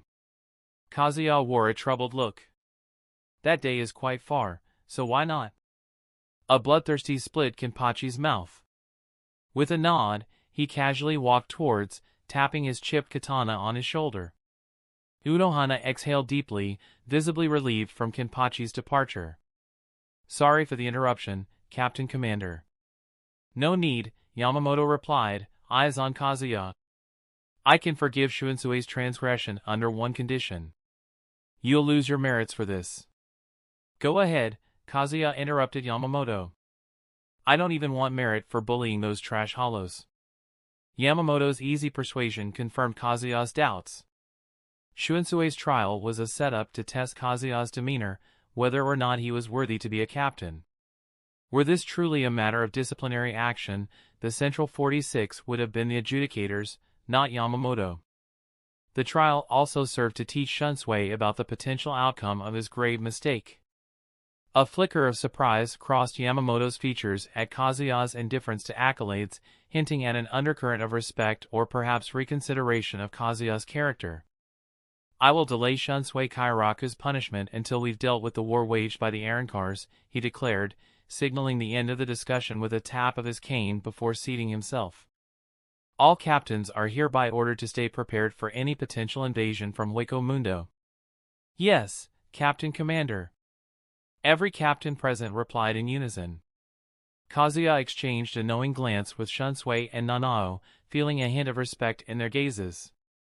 Yamamoto's spontaneous decision earned him more loyalty from Shunsui and Nanao. He turned his attention to Unohana. Captain, are you going to the 4th Squad's barracks? You seem to be in a hurry to meet Aizen. A little. She went through a lot. Unohana let loose a warm smile. She is doing fine, but you're free to meet her. Let's go then. Chapter 212, Fated Meeting Part 2. Captain Soifan. Soifan was about to follow Kazuya out of the assembly hall when Yamamoto called out her name. She inwardly grumbled at the prospect of losing another potential discussion time with Kazuya, but listening to her superior was her duty. Duty couldn't be neglected unless she wished to walk in the footsteps of her predecessor. As she pivoted, her gaze swept across the remaining captains, Sajin, Tozen, and Jin, each standing in anticipation of Yamamoto's directives. A sense of unease stirred within her at the sight of Captain Ikemaru, whose demeanor she found inherently disconcerting. The instinctual distrust she harbored for Jin required no further justification, as his very presence irritated her. Jin's gaze met hers, his infamous grin all but confirming her suspicions, yet she managed a nod of cursory respect. Please, make it an order to kill Captain Ikemaru. Soifan clasped her hands behind her back, looking attentive and respectful in her disciplined pose.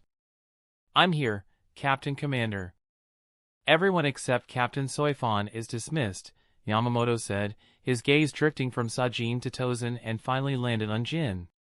Captains, was I not clear? Yes, Commander. Jin took the lead and headed out, followed by Tozen and Sajin. Now alone with Soifan, Yamamoto addressed the 2nd Squad's captain with a stern gaze. I want you to investigate Captain Sōsuke.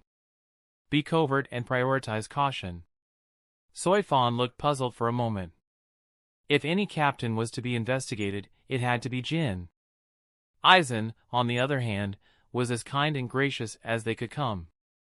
What crime could he possibly commit to warrant an investigation? Her thoughts circled back to recent events and Aizen's questionable actions, prompting a reassessment of her assumptions. Are you suspicious because of his presence in the living world? Yamamoto nodded. There are many reasons except for the reason you just mentioned. I'll do my best, she pledged with a bow. There won't be any mistakes.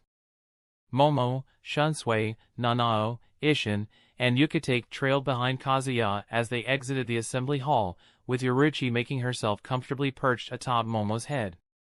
She exhibited the behavior one wouldn't expect from a former assassin leader but from a domestic cat. Shunsui grabbed Kazuya's shoulder. I usually don't like having men in my squad, but I'm willing to make an exception for you. What do you say to that? Kazuya rolled his shoulders innocently.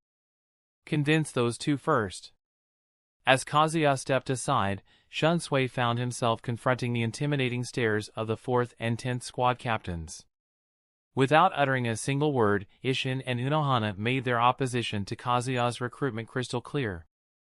Nanao felt a chill from the overwhelming spiritual pressure of the two formidable captains and sought refuge behind Shunsui. Captain, it's best not to antagonize them. I was joking, Shunsui replied. Or was I? Unohana's narrow-eyed gaze took on a dangerous gleam, reminding Shunsui of the scary reputation of Dai-senpai. Kazuya, come. I have an uncontrollable urge to make dirty puns. You aren't alone, Nami. As Kazuya and Nami bonded over their dark urges, Momo arrived by his side, trying to sneakily hold his hand amidst the commotion. Let her have it. She already lost in life by joining the cult. Momo tugged at his sleeve. Kazuya-kun, should I come with you or return to the dorm? From the way she looked at him, she undoubtedly expected a follow-up to her confession in the living world, a sweet rewardful event with him. What do you want? I'll do anything you want.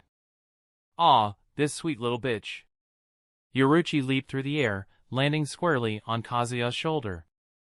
"I'm back," she whispered. "Did you miss me?" "A lot," he whispered back and aggressively rubbed her chin, making her whimper from an overdose of sensations. "Are you hungry for some milk?" "Yes." Unohana noticed Yoruchi and smiled warmly. "How did you protect the cat during the battles?" "Protect? This guy ditched me at the first signs of danger." Yoruchi bit his nape, hissing, as if refuting his accusations. She very much would have laid down her life to protect him if she didn't have to refrain from revealing her true form. Unohana's gaze sharpened at Yoruchi's unusual actions.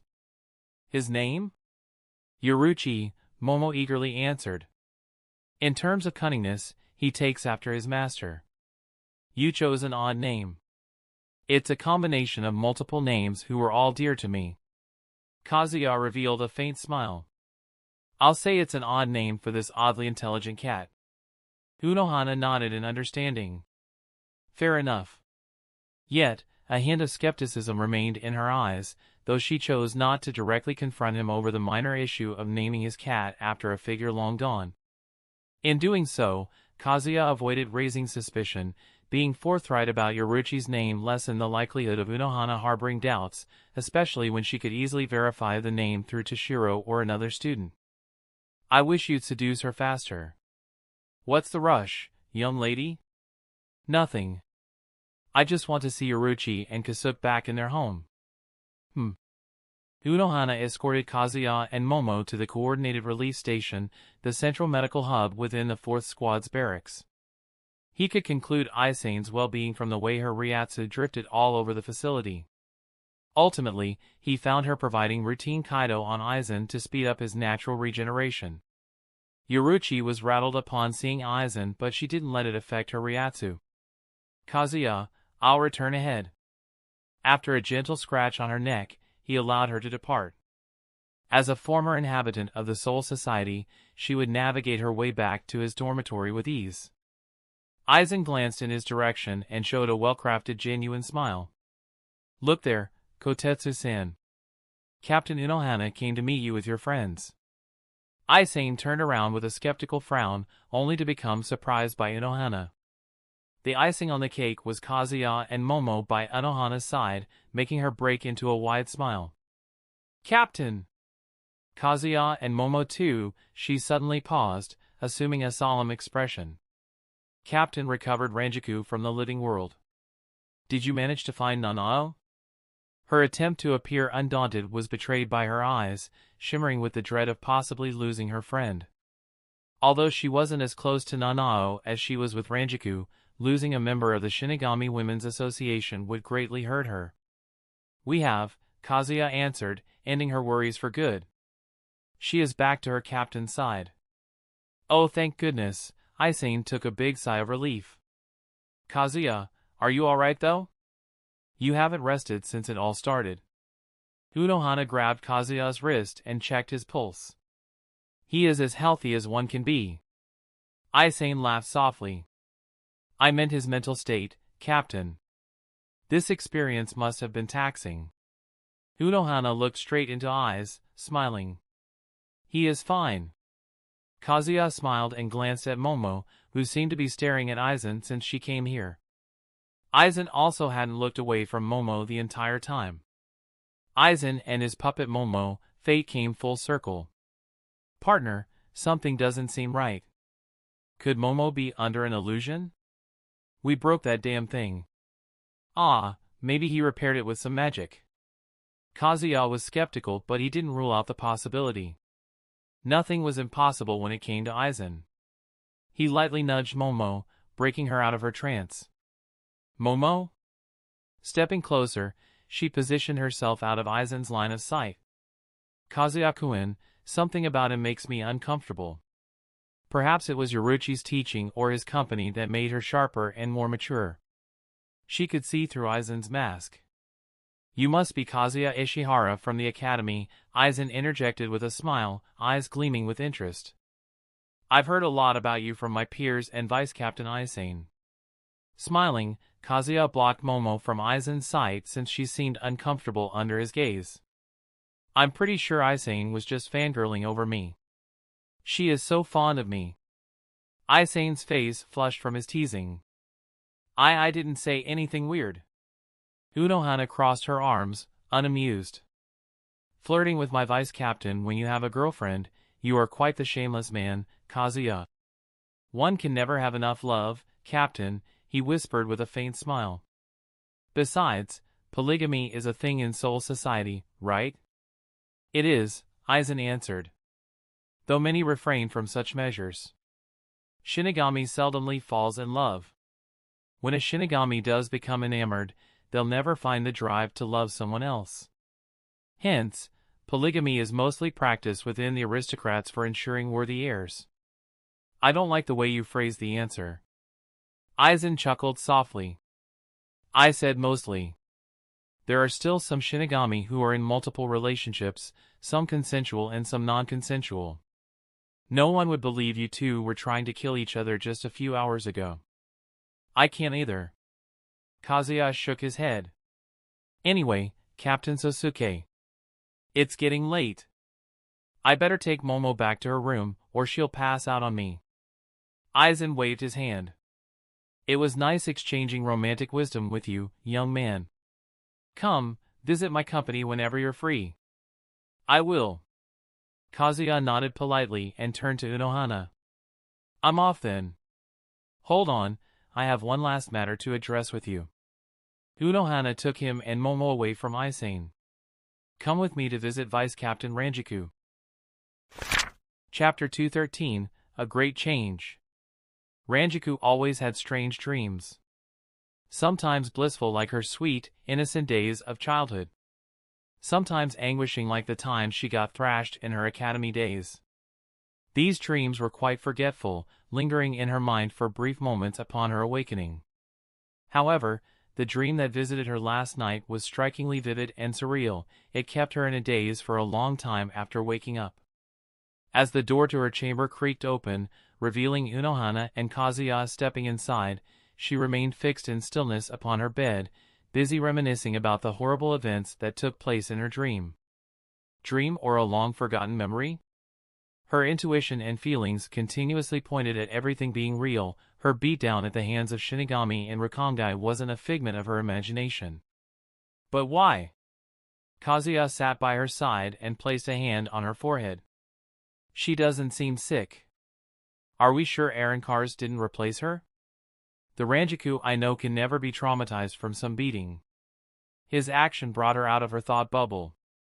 Her response was a vacant stare, as if she was offended by his remark. Are you still the same girl who tried forcing me into becoming an idol for the Soul Society? Captain, she is an imposter. Unohana gently pinched Kazuya's cheeks. You might be responsible for her change. You're Zanpakuto, to be precise. Well, I'm not sure myself. Kazuya shook his head. I only healed her. Then this happened. He had healed her in the heat of the moment without realizing he might heal her incomplete soul at the same time. Then again, his Zanpakuto-S ability had repaired Tsuruchi's Zanpakuto, which was also a part of her soul. There was no reason he couldn't regenerate the part of her soul that was taken by Aizen to complete his Hogyoku. The Hogyoku in his possession. This? Ranjiku questioned with a sharp gaze. Young man, what do you mean by this? Speak or I'll throw you to the thirsty maidens of the Shinigami Women's Association. Look at yourself. Kazuya reached out and weaved his fingers through her hair to bring attention to her extremely long hair. Your hair can reach your ankles now. Ranjiku held her hair in surprise.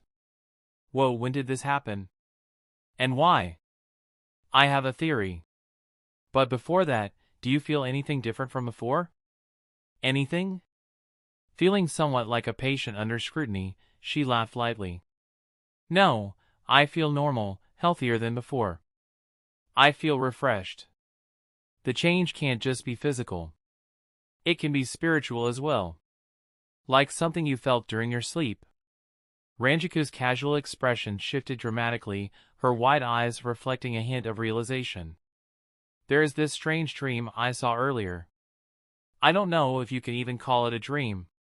She explained the long-repressed memories that entailed her younger self being beaten almost unconscious by a group of people dressed in the same manner as Shinigami. They had towered over her bruised self, whispering to each other about souls and some experiment. That's all I can remember off the top of my head. Unohana adopted a more solemn demeanor, understanding that the dream could be intrinsically linked to the mystery behind Ranjiku's change. How long ago do you believe it happened? We can't investigate it without a concrete timeline.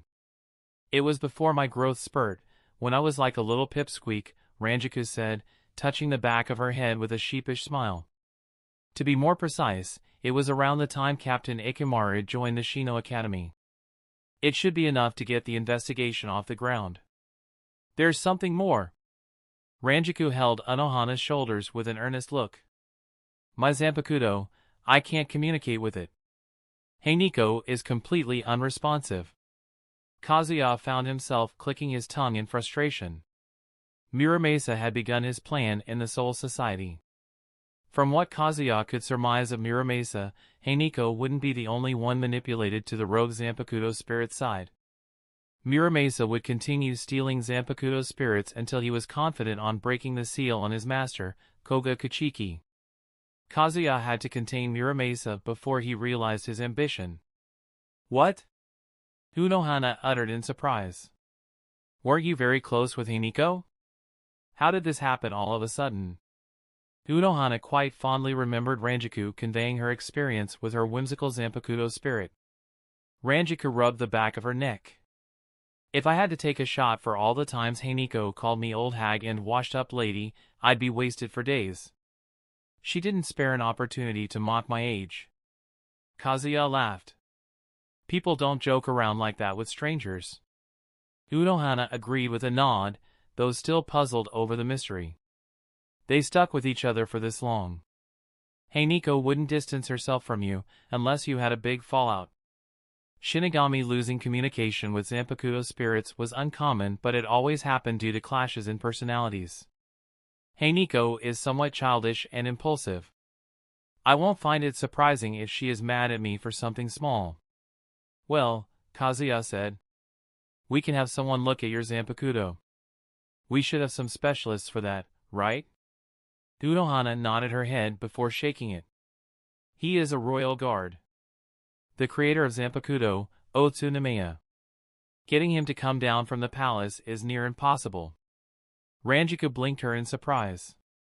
It's better he doesn't come. I don't want to mingle with the likes of the royal guards. She had no problem socializing, but the royal guard were an exception. She'd rather do her paperwork than make a request to the high and mighty bodyguards of the Soul King. Kazuya crossed his arms. Why don't you rest and recover? I'll find a way to fix things for you. I fixed mine before, so have some confidence in me. Ranjiku grinned at his direct way of assuring her. Your Zanpakuto went through something similar, right? I'll gladly accept your assistance. She snaked an arm around Kazuya's shoulder with a sly grin. Help me, and I'll be your wingman with Aizen. He almost rolled his eyes. I don't need help with that. Just take me out for a treat, and we'll be even. As if he'd ever need help in wooing women. Ranjiku drew back with a sigh of disappointment. You're lost then. Kazuya only got the offer for help to pursue the cinnamon roll Aizen due to his closeness with the two. She knew Aizen harboring a little bit of a crush on him, and helping them get together would put her in the good graces of both. Unohana turned to him, a curious look in her eyes. Did your Zanpakuto spirit also go silent? She was scheming a strange plan, he responded with a light chuckle, dismissing the concern. I'll leave the story for another day. Captain, I'll be heading for my dorms now. Next time I'll meet you as a full-fledged Shinigami. Unohana smiled. Feel free to prolong your stay at the academy if you wish to spend more time with your friends. She wanted him to enjoy his academy life since it would never return. The duty, on the other hand, would go on as long as the Soul Society existed. Ranjiku grasped Kazuya's shoulder, deliberately adjusting her hair to draw his attention to her most eye-catching feature. Nah, Kazuya. Do you want to stay at the academy or be an adult with us? Partner, she is asking to be mind-broken. Kazuya seared the enchanting view into his mind, then pushed Ranjaku away. Momo and Shiro will be more motivated to train if I leave the academy. His goals would stagnate at the academy, and stagnation was the last thing he'd want with an enemy like Aizen. Unohana shook her head, realizing she wasn't dealing with a normal person.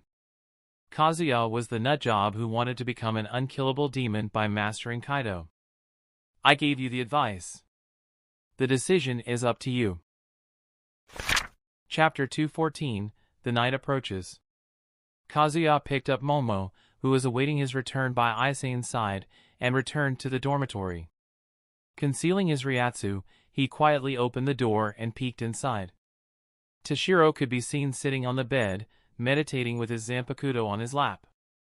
He'd have looked cool if not for the specks of rice around his mouth. The silver prodigy had a feast in the absence of Kazuya and Momo. A growl from his stomach made him aware of his nutrition deficiency. He hadn't eaten anything after the meal he took with Momo and the rest in the cafeteria. What's worse, he exerted himself beyond his limits. He could eat like Goku today. Hold up, partner. That's Rukia at the window. He turned his gaze, noticing the petite black-haired girl standing at the window. From what he could see from her back profile, she seemed disheveled, her hair looking messier than usual. Either Renji or Toshiro told her about the hollows at the living world and made her worried sick about Kazuya and Momo's safety. Or perhaps she felt lost at the thought of never seeing Kazuya again. He had told them he wouldn't return from the field trip and stay at the Godai 13 from now on. Kazuya pushed open the door with a casual greeting, "I'm back." Rukia and Toshiro turned to the door, their expression brightening immediately upon noticing Kazuya and Momo. The apparent relief on Rukia and Toshiro's faces filled Kazuya with warmth. The two truly cherished him as a friend. Then again, he had done quite a lot to solidify his place in their hearts. Will that stay the same if they discover your hollow nature? Ignoring the chaotic voice in his head, he ruffled Toshiro's hair. Don't you remember what Yoruichi said? Meditating to merge your thoughts with Zanpakuto is only good in moderation. Give Hiranmaru time to rest and gather energy. Toshiro clenched his fist, veins popping on his slender wrist. I'm frustrated how weak I am compared to Arrancar's. Hiranmaru is also angry at his weakness and wants to grow strong as quickly as possible. Hiranmaru was a fierce and proud dragon. Getting his frost powers almost nullified by Arrancar's motivated the dragon to reach new heights, for the sake of his pride as well as protecting the people around his partner. Forget about that. Rukia almost yelled. All my Class 1 friends look like they went through hell. Rinny looks traumatized whenever I bring up the topic of a field trip. Just what the heck happened out there? She had tried asking Toshiro, but he simply shut her off with a "I must train more" excuse. The silver-haired boy hadn't moved a muscle after dinner. Rukia was dying to know the things that traumatized her friends to help them. Kazuya rubbed the back of his neck. It's a long story. Why don't we talk about it during dinner? You can go without me, Toshiro said. I already filled my belly with some rice cakes. Momo took out a handkerchief from her pocket and cleaned Toshiro's face. We can see what you ate. Just don't overdo it like Kazuya-kun said. You shouldn't be the one saying that to me, Toshiro whispered, hinting at the times Momo went overboard for Kazuya. Since you requested it, I'll only train for 6 more hours. Momo crossed her arms, looking displeased. Kazuya-kun, let him train. You can sleep in my room tonight. This sly little slut, Nami said with a giggle. How can someone not adore this creature? Kazuya just shrugged. Sure. He had noticed the wide-eyed look on Rukia's face, but he didn't really care. Rukia and Momo, after all, shared one room. He'd be sleeping in the same bed with them. Plenty of opportunities to tease her. Rukia's red face gave him a twisted sense of pleasure. The same twisted pleasure he got from teasing Mila Rose. A yandere and a sadist. My man is becoming a unique abomination, and I'm all for it. Momo took Rukia and his hand with a bright smile and dragged them to the cafeteria. Of course Rukia didn't allow him to eat in peace, so he had to tell her about the events while stuffing his mouth. Momo too asked some questions since she was pretty much disconnected from the whole action. After listening to the whole ordeal, Momo, as expected, had stars in her eyes. Rukia looked awestruck. Born in the Rukongai district, Rukia's first exposure to quality storytelling came in the form of his own. The story made her pound with a newfound sense of thrill. Momo leaned her face in her hands, smiling with a dazed expression. I fell in love with the right man. Rukia slid her chair a step away from Momo and cleared her throat. You saved the day for everyone. I thought you were only good for bullying others. Kazuya gave her a mean stare. I guess it was my twin who helped you with the Kuchikas. Rukia paused, looking a little embarrassed. Okay, that was also a thing. It feels like I was always a part of the Kuchikis. In just a few weeks, she had become accustomed to meeting her sister and her somewhat stoic brother-in-law. Just goes to show the exceptional love of your sister, he said, letting out a yawn. I feel tired. Can we go to sleep now? In my room, Momo whispered. To a night of passion. Rukia's excitement faded, replaced by a flushed look. Damn, she muttered under her breath. Momo, you didn't ask for my permission. We're roommates, right? Momo beamed a smile. It's his last day with the academy. I want to make more memories with him here. I know my best friend won't deny me the chance. Rukia couldn't help but smile sheepishly at being called best friend. My heart isn't made of stone, you know? You guys do whatever you want. I'll have my peaceful sleep in the corner. Thanks, Rukia. From being manipulated to manipulating her best friend, this is the evolution my Yandere-loving partner wanted to see. Rukia sharing giggles with Momo, despite the latter manipulating her, just showed her simpleton mind. Wait, where did Yoruchi go? Recalling her promise to meet him at the dorm room, he expanded his senses in search of her Ryatsu. He couldn't find her Ryatsu anywhere in the Soul Society. What's your gut feeling saying? As an almost perfect being, your instincts are unparalleled. You can rely on them even outside of the battle. He closed his eyes, his concentration making his brows furrowed. While he couldn't find the so-called gut feeling, he found something far more significant for the moment, Yoruchi's Ryatsu. He only sensed it for one moment before it disappeared. Either she suppressed her Ryatsu. It's changing. Yoruchi's final form Shunko, Reiju Senkei, Shanryu Kakubyo Senki rendered her Ryatsu fickle and unstable like a cat's mood, changing its signature 48 times in 1 second. Did she turn into her hollow form? I'll have to see it for myself. Chapter 215, An Undesired Reunion. Due to recent events, Yoruchi became more cautious when returning to the dormitory. Even without the Kyokusuijetsu, Aizen had a stronghold on the Soul Society, not to mention he knew her secret identity. The former assassin had first-hand witnessed the results of carelessness. Another mistake might just lead to the death of everyone around her. In the past, she wouldn't have particularly cared about this outcome. However, after making many bonds with Kazuya, Momo, Toshiro, and many nice errand car ladies? Nope. The cat-loving Shinigami didn't plan to leave numerous sad faces in her wake. Heh. I'm becoming more like him. She found the prospect of one event having such a drastic effect both strange and amusing. Then again, the event altered her life, giving her the powers of being she used to purify, as well as a second entity inside her soul. A mass of bear-like aggression packed in the form of raw feline instincts. Having such thoughts in her mind, she safely returned to the dorm room, which was practically vacant for the time being. Shiro is having himself some nice dinner. The thought of dinner made her crave the milky white elixir. Knowing that Kazuya would visit Aizen and Ranjaku before returning, Yoruchi decided to go out to get some milk.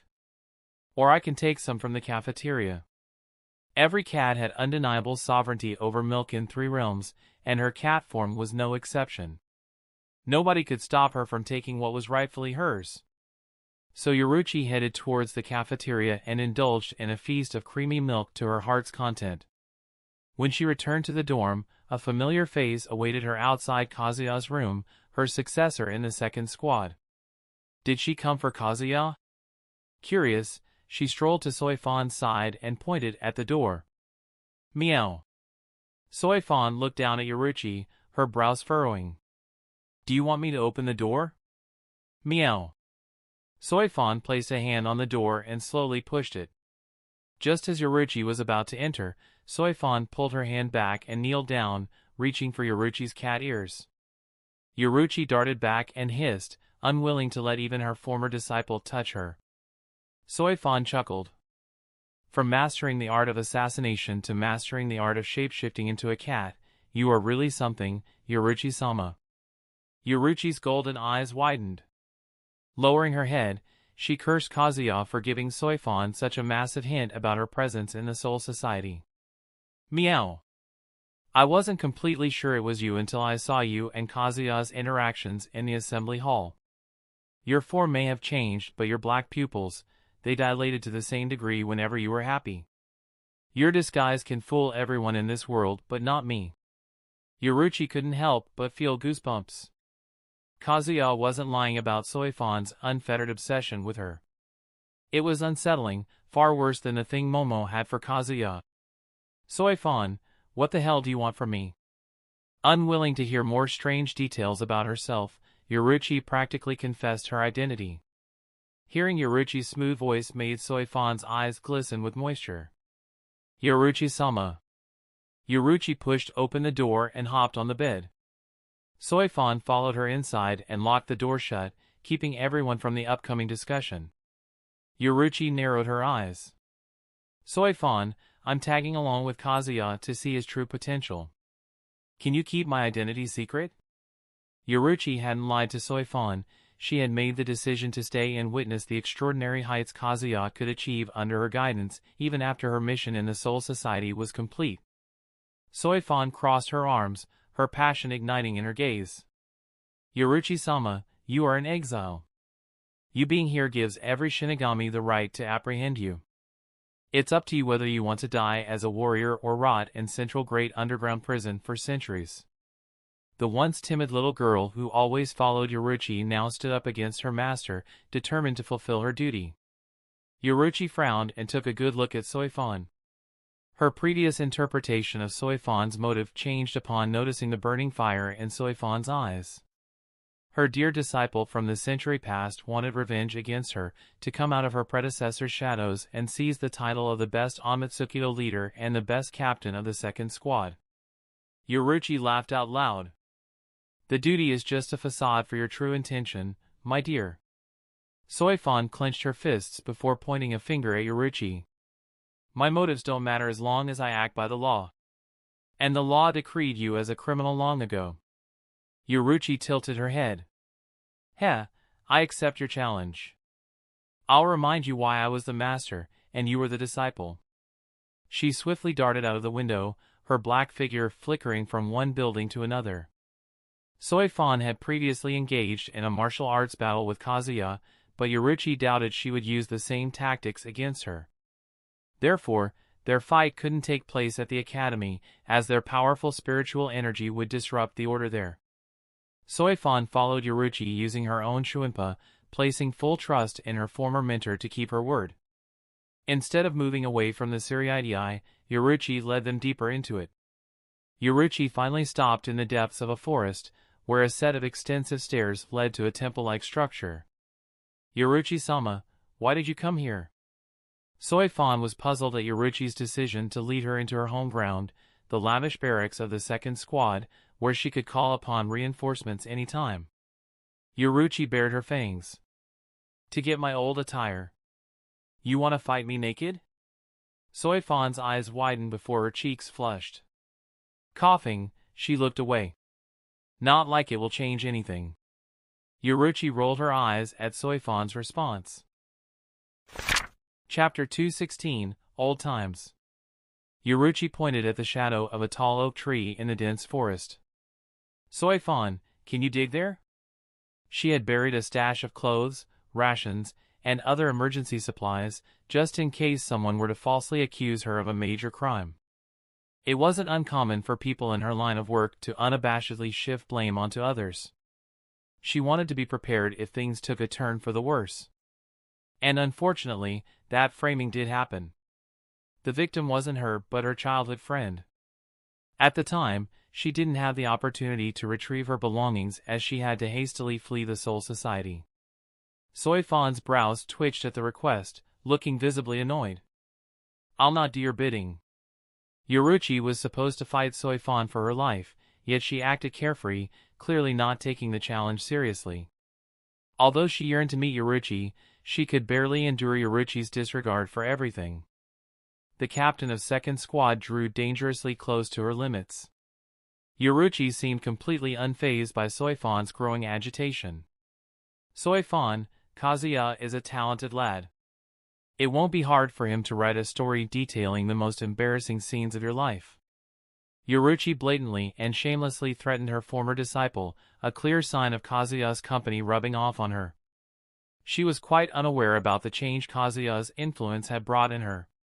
Soifan, on the other hand, could clearly see the resemblance between her former mentor and the man who had nonchalantly threatened to kill her before. Gritting her teeth, Soifan said, "I have nothing to be ashamed of." Yoruchi chuckled, her eyes narrowing dangerously. "Did you forget the time you were? I get it." Soifan stopped Yoruchi from revealing her deepest and darkest memory, the only memory that Soifan intended to take to her grave. "It's just digging. I'll do it for you." Soifan was thick-headed, brash, and unyielding in her beliefs. But even she wasn't shameless enough to let the whole Soul Society know about her most vulnerable and embarrassing moments. She couldn't maintain her dignity if no one respected her character. Yoruchi licked her lips, baring her fangs. "Thanks! I can't transform right now, or I'd absolutely help you in digging." "Keep your excuses to yourself," Soifan replied with a snort. "How deep do I need to dig?" 6 feet, probably. "After this, I'll bury you 6 feet under," Soifan muttered under her breath. "I swear." Yoruchi giggled. "We shall see about that." Soifan, the captain of the Second Squad and leader of Amatsukido, clenched her fist and brought it down on the ground. Instead of traditional digging, she pounded the earth, creating small craters. The physical exertion momentarily distracted her from the mixture of frustration, annoyance, and lingering affection that churned within her. Her heart beat steadily in her chest, matching the rhythmic thuds of her fists against the ground. Despite her previous reservations, Soifan didn't feel any shred of humiliation. There was an undeniable sense of satisfaction in aiding Yoruchi. The sweat trickled down Soifan's forehead, mingling with the dirt that clung to her skin. Lost in the sweet past, she absent-mindedly carved a hole that grew larger and larger, reaching a depth of over 10 meters. "Take it easy, Tiger," Yoruchi warned. "I don't want my bags to get torn." Soifan acknowledged with a nod and then loosened her grip, shaping her hands into claws to skillfully excavate the earth. In no time, she discovered a black piece of cloth sticking out of the dirt. Glancing up, she unconsciously grinned. "Found it." "Whoa!" Yoruchi almost jumped in excitement. "Come on. Whip it out." Soifan yanked the bag out of the earth and threw it out of the hole. Getting on her feet, she jumped in the air and caught the bag. With a casual but graceful landing, she arrived before Yoruchi. Yoruchi urged Soifan to put down the bag and reveal its contents. Soifan took out the knife tucked in her sleeve and sliced open the bag. The sight of the purple clothing at the top caused her serious expression to vanish, and her cheeks turned as red as a tomato. Yoruchi couldn't help but laugh at Soifan's innocent reaction. "My old panties. They were an article of luxury when everyone used to wear loincloths. Why would you put it on top?" "To tease innocent people like you," Yoruchi said. "Take the bag. There is a hot spring nearby. We'll get a quick dip before starting our match." Yoruchi's invitation to Soifan was heartfelt, as she desired Soifan to be in her prime during the duel. Martial artists of their level often had 1 or 2 undiagnosed injuries. The special hot springs would alleviate Soifan's fatigue and help her with any injury. However, Soifan showed a completely unexpected reaction. Her cheeks turned so red that Yoruichi could almost imagine steam coming from her head. "You little pervert," Yoruichi remarked, accompanied by a roll of her eyes. "What were you fantasizing now?" Soifan stomped her feet, frustrated at her uncontrollable embarrassment. "It was no fantasy. I was recollecting my first time visiting the hot springs. I got injured during a dangerous mission, and you dragged me there to enhance my recovery." Back in the day, Soifan was a rookie, barely any more powerful than the low-ranked seated officers. Despite her inferior status, Yoruichi had treated her kindly and made her feel like a friend. Such a moment would never occur after Kazuya ruined Yoruichi's life. She never felt the urge to torture anyone, but she'd absolutely make an exception for Kazuya. Being condemned to hell would be worth it for a chance to torture the perverted, manipulative childhood friend of Yoruichi. Sensing a growing killing intent, Yoruichi patted Soifan's thigh. "Can't wait to kill me?" Soifan nodded blankly. "Yoruichi-sama, would you be willing to change the conditions of our duel?" Yoruichi blinked, taken aback by the shift in Soifan's demeanor. "What do you have in mind?" If I were to defeat you, you'd expose Kazuya Urahara's current location. He must be held responsible for his vile crimes. I can't believe you are still jealous of Kazuya." Yoruichi sighed, shaking her head. "I have full faith in my victory, however, I'll never accept your condition." "Do you want to know why?" "Because it's disrespectful towards him." Soifan gritted her teeth, looking vexed about Yoruichi defending Kazuya with passion. "You're only stalling for time. His recent deeds gave us plenty of leads about his trail. His sins are catching up to him." "Stop being a dramatic bit," Yoruichi paused, eyes widening at the latter part of Soifan's words. "What recent deeds are you talking about?" Soifan looked a bit confused at Yoruichi's exaggerated tone. "The invasion of Arancars. Captain Yamamoto has proof that Kazuya Urahara pulled the strings to make everything happen. Many lives would be lost without your friend Kazuya. Kazuya's actions cleared him of any suspicion from everyone." Soifan believed that Kazuya Urahara orchestrated everything without the knowledge of Yoruichi and Kazuya, since they were both in the Soul Society the entire time. Yoruichi snarled. "Believe what you will. But the truth is way crazier than your wildest dreams." Yoruichi didn't have the energy or patience to clear Soifan's decades of pent-up hatred. It hadn't worked out before, and it won't work out today either. She had long accepted that Kazuya and Soifan would never get along in any timeline. Soifan felt like Yoruichi held a big revelation, a truth that might change everything. "Fine, I'll change my condition." She cleared her throat. "Once I defeat you, you'll reveal this truth you speak of." Yoruichi laughed. "All right. What if you lose, though?" "You earn your freedom." Yoruichi waved her paw. You'll never bother me again and keep my identity secret. And you'll keep Kazuya out of everything regardless of our duel's outcome. He doesn't deserve to lose sleep over my stupidity." Soifan closed her eyes and let out a sigh. "You always consider him before yourself. Just what did he do to deserve this?" "A lot more than you can imagine," Yoruichi said without a change in her casual tone. "For starters, he wants to protect me from harm.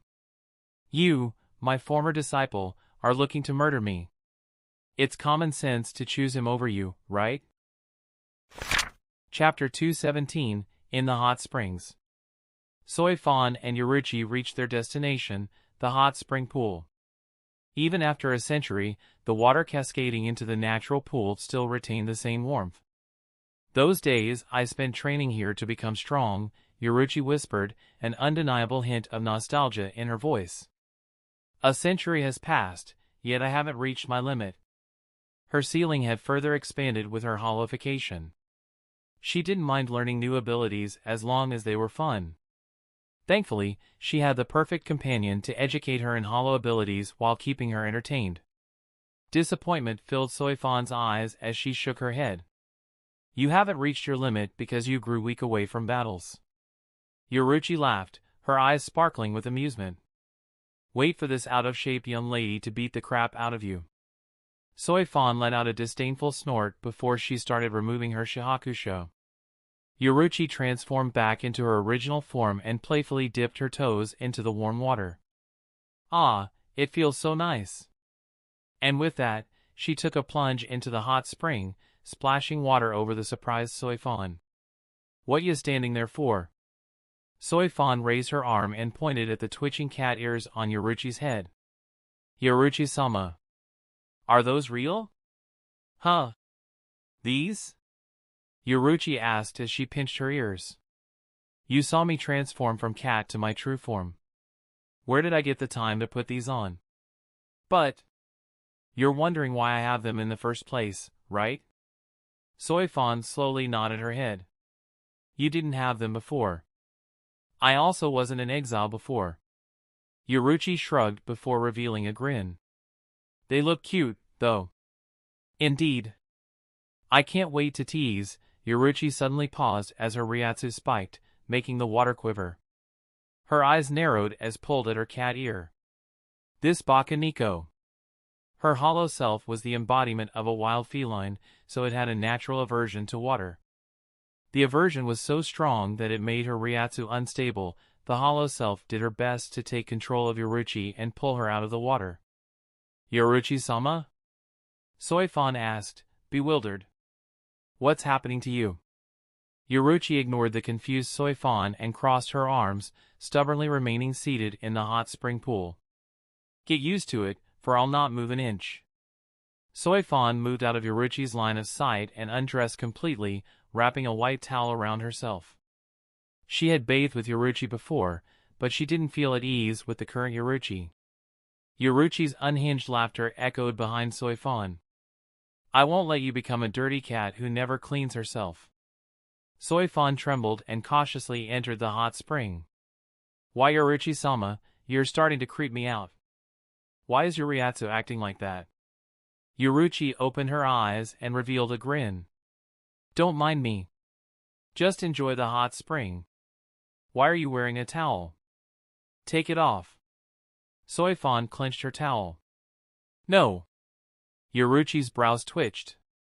You're tainting the spirit and cultural significance of hot springs. The towel should be up on your head, not around your waist. Soifan tried to argue, but Yoruichi effortlessly silenced her with her overwhelming confidence. In the end, Yoruichi left her no choice but to be completely naked in the hot spring. Following Yoruichi's Ryatsu led Kazuya deep into a dense forest. He started to grow worried. For one, he couldn't sense any other Ryatsu on the same level as his favorite black cat. If she was having a battle, her opponent couldn't hide her Ryatsu to the point of becoming invisible to his spiritual senses. The second and more frightening possibility of Yoruichi's erratic Ryatsu entailed Yoruichi losing control to her hollow side. Skeptical and concerned, he walked into a hidden cave. As he ventured further, the darkness gave way to a cavernous space, revealing a towering wall adorned with a single sliding door. His heart raced as he sensed Yoruichi's familiar Ryatsu emanating from the other side. Without hesitation, he pushed the door aside, only to be greeted by a room enveloped in a misty haze, the steam rising from the natural hot springs that surrounded him. Not too far from the door he could see the dark-skinned cat girl relaxing in the hot spring. Her back was turned against him, but he wouldn't mistake her skin color and cat ears for anyone else. His gaze fell upon the familiar toned back of the dark-skinned woman relaxing not far from the entrance. Yoruichi. He had been tirelessly searching for her, expecting her to be engaged in a wild battle against Aizen or some other captain. Yet here she was enjoying her time in a hot spring. What caught him off guard was the presence of another woman in the steamy waters. Kazuya. The naked assassin hurriedly covered her modest breasts and glared at him with an unmistakable killing intent. Leave before I. Yoruichi kicked the pool, sending a splash of water at Soifan's face. Relax, little pup. Leaning back against the warm stones, Yoruichi looked over her shoulder. Take off your clothes and join us. This water has the power to heal both your body and mind. Such an opportunity may not come again. Soifan didn't speak against Yoruichi's wishes, but her eyes made her intentions known to him. "I will kill you if you step inside with me" was more or less the message behind her deathly glare. A sly smirk formed on Kazuya's lips as he reached for his belt, swiftly unfastening it in one fluid motion. Against Soifan's wishes, he began to undress, much to her chagrin. "Partner, being a massive S is turning me on." He wasn't that big of a sadist, but inflicting emotional damage to a bully like Soifan would never stop pleasing him. He simply loved oppressing those oppressed others. "Partner, kiss Yoruchi." The simp would literally explode. "Not now." After taking off all his clothes, he reclined in the position beside Yoruchi, who proudly and unabashedly revealed everything to him. He revealed a faint smile. "One of these days you'll pay for your seduction." The side of her eyes crinkled, an unmistakable sign of joy. "You couldn't sleep without checking on me." Kazuya sighed. "I thought you were caught by him, and were fighting for your life." Yoruchi paused, her expression turning solemn. She yanked him closer, sandwiching his arm between her soft, jiggling tits. "My other self was throwing a tantrum over water. She became calm when you came. It's as if she likes having you by her side." Kazuya blinked in surprise. His last interactions with Yoruchi's hollow weren't the brightest, as he had brainwashed her to sleep and let Yoruchi take control of her body. Somehow he became the hollow's favorite person. "It's simple, partner. She likes strong, dominating men." He couldn't argue with Nami's logic when proof was before him. Yoruchi's Ryatsu had indeed returned to its normalcy now that he joined her in the hot spring. The hollow cat truly found his company pleasant. "Did you seduce her when I was sleeping?" Yoruchi whispered in a honeyed, almost sensual voice. "You can say it to me. I won't judge you."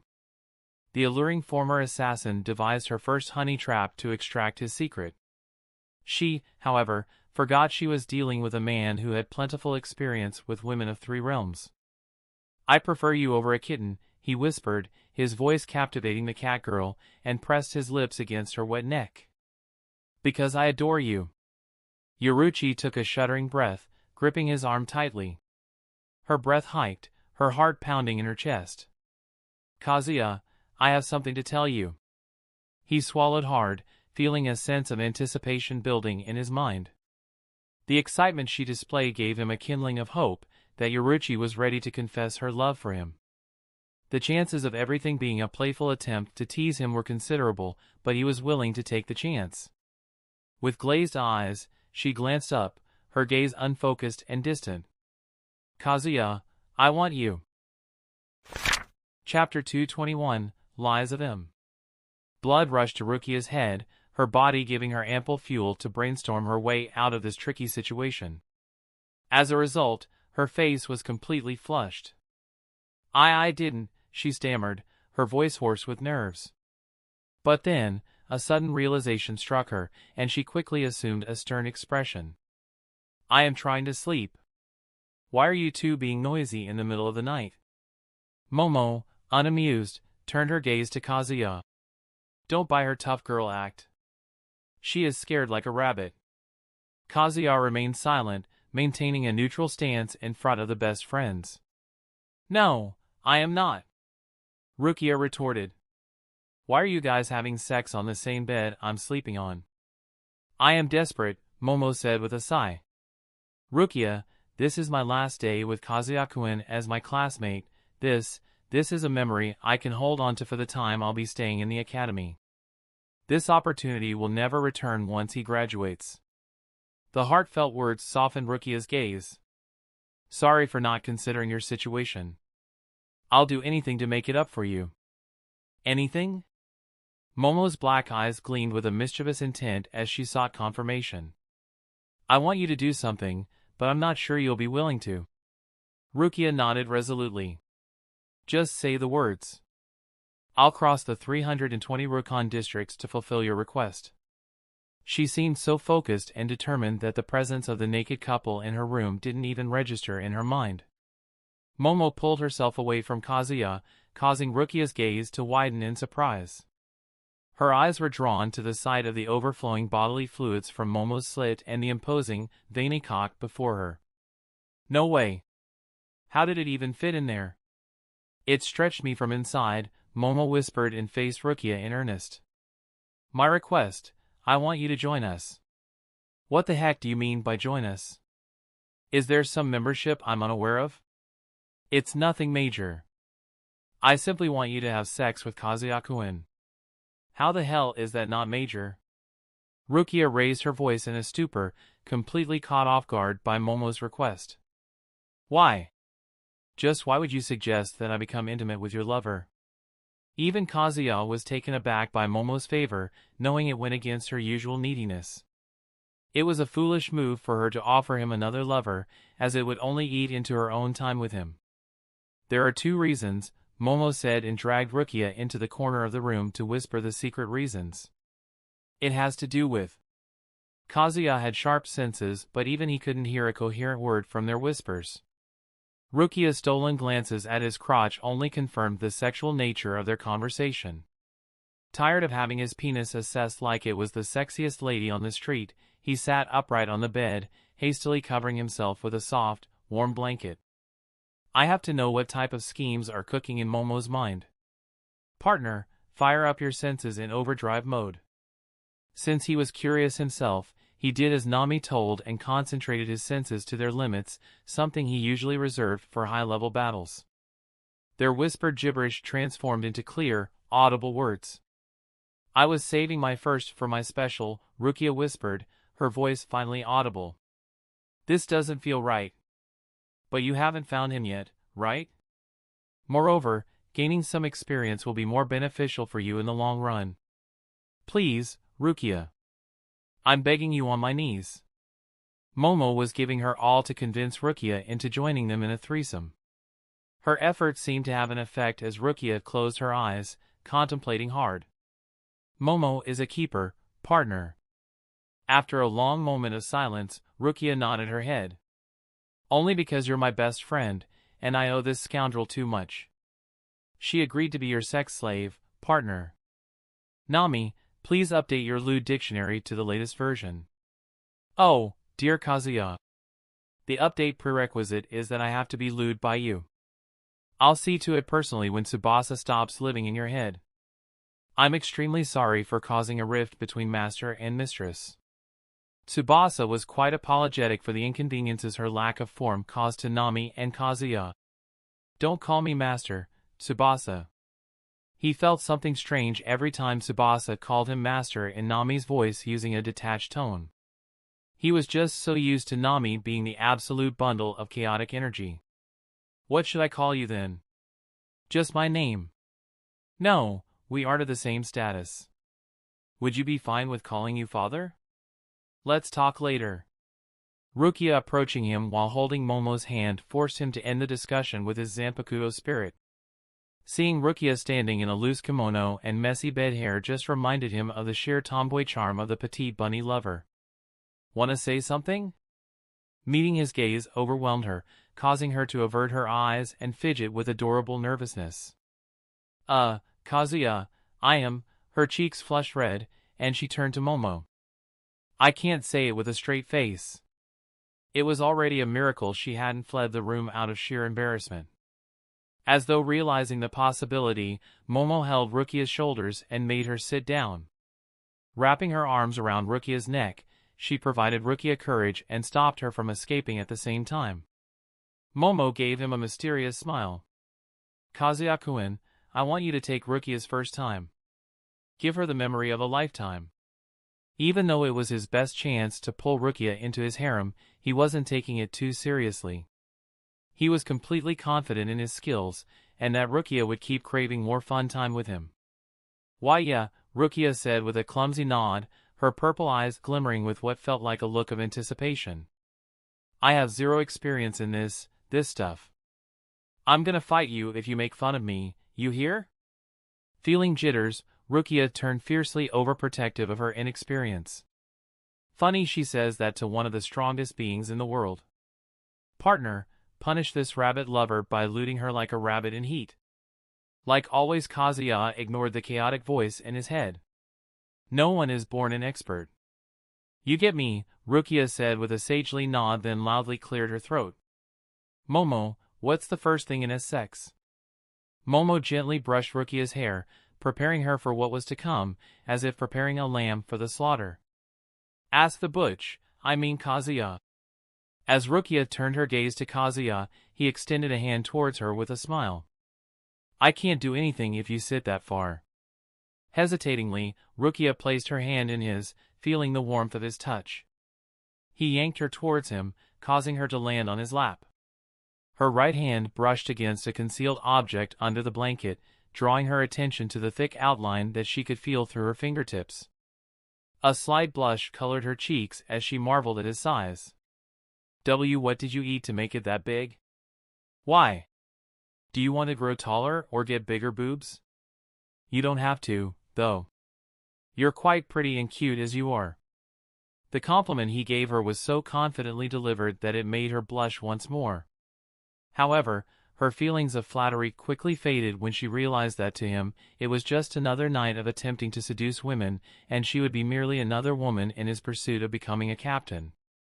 I can't think like that. We're friends.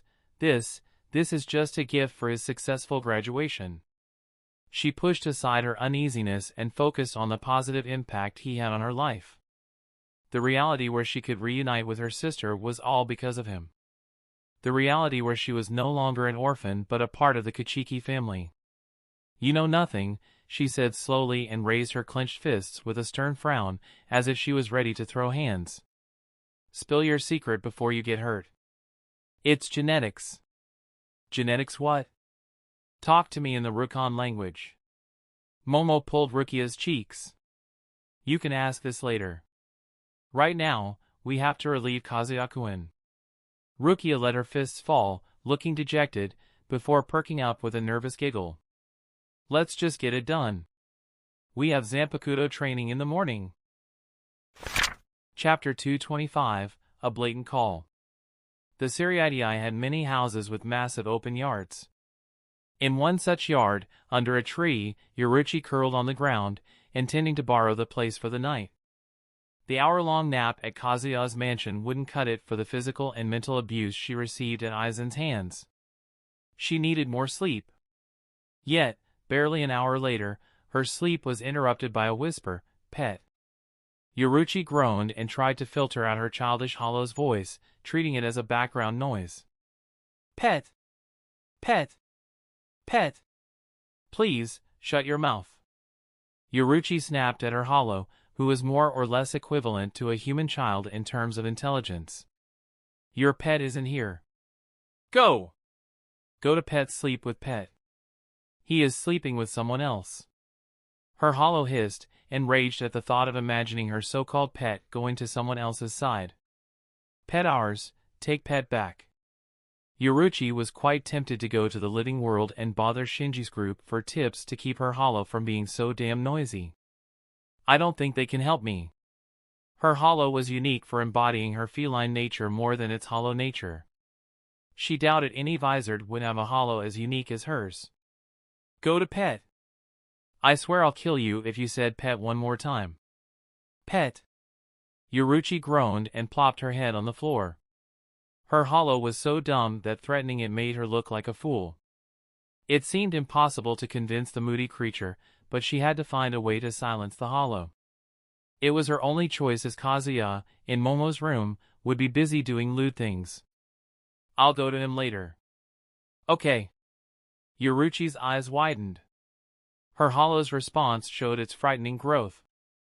In one day, it had began to understand and speak basic sentences. After sleeping for a few hours, Yoruichi headed back to the dorm to fulfill her Hollow's wishes.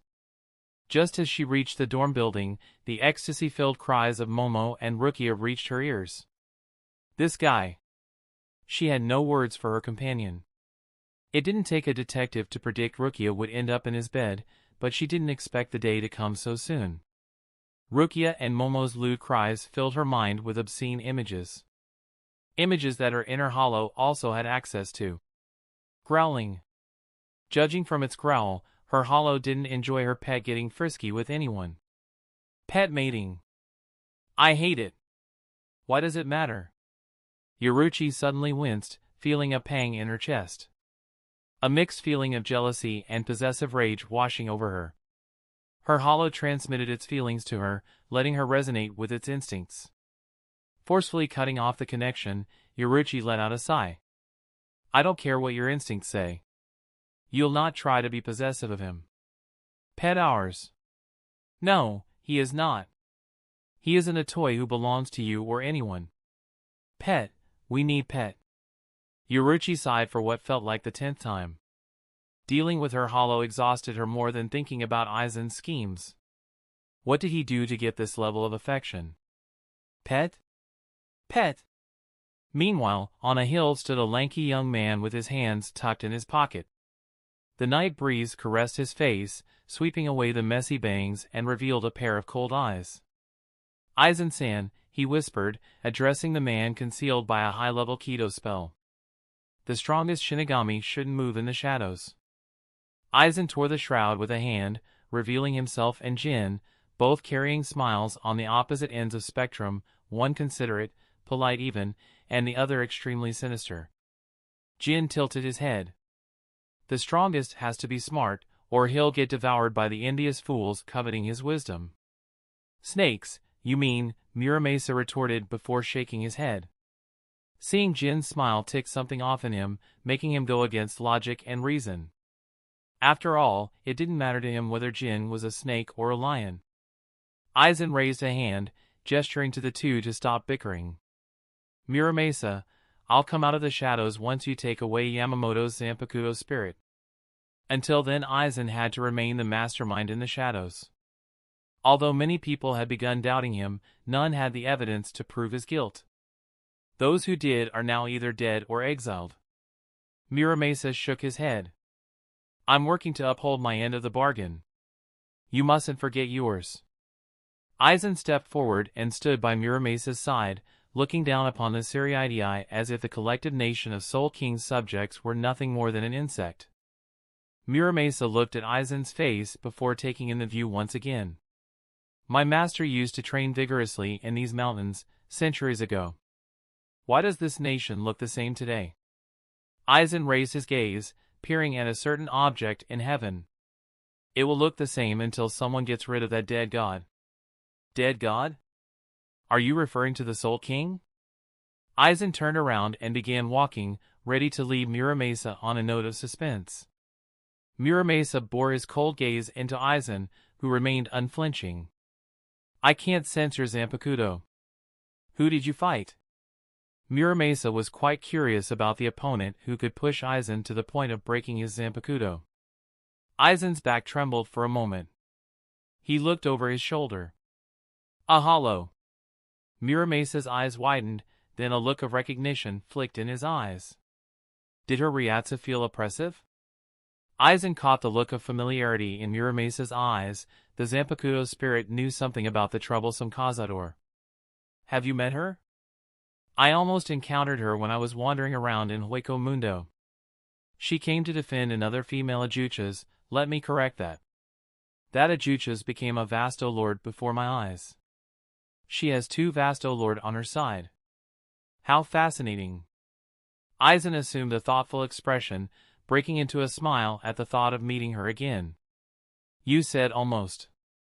Did you not see her? Aizen was feeling more and more drawn to the hollow and her fascinating powers. It was quite tragic that they stood on the opposite sides, for she harbored a deep grudge against him for attacking her home, Karakura Town. The grudge didn't make any logical sense, but hollows were never creatures of reasoning. They lived and died for violence, well, apart from a few oddballs. Muramasa sighed. No. I escaped as soon as I sensed her. Fighting her was extremely risky at the time. Aizen looked over to Jin. Search every nook and cranny in Karakura Town. Who am I looking for? Jin asked. I'll need more than just a female hollow to find her, you know? Average height, slim build, with long silver hair.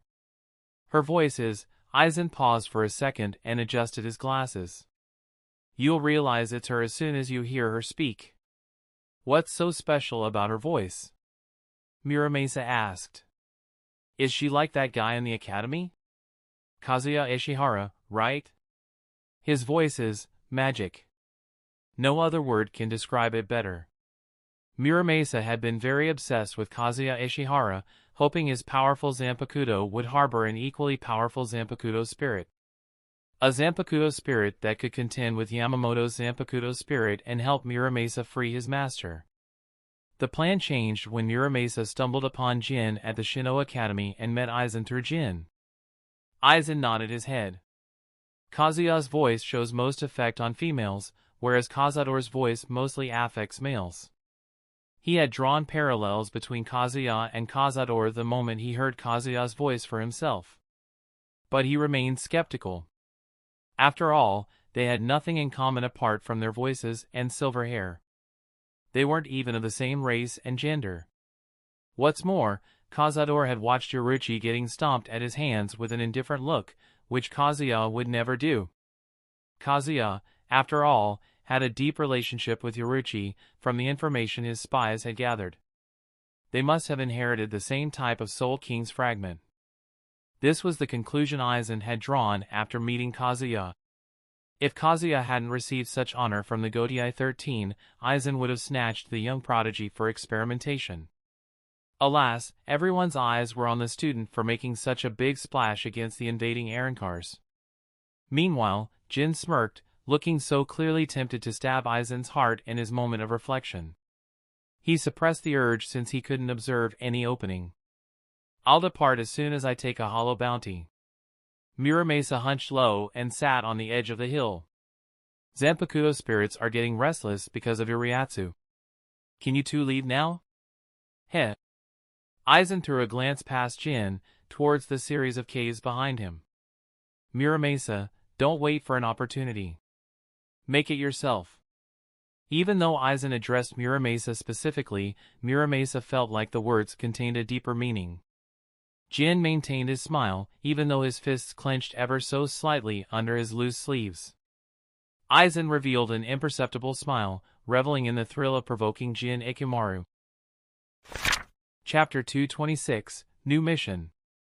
Basking in the pale, silvery moonlight that bathed the tranquil garden and enjoying the smooth, high-quality sake from their delicate ceramic cups, the captain and vice-captain duo of the 4th Squad savored a rare moment of respite after a long, arduous day. This moonlit sake ritual had been their weekly tradition for as long as Aizen had agreed to become Unohana's loyal drinking companion, as it offered them a sacred time to unwind from the stresses while bonding with each other. But tonight was different. Tonight wasn't meant to be just another weekly gathering. Unohana sipped the fragrant rice wine and smiled softly, drinking to celebrate her dear Lieutenant Aizen's successful return from her most dangerous mission. And Aizen? Captain, why? Why did they have to become like that? Aizen slurred, her words thick with the haze of alcohol as shimmering tears pooled in her eyes. Raw emotion caused her voice to tremble. This isn't fair. It's just not fair. The silver-haired woman gulped down the sake, the burning liquid searing her throat as she desperately drank to drown the heart-wrenching sorrow that consumed her. The pain of losing so many of her fellow Shinigami to the cruel fate of hollowification was almost too much to bear, their agonized faces vividly carved in her mind. Aizen, don't cry. Some things in life are simply unavoidable. Unohana tried to comfort Aizen, but her attempt fell short, unable to penetrate the shame and regret consuming Aizen. Aizen hiccuped, her shoulders shaking with each uneven breath. There must be something we can do to save them. Like some Zanpakuto. Unohana's eyes flickered with a hint of inspiration, a sudden realization dawning upon her. There is a way. Kazuya's Shirkai. Aizen's eyes widened, the revelation cutting through the fog of alcohol and sobering her up. Why didn't I think about that? Anyways, Captain. Stay here. I'll go get him. Unohana rolled her eyes at Aizen's impulsiveness, reaching out to grab her lieutenant before she could run off to Kazuya's house in her intoxicated state. It's not that simple.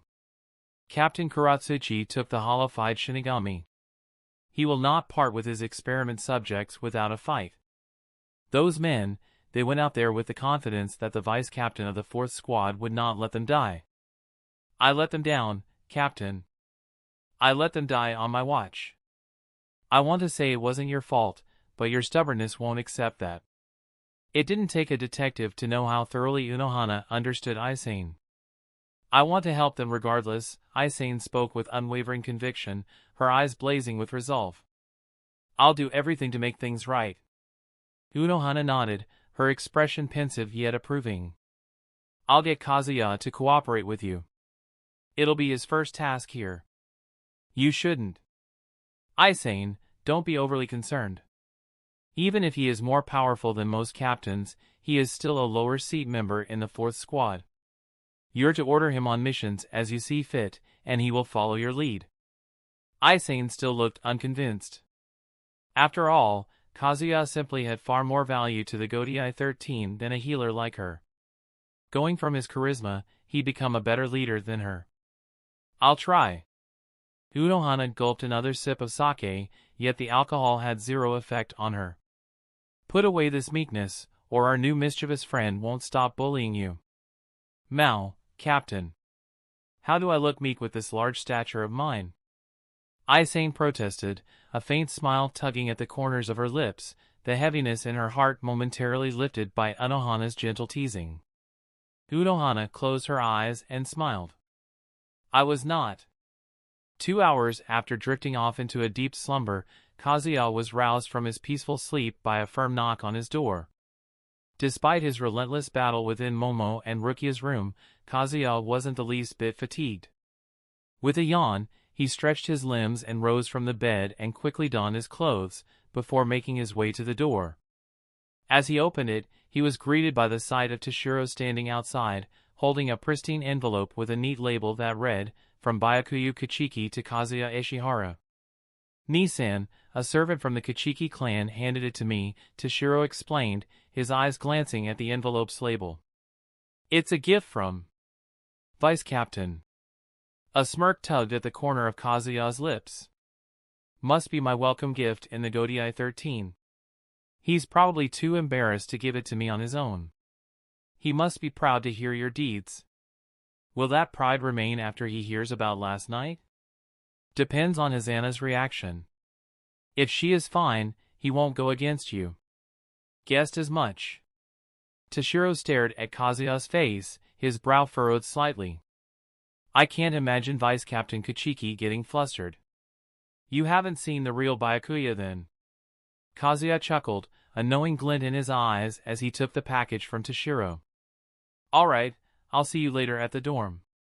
Toshiro nodded, his expression unreadable as he turned and headed off without uttering a word about Momo or Rukia, leading Kazuya to his own devices.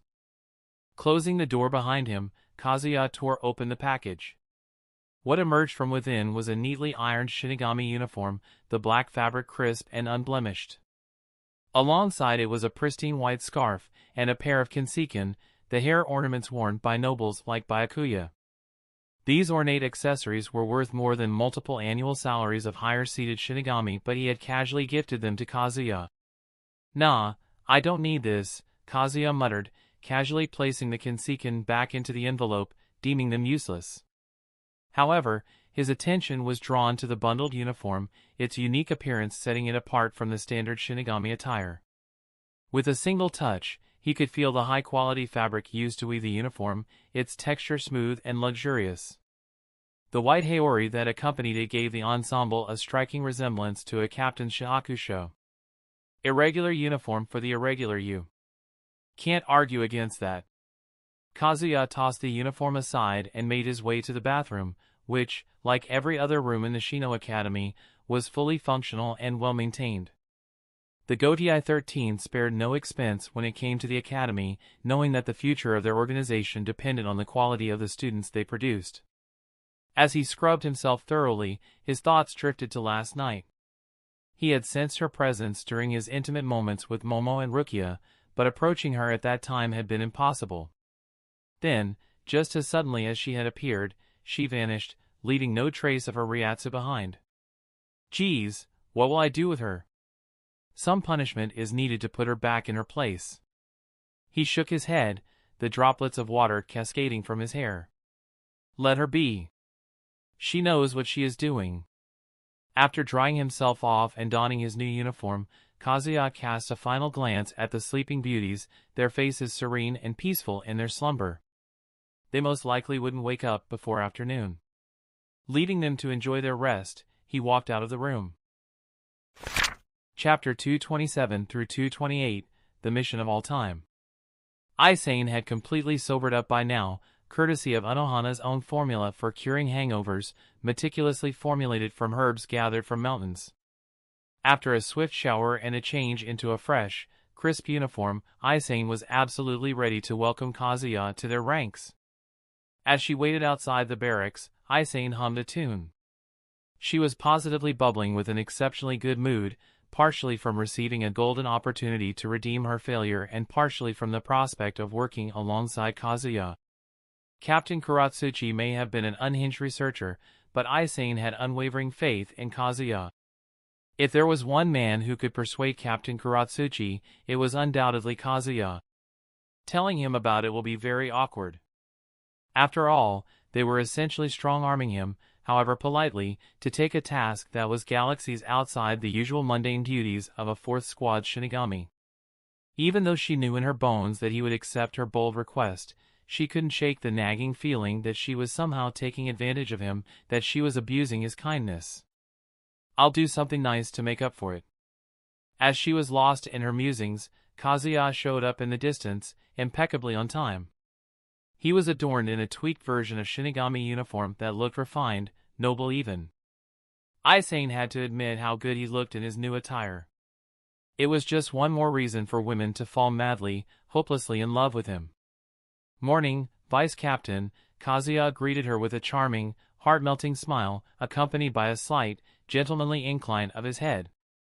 Oh, someone was drinking last night. The sharp comment caught Aizen completely off guard, and she visibly flinched, her eyes widening in stunned surprise. How did you know? Kazuya stepped closer, boldly reaching up and sensually swiping a thumb over her plush lips. Your eyes are slightly redder than usual. Your skin and lips are also dry. Those are clear signs of a hangover. To be perfectly honest, he had made an audacious guess that fortunately turned out to be true. But he carried it off with such confidence that it seemed like a keen observation. Aizen reflexively stepped back, unconsciously covering her mouth, her heart hammering, threatening to leap out of her chest. Why do you pay so much attention to me? She was truly baffled by Kazuya's intense interest in her. In her own critical eyes, someone of her height could never be considered attractive or feminine. She simply couldn't bring herself to believe his claims about her being a cool and captivating woman. Such honeyed words seemed like impossible flattery to her own ears. Kazuya tilted his head slightly, studying her with a sharp yet gentle gaze that seemed to pierce right through to her very soul. Isn't it natural for guys to appreciate a beautiful woman? He casually inquired, quirking a brow. Are you still clinging on to the belief that you're somehow not good enough? Charmingly flustered, Aizen's eyes timidly darted away from him, desperately seeking a distraction to escape the awkward topic. Her gaze landed on his striking Shinigami uniform. "We didn't issue you any uniform," she stammered, latching onto the welcome change of subject like a drowning woman. "Where did you get it?" Kazuya didn't pursue the sensitive matter of her crippling inferiority complex, perceiving that she wasn't in the right headspace to have such a raw, vulnerable conversation about it at present. "It's a gift from Byakuya." "Oh! You are close to him as well," Aizen marveled, eyes glittering in wonderment. "At this point, you'll become the person with the most connections here. What makes you think I'm not that guy already?" He had an almost familial bond with the Shiba clan, the complete and unwavering support of Captain Shunsui and Byakuya, and he effortlessly maintained relations with multiple vice captains and even Unohana herself. His growing importance was on par if not more than the lower-ranking captains. In the span of a mere 4 months, he had amassed quite the formidable web of influence in the Soul Society, most of which could be attributed to his timely displays of skills and a series of fortuitous encounters. "You got the plot armor." Aizen pensively rubbed the back of her messy hair, a deeply thoughtful expression on her lovely face. Yeah, you might be. She timidly lowered her gaze to the ground, internally debating how to bring up her request. Kazuya, can you? No, never mind me. She abruptly backpedaled on her decision, losing her nerve to an impulsive thought that she shouldn't burden him with such a task when he had yet to even formally introduce himself to the division. Mentally berating herself, Aizen resolved to find a better time for the discussion, perhaps after Kazuya had a chance to properly settle into his new role. Kazuya waved a hand before her face. Something weighing on your pretty mind, Aizen? No, it's nothing, she whispered, shaking her head and glancing over her slender shoulder. We really must check in for the morning assembly. Our fellow Shinigami are very interested in knowing more about you. As she gracefully turned to leave, Kazuya boldly grabbed her hand, his fingers curling around her wrist. I'm not letting you leave me in suspense. We can surely discuss it later, Aizen stammered, a blush staining her cheeks. Right? No. Please, she slowly turned back to face him, her eyes upturned and pleading like an adorable puppy. I'd hate for you to be late to your first assembly. Frankly, my dear, I don't give a damn, he declared with a grin. Call me a bully if you must, but I'm not letting you get away. Aizen sniffed, her shoulders trembling. Okay. Reluctantly, she gave him a brief of her meeting with Captain Unohana the previous night, wisely omitting the drinking and crying portions, of course. She won't have any dignity left if anyone in her division saw her crying like a literal child. Kazuya was both pleasantly surprised and deeply gratified to receive such a vital mission on the very day he joined the 4th Squad. It clearly demonstrated that Unohana regarded him as one of her trusted people rather than an outsider. He expected nothing less from the elegant but crazy lass. Kazuya, Aizen muttered, biting her bottom lip. I will completely understand if you don't want. He firmly clasped her wrist and gestured to the exit with his free hand. Let's go then. Wait just a moment. Everything else can wait, he said with a firm tone that tolerated no argument. This mission is our priority. Mayuri was a scientist unrestricted by the shackles of trivial things like ethics or conscience, unlike his more principled predecessor Kasuke Urahara. Once his interest in the phenomenon of holoification and the holified Shinigami waned, he would likely destroy his research subjects. After all, they would be nothing more than a reminder of his failure. Alternatively, Mayuri might become obsessed with the holified Shinigami and relentlessly pursue the secret of holoification and a method to undo its effects on a Shinigami. Regardless of which dark path the deranged scientist's whims led him down, the outcome would be terrible for Aizen. While Kazuya had no particular moral obligation towards the holified Shinigami, he could plainly see the immense importance Aizen attached to their well-being. As the most skilled healer present during the Arrancar invasion, she clearly took the holoification of her fellow Shinigami as a personal failure. Failing to save them now might just carve a deep, lasting scar on her heart, an unacceptable outcome that neither he nor Unohana wished to see befall her under any circumstances. Aizen is our cinnamon roll partner. She must be protected at any cost. Aizen took a deep breath and bowed her head, loose strands of gray hair falling to frame her face. Thanks for helping me. His eagerness to assist her spoke volumes about his genuine care for both her and the 4th Squad as a whole. For that, she had nothing but admiration for him. Kazuya flicked her forehead, making her nearly jump in surprise. Save that stuff for after I do something. No, you agreeing to help me is very... Oh, sheesh. Stop treating me like some outsider already. It hurts me, truly, he said with a cheeky grin. My vice-captain. Aizen's eyes widened at his playful words. Closing her eyes, she giggled. Got it. Meanwhile, in Rakongai's 1st district. Arms crossed beneath her ample bosom, a deeply perplexed Kakaku stared down at the napping black cat currently occupying the cramped room reserved for drinking's sake under the moonlight. Her friend had mysteriously arrived on her doorstep right around the sunrise. Without offering an explanation whatsoever, she had proceeded to drink every last drop of milk in the house before plopping down here for a comfy sleep. Everything was so reminiscent of Yoruchi's behavior back when she used to sneak into the Soul Society in her cat form. However, Kukaku hadn't expected her to slip back into old habits, given that she accompanied Kazuya these days due to their mission. "Oi, Yoruchi!" Kukaku called, prodding the dozing cat with her bare foot. "Was your super secret mission successful or what?" "Nope." "Then why are you here? Where is Kazuya?" At that, Yoruchi languidly raised her head, golden eyes narrowed with an uncharacteristic seriousness. "Am I not invited here anymore?" Kukaku's brows twitched. "Don't make me punch your stupid mug. What did I do to warrant such hostility? Playing dumb doesn't suit you. You damn well know why I'm asking about Kazuya's whereabouts." "Heh. You're worried about him," Yoruchi said, sarcasm dripping from her voice. "Like the several dozen women who have a crush on him."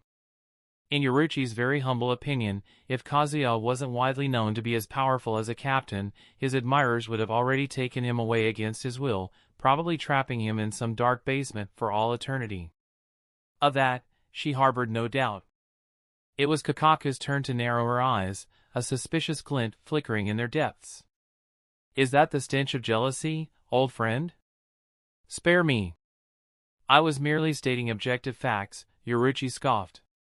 "And if we're talking cold, hard facts, I've seen you blushing like a love-struck maiden in his presence." "You need to get your eyes checked," Kukaku snorted mockingly, barely restraining herself from pummeling the insufferable cat. "And if we're being honest here, you shamelessly flirted with him the entire time he lived here. I won't be shocked to receive an invitation to your and Kazuya's wedding." "As if," Yoruchi retorted. "One of these days your uncle is gonna marry your ass to him." "What? Why would he do that?" "To make Kazuya his successor." "That won't happen." The two bickered back and forth with increasing intensity, hurling insults at each other in a manner more befitting bitter love rivals than longtime friends. Only after exhausting their arsenal of insults did they finally lapse into tense silence, settling for glaring at one another. "Kukaku, why are we arguing?" "Dumbass," Kukaku muttered, rubbing her temple. "You started it." They both heaved a synchronized sigh, the hostility dissipating and leaving awkward silence in its wake. Yoruchi was clearly frustrated and on edge after talking to her hollow, while Kukaku was simply worried for both her friend and Kazuya. Though she often acted like she despised Kazuya, she very much cared about him. His charisma, strength, potential, and firm passion to fight for his desires made him a man worthy of her admiration. Yoruchi abruptly hopped to her feet and walked inside the house, her tail swishing behind her. "Kukaku, come with me. There's something I need to show you." "Now." Her unusually serious tone left no room for debate. Immediately grasping the gravity of the situation, Kukaku trailed after her friend and descended into the basement. The space served both as Kukaku's room and fireworks workshop, but Yoruchi had an open invitation to come and go as she pleased. As Kukaku's feet hit the bottom step, she froze, eyes widening in shock. There stood Yoruchi in her true form. However, something was drastically different. Her friend now sported real cat ears and a cat tail, her very aura screaming of hollow. She hadn't seen many hollows in her life, but she could never forget the aura of the monstrous souls. "Why, Yoruchi," Kukaku managed to utter, her breath coming in ragged gasps. "How is this even possible?" Yoruchi slowly turned to face her, revealing a bone-white cat-shaped mask that seemed to have merged with her face. "Do you find this disgusting?" "Don't be an idiot. It's just a fucking mask," Kukaku reassured. "Like that would ever change how I feel about you." At that, Yoruchi nodded and snapped her fingers. The eerie hollow mask fractured into glowing shards that slowly dissolved into thin air, leaving Yoruchi's face bare. "That makes 4 people who are fine with my change. Let me guess the identities of the other 3, Kazuya, Kasuke, and Tessai." "Got it in one try," as expected of Shiba Clan's princess, Yoruchi confirmed with an approving nod. "Though, I think Kazuya's whole hollow harem would welcome me with open arms." "No shit. They're hollows themselves." Yoruchi shook her head. You can't tell they are hollows just by looking at them. Kukaku held up an impatient hand. Enough about them. Let's talk about you. What the hell did you do to become a hollow? It's one hell of a long story. Without hesitation, Kukaku plopped down cross-legged on the ground, patting her bent knees with her only intact hand. Time is the only thing I don't lack. Usually Kukaku would have forced Yoruichi to wear some clothes, but she had different priorities at the moment. Yoruichi gave a playful laugh before settling in to relay yesterday's events. Chapter 229 through 231, Discoveries. Izumi found herself grappling with a sight that she never would have expected. There, lounging in the living room, were a group of women she had known and admired for quite some time, the incredibly nurturing teacher Tear Harabel, the owner of the flower shop Cyan Sung-sun and her assistant Mila Rose, and Sung-sun's close friend Apache. Only after following Lisa to Kazuya's real home did the shocking pieces of the puzzle finally click into place for Izumi. These women, every last one of them, belonged to her beloved's harem. And most shockingly of all, they were hollows. Not the hollows she used to fight as a Quincy, but the most powerful species Izumi had only read about in the books, the legendary Ajuchas and Vasto Lord. Even at the very peak of her power, she would have been stomped by even the weakest of the Minos, Agilian, as these creatures possessed the power to erase an entire town from existence. The group of hollows before Izumi sat near the peak of the hollow food chain, wielding more power than Jillian's. They had the capability to destroy a city before the Soul Society could intervene. What in the actual hell? Izumi whispered, the crude words foreign on her tongue. Cursing was far from her desired language, but this revelation had turned off her verbal filter. This is crazy. Lisa, who sat by Izumi's side, let out a giggle, her eyes dancing with playfulness behind her glasses. Don't be frightened. Our Kazuya can defeat every soul in this room without breaking a sweat. What? Harabel nodded quietly to confirm Lisa's bold statement, her chest straining against her crossed arms. It's true. Kazuya has transcended the boundaries of Vasto Lords. Right now, he can call himself the God King of Hueco Mundo. As Kazuya's very first sparring partner and instructor, Harabel's heart swelled with fierce pride. He had evolved from a Vasto Lord who could barely hold his own against her into an entity that every hollow could only look up to. And most impressively, he had achieved this growth while consuming one hollow, the poor unfortunate soul that Mila Rose had forced Kazuya into devouring. Mila Rose languidly leaned her chin on her palm, her lips curving into a smug smirk. He is the leader of our pride. It's only natural for him to surpass us all. Being a member of Kazuya's pride filled Mila Rose with immense pride and lit a fire in her to contribute to the pride. However, she had managed to rein in those base instincts thus far, using them to motivate her to assist Sung-sun in her flower shop. Aw fuck. I can't wait to buy that perfect gift for Kazuya, Sung-sun spoke suddenly, giving voice to the thoughts bouncing around Mila Rose's head. Mila Rose, you're so predictable, so easy to read. Mila Rose let out an almost feral hiss, baring her fangs at the other woman in a clear display of threat. Snake, I'm warning you. Keep your tongue to yourself, or else I'll yank it out. The brief reunion with Kazuya had left Mila Rose more frustrated than satisfied. After all, Sung-sun had hoarded Kazuya during their last night's threesome, and he had to use his fingers to satisfy Mila Rose. Although she had climaxed a couple of times, it wasn't the same as climaxing from receiving his hot seed inside her. She was quite pissed at Sung-sun as a result. TSK. For that threat, I'll delay your pay by a week, Sung-sun retorted breezily, examining her manicured nails covered in a fresh coat of black paint. Take it as a lesson to always respect the higher-ups. Mila Rose smashed her fist on the table, rattling the finely built furniture. Why, you little Rose, what have I said about resorting to violence in this house? Harabel cut in sternly. After stopping Mila Rose from exploding, she turned to Sung-sun. Cyan, you know better than to tease Rose about her salary. That money means the world to her right now. You're right, Harabel-sama. I won't let her take that away from me, Mila Rose growled, still glaring daggers at a seemingly calm Sun. Snake, don't mess with my dream and I won't hesitate to spank the pancake you call ass. Apache threw her head back and cackled. Pancake, ha ha. Mila rose, what a comeback. Sun pressed her lips together in a thin, disapproving frown, momentarily at a loss for words. As the most slender girl in a family full of voluptuous women, she was indeed the flattest of them all, as such as she lacked absurd curves like their best. Covering her mouth, Lisa snickered. Sun, I definitely wouldn't let that slide. Clearly, the bespectacled vizard was not above fanning the flames for her own entertainment.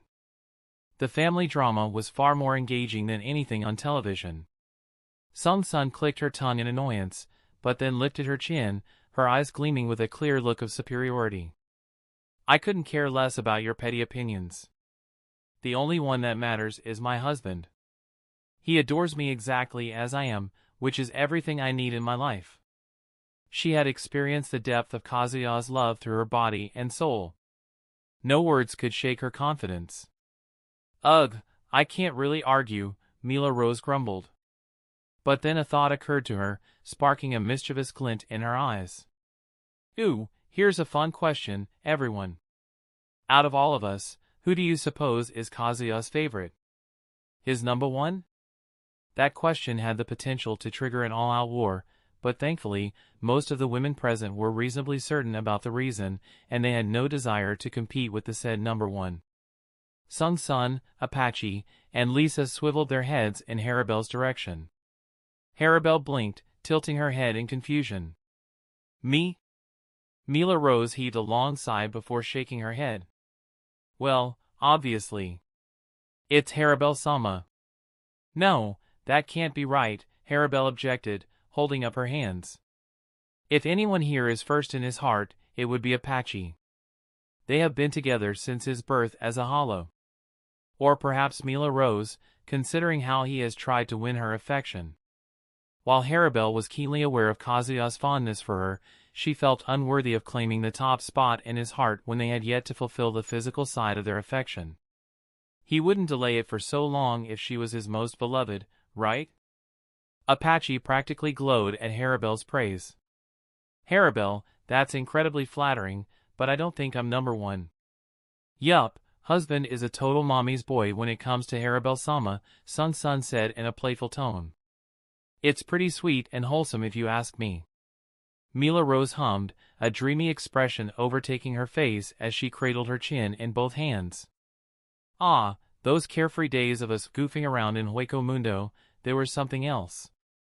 The rest of the hollow ladies exchanged glances before unanimously deciding to leave the lioness to her rose-tinted recollection. As much as they liked Hueco Mundo, their new life was simply superior in every sense. Lisa nudged Izumi with a mischievous smirk and leaned closer to whisper, Izumi-sama, this is your chance. Declare that Kazuya's love for you reigns supreme above all others. Izumi's lips curved into a serene smile. There's no need for that, Lisa. Ototo-kun loves me deeply. I don't want to push him away by competing.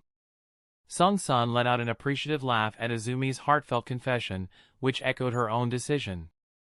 Izumi, it warms my heart to see you responding to our true nature with such level-headed composure. I'm so glad you didn't behave irrationally upon discovering our origins. As everyone's intrigued gazes concentrated on Izumi, she straightened her back and squared her shoulders with dignified posture. Ototo-kun already told me he has multiple lovers. I might have hated it if Lisa brought me to meet a group of strangers vying for his affections, but thankfully, that's not the case. Everyone here has been my friend for some time now. Before coming here, Izumi had steeled her nerves. She had fully expected to come face to face with monstrous creatures that only superficially resemble people. Instead, she met the people who had rallied her during the darkest chapter of her life. Clap. Clap. Clap. Izumi's brutally honest confession earned everyone's applause. Ah, speaking of dear friends, Sun turned to Lisa with a sly grin. Correct me if I'm wrong, but I do believe Lisa here has quite the crush on darling husband. Izumi let out a warm chuckle, her eyes crinkling at the corners. I told her to reveal her feelings to Ototo-kun, but she decided to figure her heart out before taking the final step. Wait just a damn minute. Why are you two dragging me out like this? Lisa uttered, her wide eyes darting back and forth between Sung-sun and Izumi. She pointed an accusing finger at Izumi, puffing her cheeks as if she was mad. Izumi, you said you'll keep it a secret. Lisa, no one here is clueless to your obvious affections. It's plain as day, Izumi explained patiently, reaching over to pat the flustered Vizard's clenched fist. Everyone here is practically family. You have nothing to be embarrassed about. Heaving a weary sigh of defeat, Lisa sank back into the sofa. Her sharp, witty demeanor deserted her the moment the conversation steered towards her crush on Kazuya. I'm not embarrassed, per se. I'm just not ready to bare my silly feelings to the world just yet. What I'm saying is, I want to go at my own pace. Izumi's expression softened in the face of Lisa's request. She reached out to caress Lisa's hair, treating Lisa as her younger sister, despite the fact Lisa might be the oldest woman in the room. Please, take all the time you need to search your heart. Make your move when you feel absolutely confident. Lisa mustered a nod of gratitude, the tension gradually leaving from her stiff shoulders. Thank you for understanding, truly. After a moment of silence, Apache and Sung-sun moved toward the kitchen, only to return carrying trays filled with tea and an array of refreshments. Eyes lighting up with surprise and pleasure, Lisa took the steaming cup in her hands, breathing in the heady aroma with a blissful sigh. My, how lovely it is to be on the receiving end of service for once. I could get used to this treatment. Sung-sun's lips curved as she let out a laugh. She turned to their resident mother figure. Haribel-sama, we should let Lisa and Izumi move in here. The mansion has so many empty rooms, and it would be so nice to have the whole family under one roof. Her sudden suggestion was fueled in equal parts by a genuine concern for Lisa and Izumi's safety and emotional well-being, and a desire to spend more quality time with Lisa, who had so effortlessly become her best friend. Haribel nodded her head. I don't mind. I'm sure Kazuya would like to have everyone under the same roof. Izumi bowed her head in acquiescence. I'll be happy to relocate here. Hell yes! Lisa cheered in her seat, pumping her fist with enthusiasm. If she wasn't so attached to Izumi, she'd have done the moving part ages ago. Better late than never, she thought with a wide grin. I want the room right next to Sung-sun. She was going to turn everyone into her partner in crime for romance novels. Sung-sun smirked. I wouldn't have it any other way, my dear. Let's check the room, shall we? Sung-sun and Lisa scampered out of the living room to scout the better room flanking Sung-sun's own chamber. Apache cocked her head to the side, one brow arched as she eyed Izumi with a cautious look. I don't need to worry about you stabbing us in our sleep, do I? Izumi let out a carefree giggle. No. Even if I wanted to, no knife here can harm a lady as strong as you. I was just messing around, Apache snickered, flashing her a tomboyish grin. But in all seriousness, go ahead and pick any vacant room. We've got a ton of space to spare. That's very kind of you. If it isn't too much trouble, I would love to get a room near Ototo-kun. Done and dusted, Apache confirmed with a slow nod, mentally running through the layout of the sprawling manor. After a few back-and-forth questions, she had Izumi's desired room all but figured out. I'll get the room ready for you. Thanks a lot. Apache nodded and proceeded to drain her teacup dry in one gulp before reaching over to grab Mila Rose's elbow, yanking the lioness to her feet. All right, let's get Minoli to help us. Weighing it, why me? Mila Rose questioned. I'm not good at that type of stuff.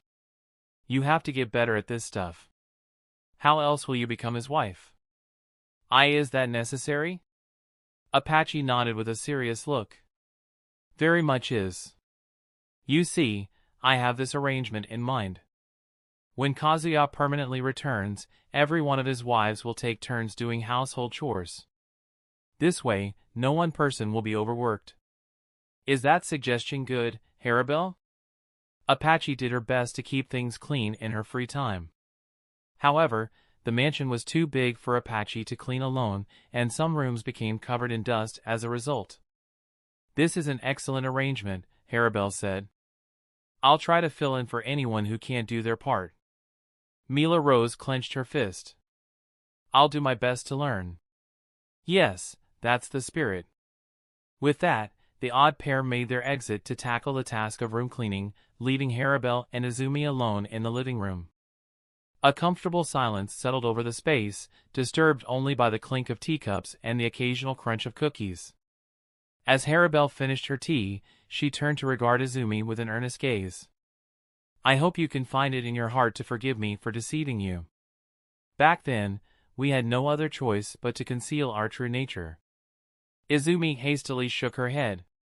"Please, Harabel, there's no need for apologies or explanations. I would have done much the same in your position." Harabel responded with a slow nod, a flicker of relief and gratitude softening her usually stoic features. Her gaze drifted toward the window, her true focus in some distant memory. "There was a time when we were little more than beasts trying to survive the wastelands of Hueco Mundo. Never in my wildest dreams did I imagine our peaceful days to be in the living world. By integrating into human society as one of them," she mused, her expression deeply contemplative. "Kazuya was right, fate truly works in mysterious ways." Izumi inclined her head, her soft smile brimming with wonder and appreciation for the whims of fate that had brought them all together. "I couldn't agree more." After a time, Harabel turned to Izumi. "Kazuya might be one of the strongest peoples in this world. I fear his heart is not nearly as strong as his Ryatsu. He never revealed it, but I feel like he has had his fair share of suffering." "I know. No man can be so understanding without suffering himself." Harabel leaned forward to clasp Izumi's hands in her own. "Let's make sure he doesn't suffer anymore." She hadn't made such a promise to anyone, but she felt like Izumi was mature and level-headed enough to understand her worries. Izumi squeezed Harabel's hands. "I'll devote my body and soul to ensure that he never suffers." "Me too," chimed Surachi as she appeared at the door without an invitation. "I want to join this pact."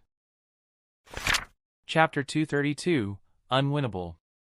Seated on the soft bed, Rukia was lost in her thoughts. Ignoring the lingering scent of their passionate night, she focused solely on her inner turmoil. She paid no mind to the lingering scent of their intimacy last night or to the fact she had no clothes on. "I'm so stupid." When she had agreed to assist Momo, she had naively believed it would be a one-time arrangement. She never expected that sex with him would awaken her lust and a desperate craving for kissing. "I want to die." She'll never be able to look him in the eye after the shameless acts she committed on this very bed. At that moment, the door creaked open. Momo appeared, carrying a packet of melon bread and a steaming cup of tea. "Let's push back your death a couple of thousand years. Here, I brought your breakfast."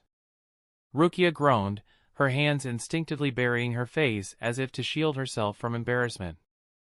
"I'm not hungry." Momo's eyes softened. "I refuse to believe you have no appetite after all the jumping you did last night. You were like a rabbit." Rukia's ears turned red in embarrassment. Worst of all, she found herself unable to retort against Momo's words. So, she did something she had never done before. She remained silent, her lips sealed in the face of humiliation. "Rukia? Why are you speaking like him?" Momo tilted her head. "I don't know.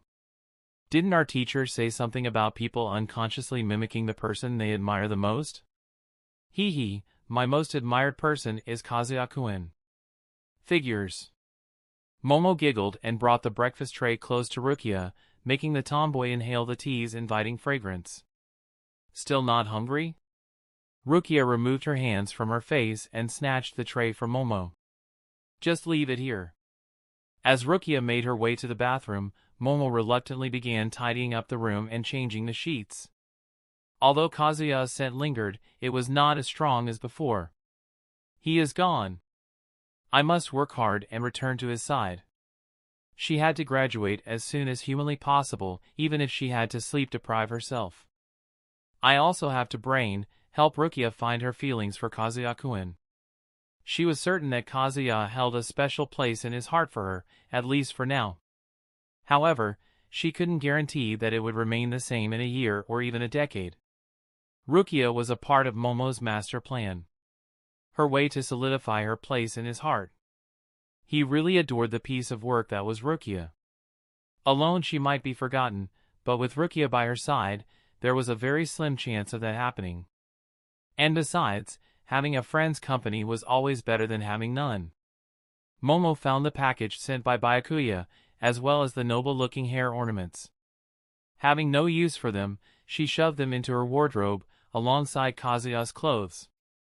Rukia returned in a fresh set of clothes, a purple kimono that looked pretty worn out but cute nevertheless. Momo really appreciated that Rukia cherished her clothes from her time in Rakongai. Rukia turned red at Momo's scrutiny, as though remembering the intimate moments she shared with Momo.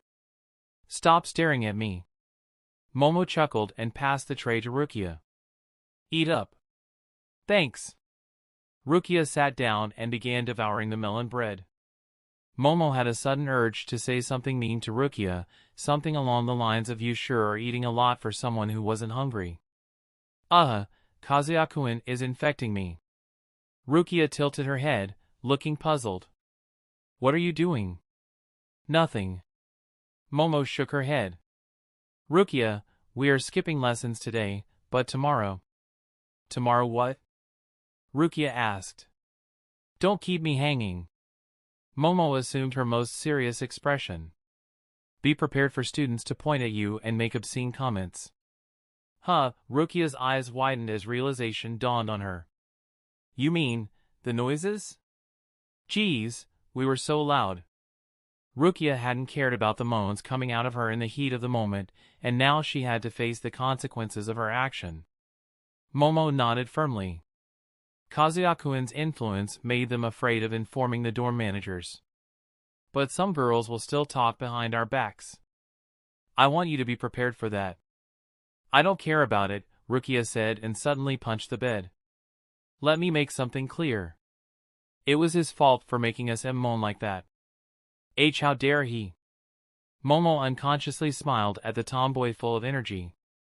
Now, Rukia. There is no loss in accepting defeat." "I didn't get defeated.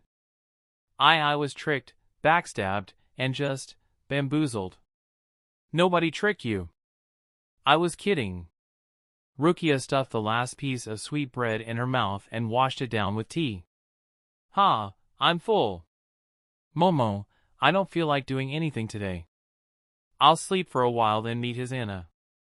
Momo's eyes gleamed, as though she had found an opening. "Kazuya-kun helped you with your sister, right?" "Yeah. He gave her a new leash on life."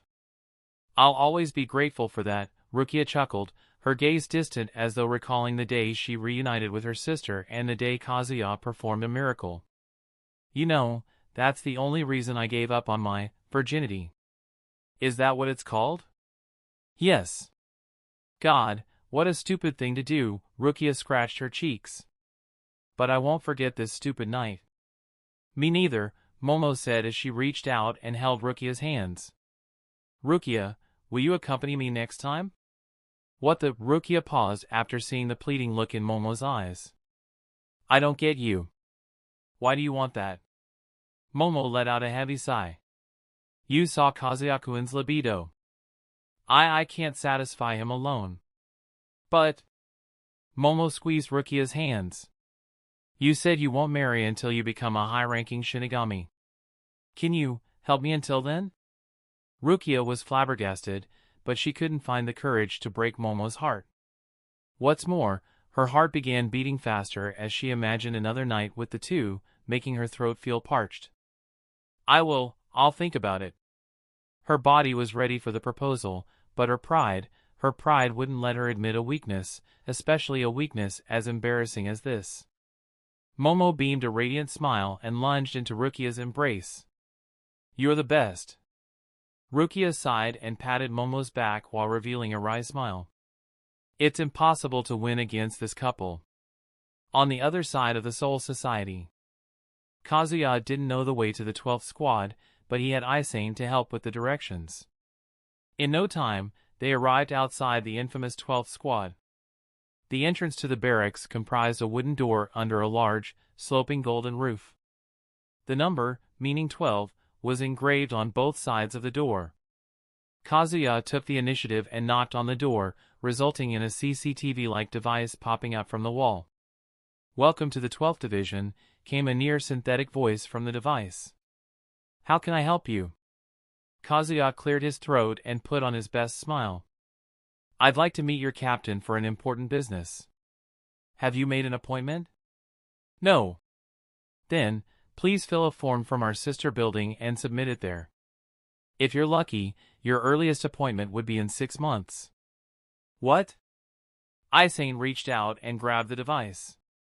"We don't have that time. Vice Captain of the 4th Squad wants to meet him. Vice Captain Aizen Kotetsu." "I don't want to be respectful, but here is the list of rules by our captain." The voice paused for a moment as if finding the document with the rules written on it. "No soul, regardless of their status, shall be given permission to meet me directly. The only exception to the rule is Captain Commander." There you have it. "That's absurd!" Aizen yelled. "Try to understand me. We need to meet your captain right now." "My hands are tied," the voice replied. "If I don't follow the rules, I'll be turned into a human bomb by my captain." Aizen turned to Kazuya, almost tearing up in helplessness. "What do we do now?" Kazuya took her hand reassuringly. "You know I'm a very impatient man. If you don't open the door in 3 seconds, I'll break it down." "Huh? Are you trying dash?" 1. Do not try to dash. 2. Boy, you can't dash. 3. As his calm voice fell, Kazuya clenched his left hand and smashed it into the door. Chapter 233, Mayuri and Nimue. A frenzied clacking reverberated through the dimly lit chamber, coming from a man furiously typing across an array of high-tech equipment simultaneously. Surrounding him was an array of scientific equipment that only he could comprehend within Soul Society, and only he could use them to their peak performance. This man's face was painted in stark contrasts of black and white, while his body was shrouded entirely in white paint. Both his ears as well as his chin were seemingly replaced with stubbed golden cones. In all of Soul Society, only one individual would adorn himself with such unsettling makeup. That man was none other than Mayuri Kuratsuchi, the crazy and controversial captain of the 12th Squad, an ex-criminal that Kasuke had taken out from the maggot's nest. Currently he was working on something important, as one could see from his concentrated expression. The screens before him displayed strings of intricate data at a dizzying pace, yet Mayuri's mind effortlessly kept up with the surge of information. His fingers sped up as a maniacal grin crept across his painted face. The secret to holification lies in its. At the most crucial moment of his research, a knock on the door interrupted him, followed by the meek voice of his daughter. "Master." Mayuri immediately teleported to the door with Shuinpa and flung it open. Standing on the other side was a young woman with a slender figure and green eyes. Her black hair was tied back in a long braid with slightly parted bangs. Unlike other Shinigami, she wore a short black kimono that reached mid-thigh, and she carried no sword on her in person. The young lady, Nimue, served the role of vice captain within this squad. "Master," her meek whisper matched the soft look in her eyes. "Vice." Before she could utter another syllable, Mayuri's fist collided with her face, sending her crashing into the wall. Crumpling to the cold ground, coughing up blood, she gazed up at Mayuri with an absence of emotion. It was as if she was used to such treatment from her creator. "You fool! You wretched little being! I told you specifically to not disturb me today. Give me one reason to not self-destruct your soul." "I am sorry, Master. We have an emergency." Mayuri slowly walked to her. "What is so important?" "The Vice Captain Aizen and an unknown Shinigami have breached the facility." Nimue conveyed the events beyond Mayuri's underground facility. Akon and others went to intercept them but were defeated swiftly. Mayuri's eyes widened in disbelief. Akon is defeated.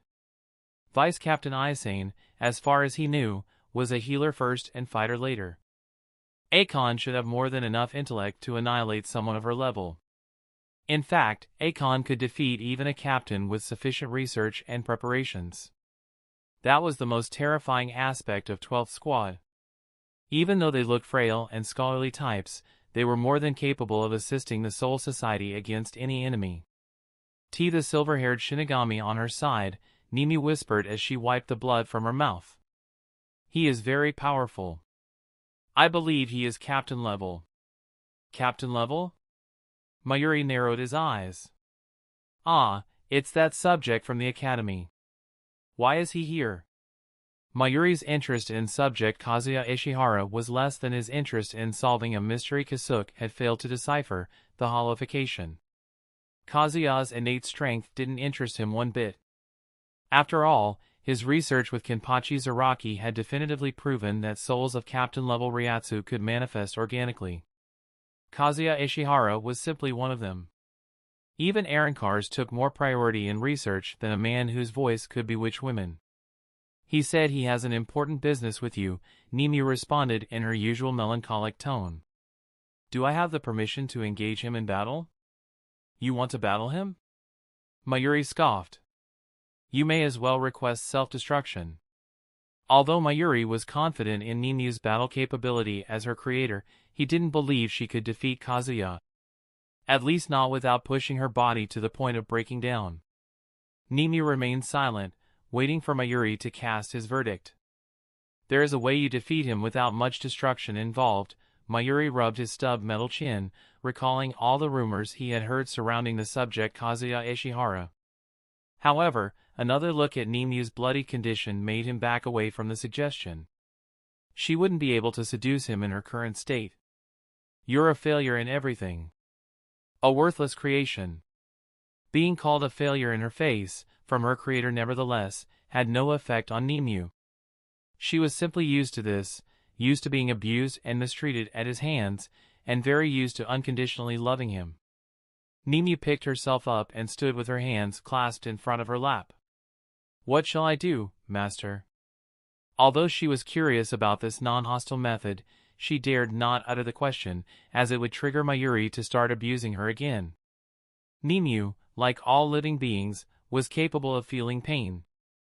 Being designed to take more punishment than any Shinigami didn't mean she liked being tormented. On the contrary, she abhorred pain. Yet she wouldn't hesitate to throw her life for her captain. Mayuri pointed Nimi out of the facility. Bring them to me. I'll deal with them personally. Nimi gave a convincing nod and made a dash for her objective at a speed comparable to first-class Shuinpo without using an ounce of spiritual energy. Although the wound on her face stung, she didn't stop for a second to apply any medicine on it. Fulfilling her creator's orders was always her utmost priority. It wasn't long before she intercepted the duo, who were making their way through the facility at a rapid pace. Aizen. As a member of Shinigami Women's Association, Nimi was on good terms with Aizen. But she had never seen the silver-haired man by Aizen's side. His Ryatsu was dangerous, she concluded with one glance, realizing that Mayuri had been right about the man's capabilities. Oh, Nimi, Aizen said with a surprised look on her face. What happened to your face? Nimi wasn't least bit surprised to find concern on Aizen's face. Maintaining her doll-like expression, she said, it's surface wounds. They won't hinder my vital functions. Your face has literally swollen, said the silver-haired man, his kind voice sending Nimi into an involuntary daze. Let me treat it with Kaido. Nimi suddenly snapped out of her daydream, her eyes widening in shock as her pupils dilated. Despite her limited emotional range and lower emotional intelligence compared to others, she instinctively understood that the warm, pleasant sensations welling up inside her were caused by the mysterious man's voice. She felt a sense of curiosity, wanting to know the precise name for this emotion, while also craving to experience more of it.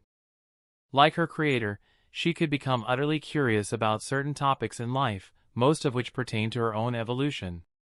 As these thoughts swirled through her mind, Kazuya had already begun to work his kaido on her injured face. Aizen revealed a kind smile. "Thanks, Kazuya." Nimue inclined her head, giving him her best gesture of gratitude. "Thanks, Kazuya." Kazuya chuckled at the lady's gratitude. "In exchange for my help, how about you take us to your captain?" Nimue nodded firmly. "I was sent here to bring you two to him. Please follow me closely." Chapter 234, Threat. Master is inside. Nimue said so after bringing the duo of Kazuya and Aizen to the entrance of Mayuri's secret underground research facility. "My most beloved companion, how shall we deal with this Mayuri insect?" Nami spoke, her voice dripping with disdain. She wasn't a fan of Mayuri. "I suggest we put him through the Iron Maiden 99 times. Then we flay his skin and crucify him at the door of his barracks. After 9 days, we grant him, let's say, a very merciful death." "Since when did you become a torture specialist?" Nami let out a heavy sigh. "I'll gladly take any burden to protect my partner." "Well, let me try to handle this peacefully." Mayuri might be evil, but Kazuya was no saint either. Kazuya had little reason to battle the deranged scientist if he willingly handed over the hollow-fied Shinigami. Otherwise, he might have to resort to other means that won't get him in trouble with the Godiai 13. Mayuri won't listen to reason. Tsubasa has something to say. "Master, protecting yourself and others is important. But always staying defensive is not possible. Therefore, we need to take action to eliminate future threats before they become too troublesome." Nodding at Tsubasa's considerate advice, he turned to Aizen. "Let me handle it alone." Aizen shook her head before revealing a determined look. "I want to help." "I expected that response from my stubborn vice-captain." "Everyone keeps saying that," Aizen grumbled, her brow knitting in a troubled frown. "I'm not stubborn. I'm just loyal to my duties." His smile widened at her almost childlike protestation. "Let's talk about it after we finish here." As they stepped through the door, they instantly perceived an uncanny shift in the ambient Ryoryoku. The chamber's atmosphere and equipment seemed extremely futuristic, especially given the era of 1950. "Hey, this place is amazing. Can't say the same about your face though. You'll give me nightmares for weeks." The scientist cocked his head at an unnatural angle, his golden eyes intensely analyzing Kazuya. "Your voice, how does it work? Your zanpakuto is sheathed so it doesn't come from there. You aren't using any artificial implants either." "Ah, interesting. I have never come across an ability like this." Ironically, Mayuri had indeed previously witnessed, or rather heard, Kazuya's voice, yet on that day he had shown no interest. With a shake of his head, Kazuya said, "Interesting ability without any practice use, well, outside of charming ladies. You don't understand the potential of your ability. With your ability, I can persuade anyone to willingly become my research subject. I might be able to enhance its effects to work on non-living beings. Think about controlling the very erasure through mere voice." Mayuri grew more enthusiastic the more he dwelled into the peak potential of Kazuya's innate ability. "Captain Kuratsuchi." Aizen interjected, dismissing Mayuri's excitement without a single consideration. "Our purpose for being here is to gain custody of the hollow-fied Shinigami. Please allow us." "Silence, woman! You invaded the 12th squad and harmed my personnel. Do you know what that means?" Mayuri slowly raised his chin and displayed an evil smile. "It means I can lawfully apprehend you and turn you into my research subjects." "Are you?" "It's all right, Kazuya." Aizen placed a hand on his shoulder with a strained smile before she faced Mayuri. "Captain Kuratsuchi, I will be your research subject on the condition you release those Shinigami." She had long ago accepted the consequences they would face for their bold actions. Even a captain was strictly forbidden from laying a finger on another division's lowest seat, yet they had stormed the barracks and rendered nearly every member of the 12th squad unconscious. Stripping the two of their positions and imprisoning them would be the most lenient punishment. But to save innocent lives and atone for her mistakes, Aizen was ready to offer herself up as Mayuri's test subject. Sadly, I have no interest in you, Mayuri said dismissively and looked at Kazuya. What about it, brat? Are you willing to become my research subject? I'll give you top-class special treatment. Mayuri was being unreasonable, but that's just how he was. His squad was nothing more than disposable pawns to him, but the act of interrupting his precious research ignited fury in him. Revenge was what he craved, and what sweeter revenge could there be than turning the perpetrator into an extraordinary test subject? Kazuya crossed his arms, looking skeptical. I have a hunch your special treatment is only good for nutjobs like yourself. Mayuri rubbed his hands, an unconcealed eagerness on his grinning face. I'll only drug you 9 times a day. And only 5 hours of machine operations a day. You'll be well fed in a nice room and given clothes to wear. I won't even try life-threatening operations on you. These were the most generous terms Mayuri had offered to this day. Only a female subject could hope to receive better, as their agonized screams never failed to arouse him. But Kazuya simply laughed in the face of Mayuri's offer. I'll give you an even better deal. Hand over the hollowified Shinigami, and I'll let you walk away without spanking. Phenomenal deal, right? Mayuri burst into maniacal laughter. Where negotiation fails, violence prevails. I don't have to commit to that effort either. I shall report your crimes to the authorities and let them punish you. The last Shinigami who laid his hands on his comrades, he was imprisoned, his Zanpakuto confiscated. You both will suffer the same fate. Mayuri knew he required weeks of preparation to have any hope of subduing one of Kazuya's caliber. But they had practically gifted him the leverage to bend them to his whims. Aizen couldn't help but tremble imagining Kazuya in such a future. No, you can't. It was me who brought him here. If you want to report. Kazuya gently pinched Aizen's cheeks, saving her from falling further into despair. Have faith in me. I won't let anything happen to either of us. Kazuya had defied her constant pleas to avoid violence, only because he was up against Mayuri Kuratsuchi. Kazuya understood Mayuri's depraved mind and precisely which buttons to push to get Mayuri dancing on his palm. Unaware of Kazuya's thoughts, Mayuri laughed. I have physical evidence for your crimes in the form of surveillance footage. However strong you may be, you can't weasel out of this situation. Accept my terms, and you will survive. Mayuri's smug confidence made his beliefs obvious. He was assured of his victory, that he had Kazuya firmly in his grasp. Chapter 235, A Threat Part 2. Kazuya didn't even bat an eye at Mayuri's blatant threats. Mayuri, be honest with me. How much time do you think I'll need to kill you? Mayuri raised his brows in surprise and then stared blankly, the gears of his mind shifting in calculations. I have 33 methods to escape this place. Because, you see, I value my life. There's no amusement to be found in my knowledge if I am but a lifeless corpse. While Mayuri wasn't as cautious as Kisuke, he had multiple contingencies to survive nearly every predicament. Kazuya smiled. Let's test that, shall we? He snapped his fingers. In the infinitesimal fraction of a moment it took for the sound to reach Mayuri, the scientist felt a cold blade pressed against his throat. All it had taken was a single snap to get Mayuri's neck at the tip of his sword. Mayuri's eyes widened in shock.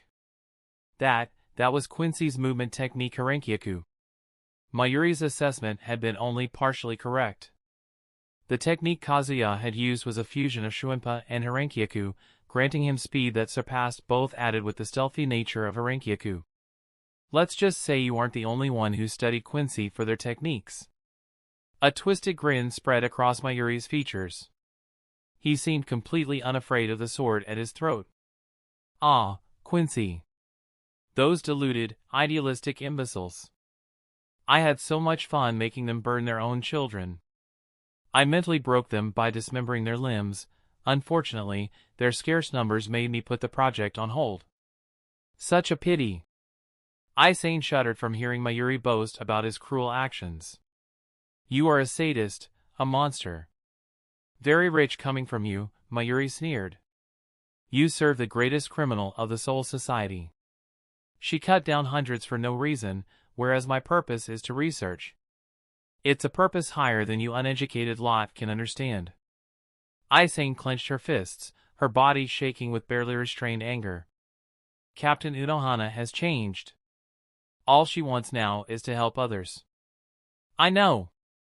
Aizen, don't waste your breath trying to explain anything to this dumbass. Kazuya cut her off, pressing the sword's edge into Mayuri's throat, which drew a crimson smile across his neck.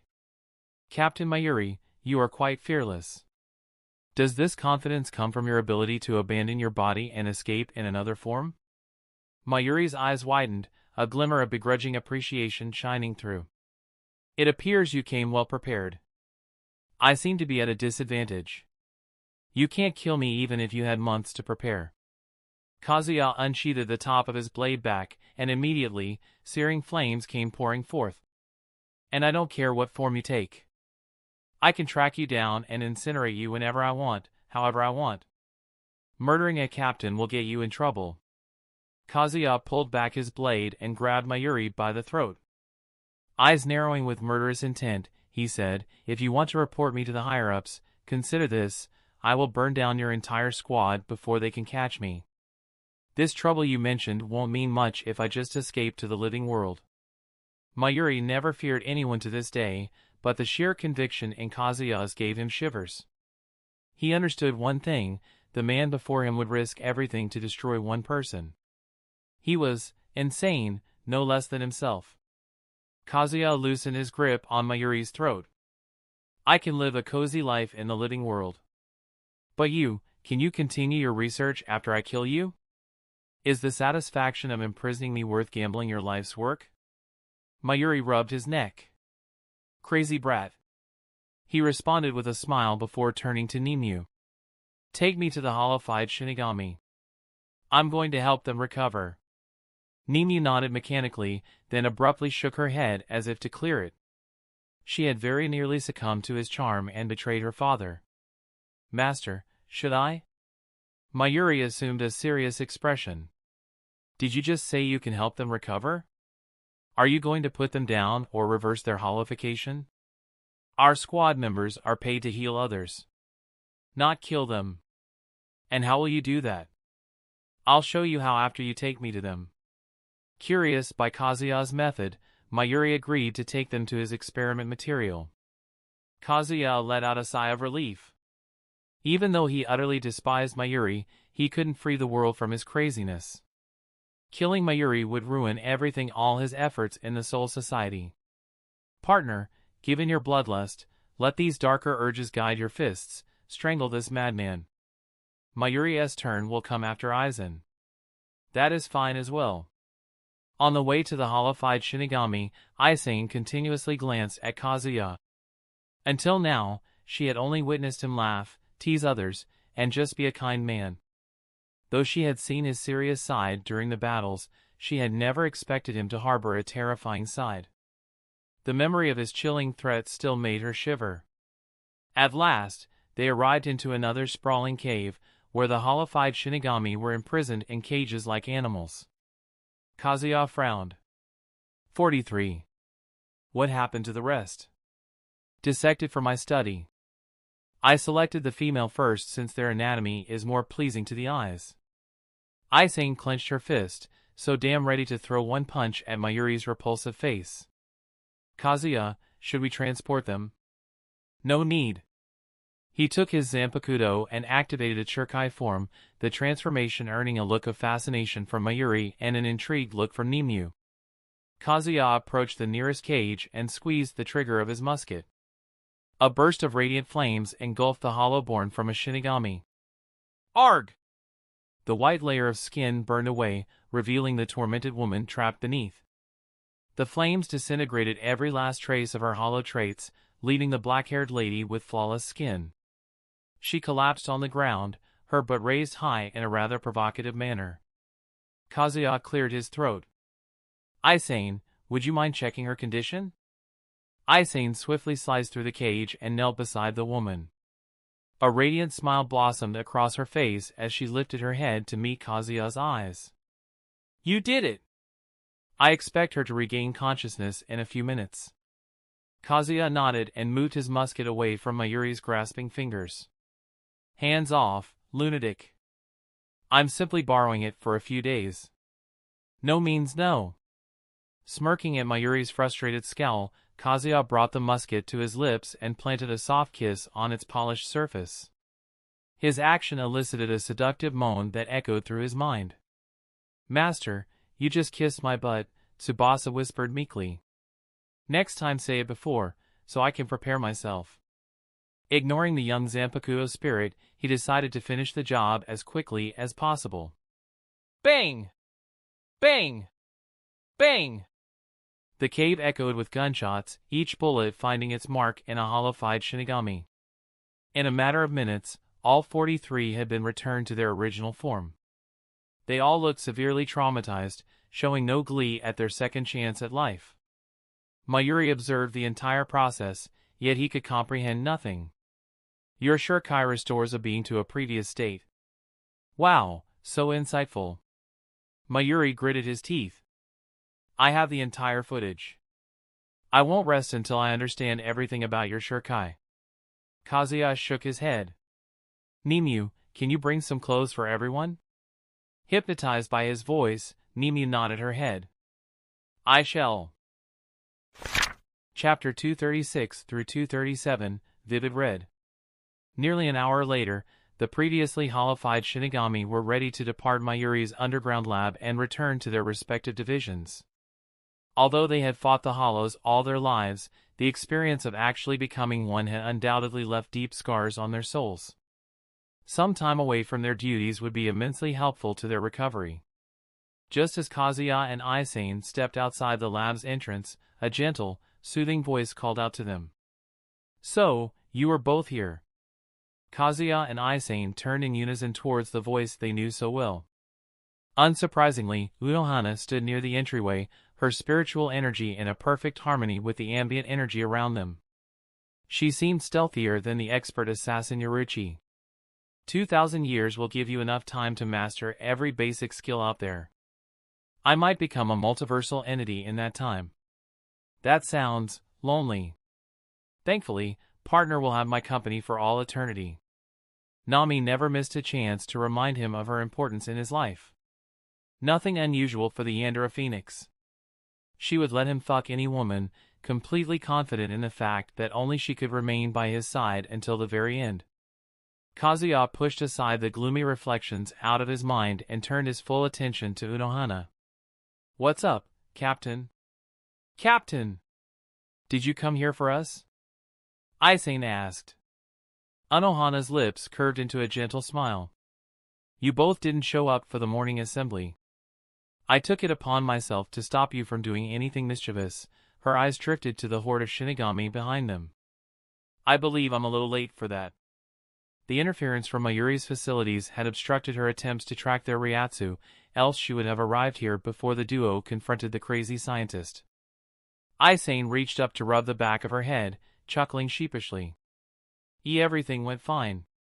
Kazuya managed to persuade Captain Kuratsuchi. 47 of the 50 are now a normal Shinigami. As tragic as it was to lose 3 of their number, the fact that the vast majority had been saved filled her with pure relief and joy. Unohana acknowledged the good news with a calm smile. "Let's return to the division.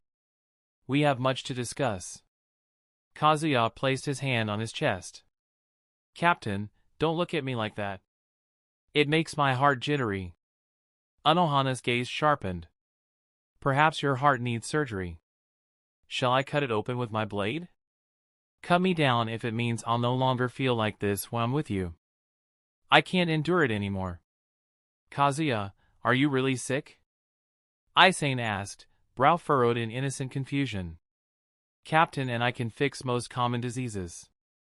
The two shared a chuckle at Aizen's charming cluelessness. Afternoon. Kazuya and Aizen sat down before Unohana in her room. Freshly brewed tea and snacks placed within their arm's reach, beckoning the two with its aroma. Unohana smiled, yet her eyes didn't crinkle, she wore a fake smile. Please, begin. Kazuya had a sinking feeling in his guts that Unohana planned something sinister, that they were like lambs being fattened up before the slaughter. Thanks for the tea. Aizen cheerfully took the tea and began savoring it. Delicious as always. Unohana tilted her head. Is something wrong? Aizen nudged him. Come on. Captain's tea is pure perfection. You won't find its equal anywhere in Soul Society. Kazuya cleared his throat and took the cup before sipping it. He wasn't worried about Unohana poisoning him, as such insidious tricks were against her battle-maniac nature. If she intended to end someone, it would be decisively, with her blade in hand. Unohana's smile softened into something small but genuine. Kazuya, let me thank you for helping Aizen. This child would have been devastated if nobody saved those Shinigami. Aizen glanced over at him with an awkwardly sweet smile. Kazuya, that scary act you put on just worked on Captain Kuratsuchi. What scary act? Unohana inquired, arching a brow. While we're on the subject, I'd like to hear the full tale of everything that transpired at the 12th Squad. Aizen gladly retold everything, including the chaos they unleashed on the 12th Division as well as Kazuya's confrontation with Mayuri. For a second I thought he was serious. Thank goodness, it was just an act to intimidate Captain Kuratsuchi. Unohana nodded thoughtfully. Having Kazuya with us is already paying dividends. His Shurikai is an absolute treasure for our division. Kazuya chuckled. It better be overpowered after the absurd lengths I went to attain it. I am the best Zanpakuto in the world. No, we are the best Zanpakuto in the world. Tsubasa took a hold of Nami's voice to correct her arrogant fellow Zanpakuto spirit. Isn't that right, Master? Absolutely. Unohana gave her signature close-eyed smile.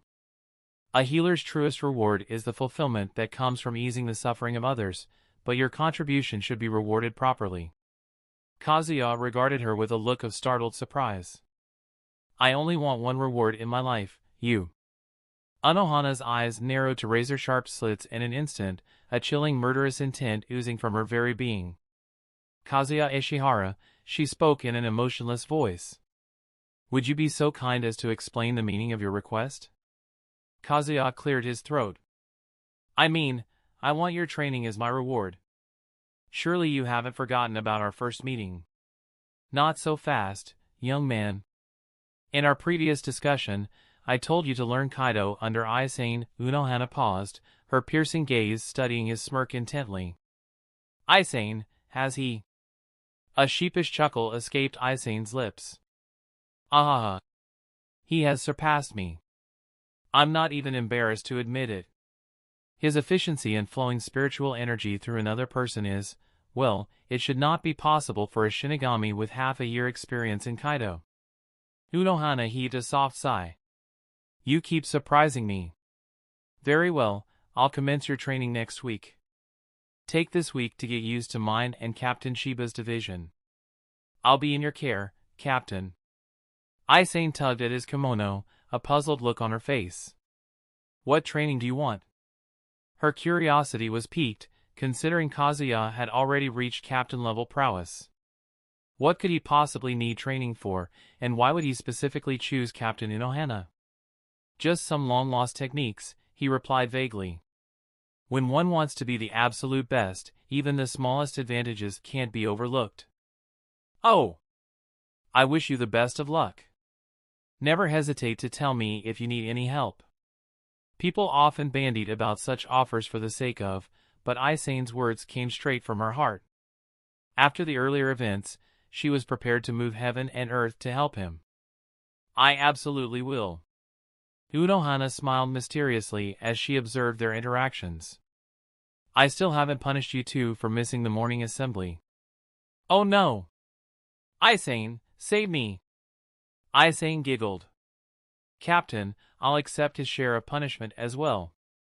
She had been so giddy, feeling like she could conquer any problem in the world. Unohana crossed her arms. Then you alone shall do the weekly 4th Squad's cleanup duty.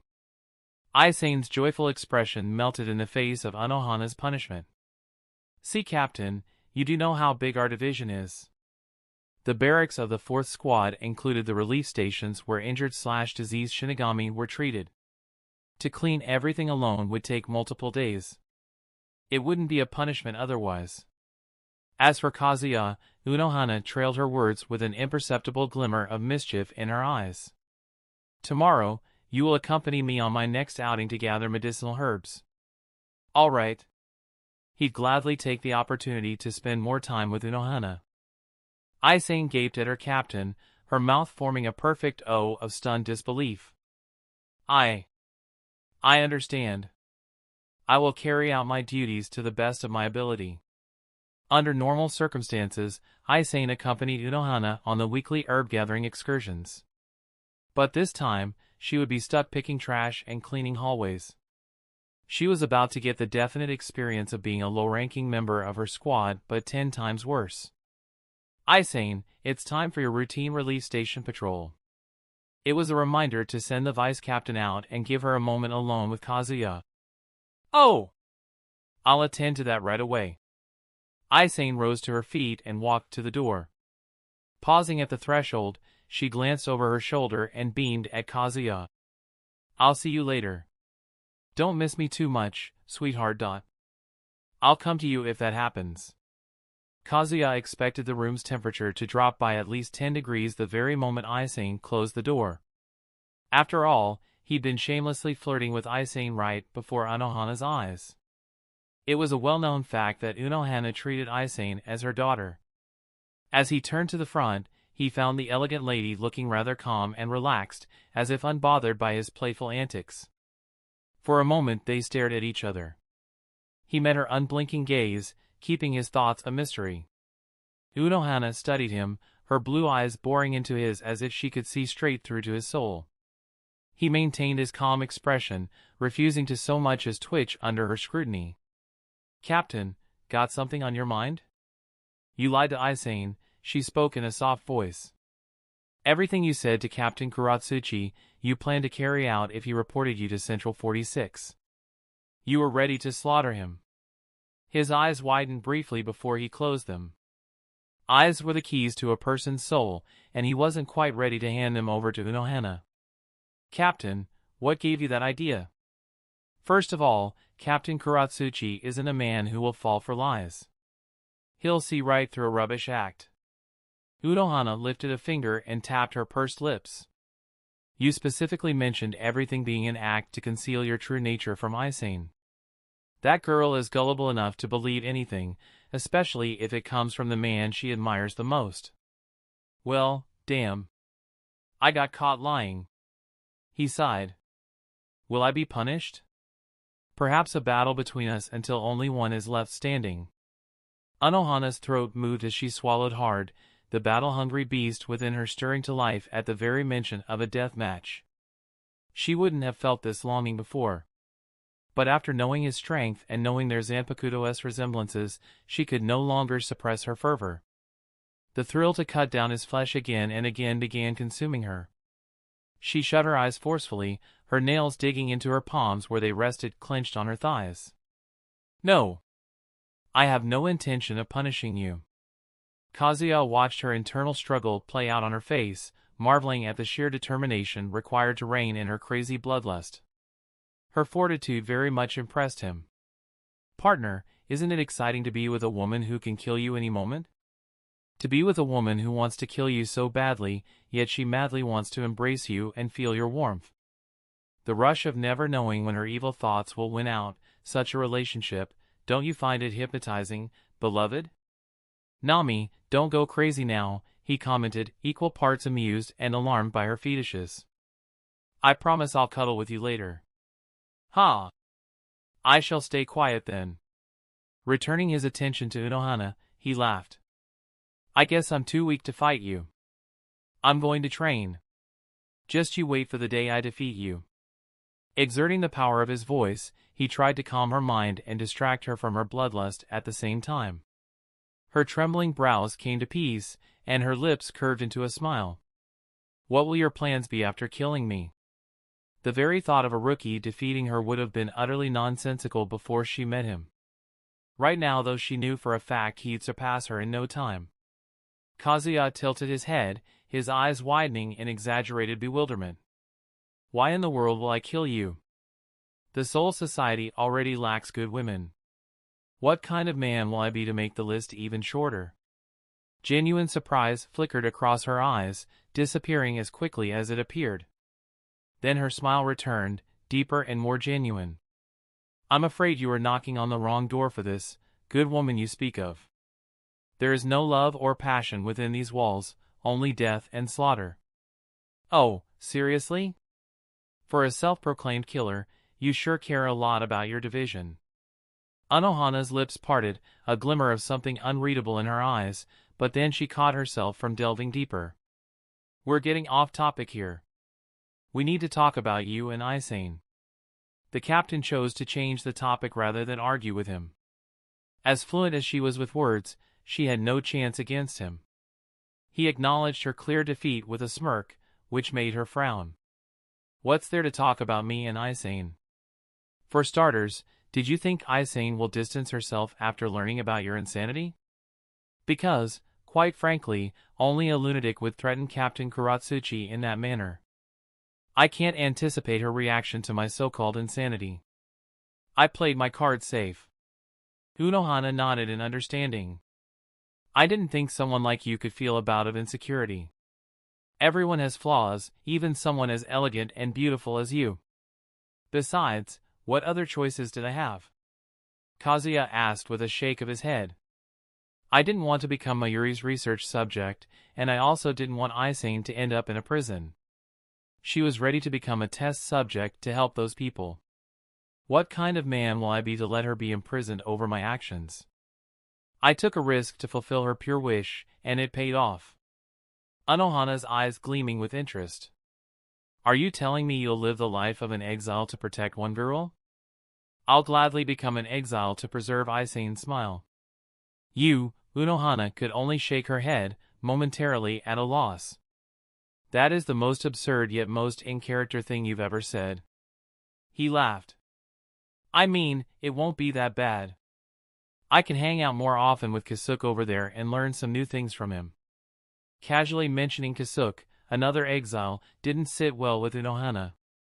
Instantly, the room was filled with a thick murderous intent, so powerful that Kazuya almost hallucinated blood-red fog around him. The next moment, he felt a cold blade pressed against his neck. Unohana towered over him like a grim reaper ready to deliver death. Yet, despite her icy gaze and killing intent, she remained the embodiment of elegance. Chapter 238, Confident, Not Arrogant. Kazuya, Unohana spoke coldly. You joined the academy, fought Captain Soifon on your first day, befriended many influential figures, and helped us out with the Arrancar's situation. You did everything to win favors on behalf of Kasuke.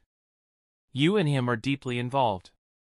From their initial encounter, Unohana had an alarming sense that the charismatic youth concealed ulterior motives behind his nonchalant, womanizer demeanor.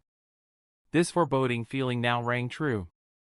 The newest recruit to the 4th Squad was in league with none other than Kasuke Urahara, the exile pinned with the crime of orchestrating an Arrancar invasion that nearly resulted in the death of multiple captains and vice-captains. Well, I know that guy, Kazuya answered without hesitation, confirming her thoughts with a nod. But You betrayed us, Unohana interrupted him with a decisive tone. After Aizen treated you like family. After I gave you, she trailed off as a disappointing expression clouded her face, startling even herself. From the very beginning, you exploited our trust. For what reason did you infiltrate our ranks? She had come to appreciate the cheeky young man for his daringness, so his betrayal stung harder than the tip of a blade through her body. If it happened before she became the captain of the 4th Squad, she'd have cut him down without hesitation. Even 10 betrayals wouldn't have mattered back in those days. She had lost that edge, healing others and saving lives had made her soft. You are right about one thing. Kazuya gripped the sharp edge of her sword with his hand and pushed it back. Even as blood flowed out from his lacerated palm, he met her gaze steadily and rose to his feet. I did infiltrate your ranks for a purpose. I knew it. Unohana paused and drew back her zanpakuto, returning it to its sheath. With an odd look, she gazed at the thick red fluid oozing out of his wound. We'll talk after I use Kaido. The sight of blood had strangely cooled her head, allowing her to rethink the situation. Probing Kazuya's sincere gaze, she felt compelled to hear out his side of the story. There had to be a reason for everything. I want to know his story. After the genuine joy he had brought Aizen, a happiness Unohana herself could never provide, he deserved the benefit of the doubt. She clung to the sliver of hope that he wouldn't be guilty. He could be coerced into following Kasuke's orders, or perhaps, there was a chance Kasuke wasn't the bad guy here. Kazuya raised his hand, revealing unblemished skin where the previous cut had been mere moments before. Accelerated self-regeneration? Unohana asked with a surprised look. Impossible. Shinigami can't have this ability. Unohana had not witnessed Kazuya unsheath his zanpakuto, as such the regeneration couldn't have come from his zanpakuto. Just a little talent of mine, he replied vaguely. Well, aren't you going to ask about this purpose of mine? I was just getting to that, Unohana murmured. So tell me, what exactly? All will be revealed in due time, he interrupted her again with a cheeky grin, making it the most someone had ever done in one day and lived to tell the story with their head intact. Let me eat these delicious cookies. True to his word, he plopped down and began munching on the lovingly crafted confections Unohana had prepared for him and Aizen. His carefree manner suggested either reckless overconfidence or a complete disregard for the consequences of angering Unohana. You are arrogant. Captain, he said with a faint smile. You have lived 100 times longer than me. Surely you know the line between arrogance and confidence. It's a little thin, but it exists nonetheless. Unohana crossed her arms. Arrogance is self-centered and focused on elevating one's own ego, whereas confidence is rooted in self-assuredness and unwavering belief in one's capabilities. Exactly. There is no arrogance here. Just a charming lad who knows the extent of his abilities, he spoke with a keen gaze. And I'm damn sure I can kill everyone in the Soul Society. The conviction in his voice left Unohana with little doubt as to the authenticity of his claim. Having not witnessed enough of Kazuya's abilities, she refused to trust his claim of killing everyone in the Soul Society, which included herself, Kenpachi Zaraki and Yamamoto Genryusai, 2 men she had yet to defeat. Unohana's eyes narrowed to dangerous slits, losing every trace of the gentleness she had been known for in the past few centuries. Is your ultimate aim, then, to slaughter every soul here? Quite the opposite, actually. He leaned back with a heavy sigh. I was dispatched by Kasuke to save the Soul Society from its impending doom. Unohana arched a skeptical brow. Soul Society has weathered 2 millennia, we even survived a war against the King of Quincy. What force can cause our downfall? The foundations of the Suriidii were rock solid, so much so that not even the death of Captain Commander Yamamoto himself would trigger a collapse. Only an inside job by a figure of great influence could inflict irreparable damage. You guessed that right, he said, as though reading the thought right out of her mind. A captain in your ranks is waiting for the right opportunity to take over your world. He is the guy you won't ever suspect to be a cunning fox. One of the captains? Unohana's thoughts immediately turned to Aizen, whose recent behavior had been rather suspect. Which one? And what evidence do you have for your brazen claims? The evidence is a little far away. Ah, fuck it. I'll carry you there myself. Huh? Where are? He swooped her in his arms, princess style, in one fluid motion, her loose kimono shihakusho nothing more than a minor obstacle for the young man. Though she had not let her guard down for even a fraction of a second, he had approached her without a shred of malicious intent. Even more shocking was the realization that his speed surpassed that of any opponent she had faced. As the most notorious battle junkie of her time, her tally of foes easily crossed 4 digits. Wait just. Time waits for no one, Unohana. He launched himself forward with an explosive speed, accelerating beyond anything achievable via Shuinpa or any other technique known to Shinigami. Hang on tight.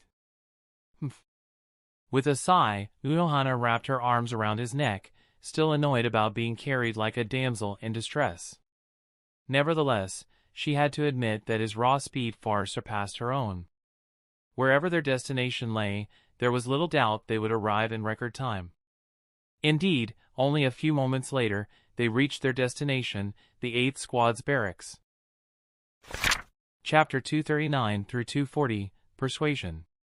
Unohana immediately jumped off before anyone could see her in such a compromised position. Listen. If you try to harm anyone here, I'll not hesitate in slitting your throat. Though she lied a little, she was confident Kazuya's senses weren't keen enough to detect the minuscule waver in her resolve. I'm just gonna heal, Kazuya muttered under his breath, once again reminding her of the absurd regeneration, a feat she would have dismissed as impossible had she not witnessed it firsthand moments ago. Now then, Captain, if you'd be so kind as to accompany me to meet with Captain. Suddenly feeling a familiar reiatsu, both individuals turned to watch as the door to the barracks swung open. A bespectacled beauty stood on the other side, showing nary an ounce of surprise at the two unexpected guests at her doorstep. Nanao's poker expression was on par if not better than Lisa. She had come here specifically to greet them. Kazuya, to what do we owe the pleasure of your company? Come now, Nanao-chan. Can a guy visit a friend without some ulterior motive? No, her rejection was swift and without a hint of hesitation. Shifting her attention to Unohana, she offered a polite smile. It's a welcome surprise to have you here, Captain Unohana. Please come inside. Kazuya put a hand between Nanao and Unohana. I don't mean to brag, but I've earned a warm welcome after the sacrifices I made for your captain. You should have known by now that I'm not a warm welcome type of girl, Nanao said with a small smile. Your uniform is quite fancy. Which poor man did you bully for this? Kazuya brushed his sleeves with a smug grin. Byakuya Kuchiki. Good grief. This punk is stealing from aristocrats now. Us ladies were right in launching an operation to take you down for good. The throwback to their first meeting made him chuckle. There's not a woman in the Soul Society who can take me down. I'm just too damn charming for ladies. Nanao rolled her eyes. Let me test that with my fists. As long as you promise to nurse the wound afterwards. Unohana observed their playful back and forth with her usual serene smile, though inwardly she found herself intrigued by the unlikely friendship between Kazuya and the usually reserved Nanao. In all her years, she had never known the bespectacled vice-captain to joke around with anyone other than her uncle. Unohana regarded Kazuya with a sharp gaze. Why don't you enlighten Nanao about our business here? Nanao naturally noticed the undercurrent of tension in Unohana's words, however, she thought it prudent not to remark upon it. Kazuya, you lied about coming here to see me. The faint note of disappointment in Nanao's voice did not escape Unohana's keen perception. At this point, she would have been more surprised if the young woman hadn't developed a bit of a crush on Kazuya. Had Unohana followed through with her initial decision to execute Kazuya for his perceived betrayal, his legion of admirers would have hunted her to the ends of the earth. Kazuya cleared his throat. Nanao, is your captain here? Where else will his lazy ass be? Nanao muttered under her breath and forced a bright smile. Of course. My captain is tending to the garden. Follow me. Nanao led the pair to a cozy little cottage nestled in the heart of the division's sprawling backyard. The rustic charm of the place reminded Kazuya of Kakaku Shiba's humble abode in the middle of nowhere.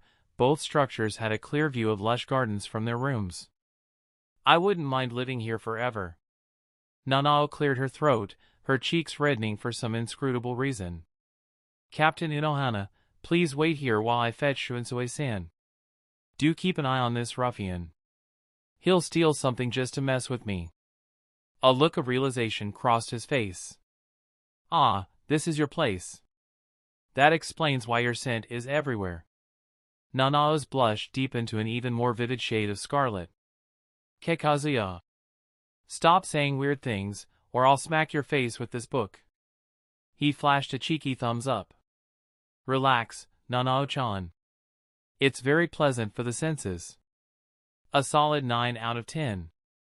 Nanao clutched her book and tossed it in his face. Die!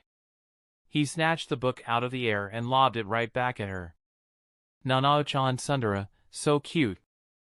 Shouldn't be that surprising with her isolated upbringing. Stomping her foot in a fit of frustration, Nanao spun on her heel and ran off, leaving Kazuya and Unohana alone in the cozy room. Unohana gave him a blank stare. How many girls have fallen for you? Too many to count. God gave me a massive heart so I can love a lot of people, he said and plopped down in the center of the room. You look concerned.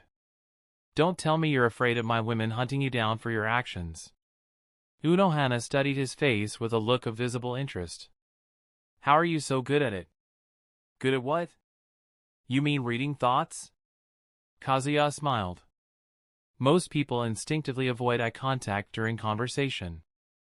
I like peering into eyes whenever I talk to someone. It gives me a near-accurate grasp on their innermost thoughts. Haven't you heard the saying about the eyes being windows to a person's soul? Fascinating, Unohana whispered, a hint of amusement in her smile.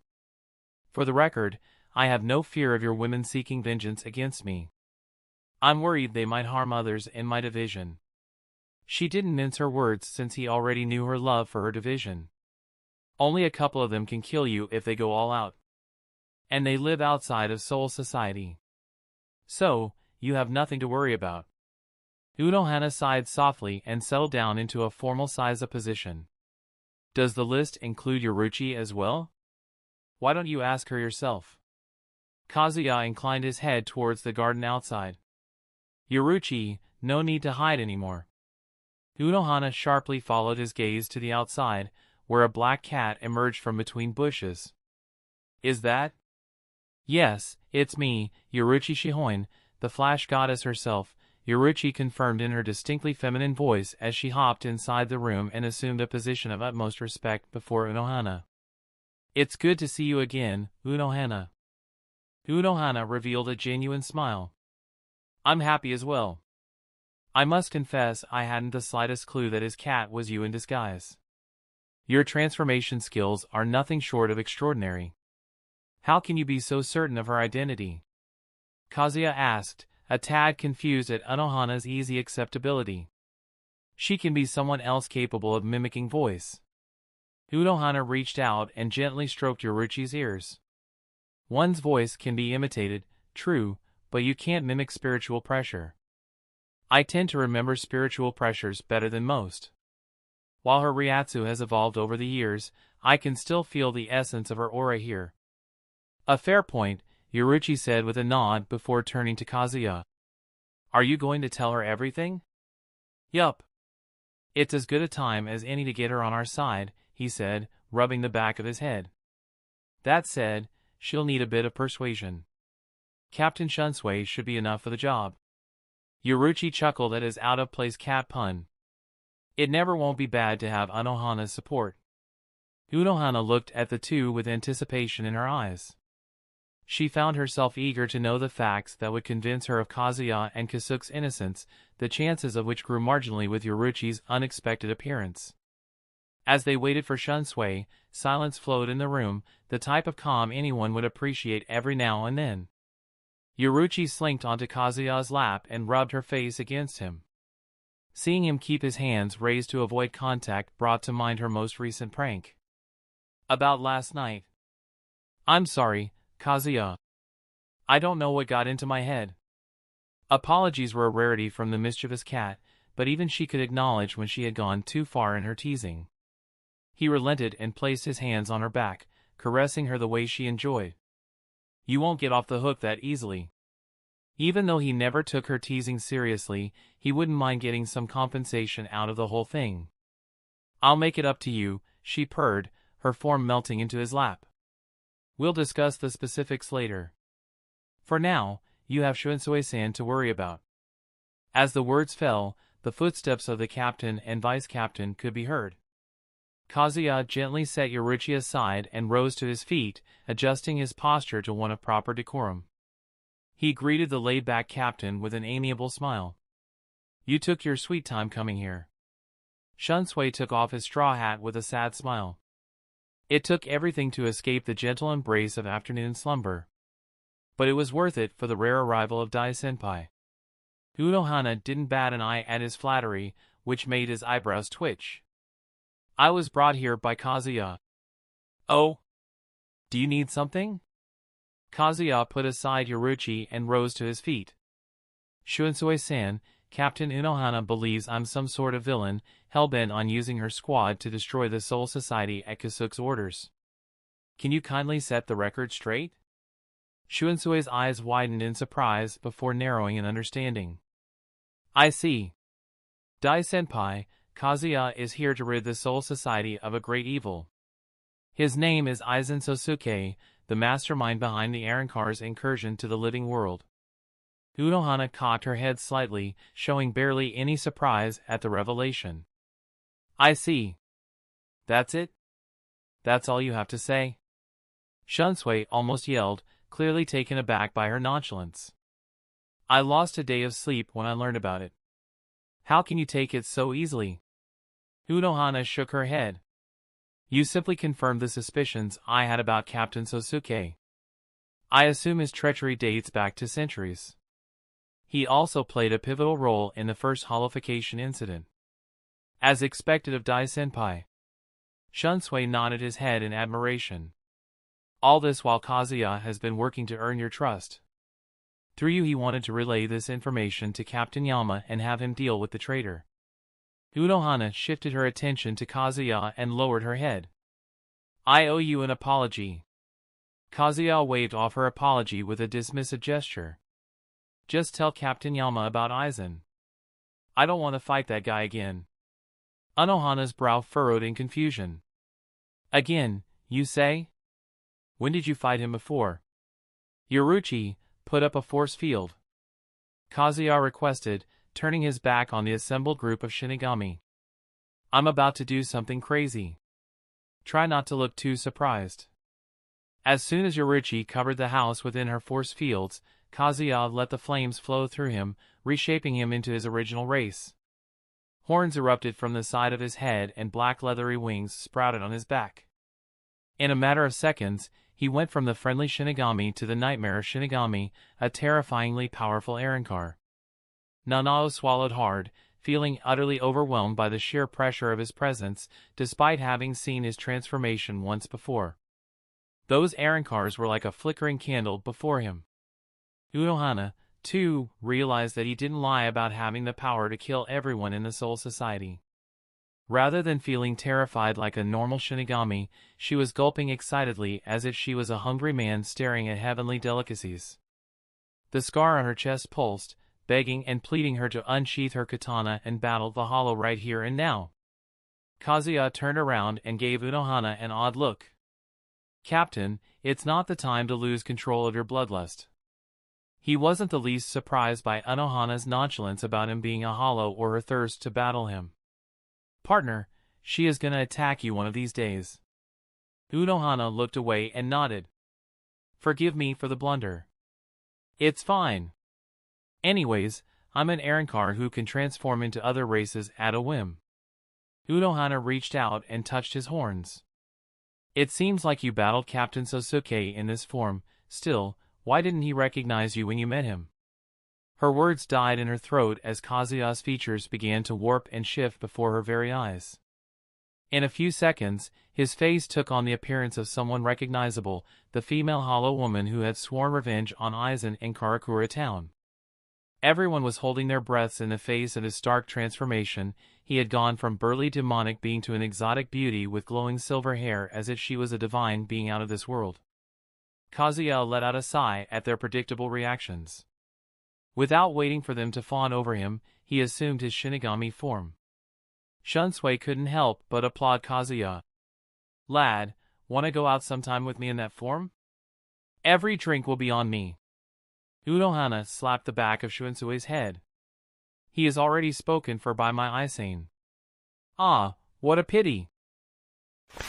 Chapter 241, The Final Plan. Captain Shunsui bade farewell to Unohana and Kazuya, having fulfilled his duty of vouching for Kazuya. With Unohana now involved, Shunsui could return to his typical routine of napping, avoiding work, and flirting with the lovely ladies of his division. His willingness to entrust the future of the Soul Society to Unohana spoke volumes about his unshakable faith in Dai Senpai. In the wake of Shunsui's departure, a silence settled over the room, broken only by the soft rustle of leaves and the melodic chirping of birds drifting in from the garden outside. Kazuya sat in a relaxed posture, eyes closed and a faint smile playing about his lips. Much like Shunsui, he looked relieved at how smoothly events had unfolded. Unohana's acceptance of his true hollow nature had come as a most welcome surprise. Nanao, for her part, seemed lost in thought, her mind a million miles away from her immediate surroundings. Witnessing Kazuya's transformation into a hollow and then a female had her questioning the deeper meanings of the universe and its purpose. Meanwhile, Yoruichi's unblinking gaze remained fixed on Unohana, whose own eyes were closed for an entirely different reason than Kazuya's. She could see the tightness around Unohana's mouth and the barely suppressed anger in her clenched fists. Unohana had been in this state of controlled agitation ever since Yoruichi had revealed the truth about her holification. Nanao shook off the dreadful existential crisis and gently set aside the book she had been clutching to her chest. "I think I'll brew tea for everyone." In truth, she so rarely entertained guests in her private quarters that the finer points of hospitality had momentarily slipped her mind. Moreover, her burning curiosity regarding Kazuya's purpose in seeking her captain had her distracted. "Thanks, but I'll pass," he said and poked Unohana's knee with his sheathed zanpakuto to get her attention. "Unohana, you don't have to make that face. Yoruichi doesn't regret her transformation." "I did. In fact, I am happy it happened," Yoruichi chimed in with a snicker. "Now I have a shot at reclaiming my Flash Goddess title from Chameleon-san, who can take the color of every race." "Flash God," Kazuya corrected her with a blank stare. "Don't get it wrong ever unless you want to get spanked." Yoruichi laughed. "Why not both? You can assume both genders, after all." He reached out and pulled her furry cheeks.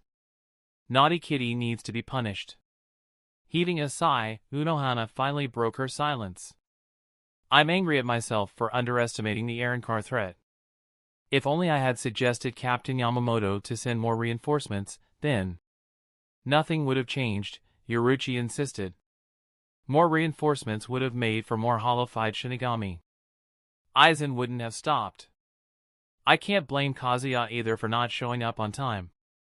He was doing his best against the Arrancars." "Yeah, you're right," Unohana agreed with a nod. "After this is over, maybe Kazuya can try his Shurikai on you." "I am not going to undo it, even if it makes me distant from the Soul Society," Yoruichi said in a serious tone. "By the way, how do you know his zanpakuto can undo holification? Did he tell you?" "He already fixed many afflicted with holification." Yoruichi turned to him with wide eyes. "I was away for a few hours, and you pulled this off. Your fault for leaving. Where the hell were you?" The fact that Yoruichi had apparently voluntarily removed herself from his side for an extended period piqued his curiosity.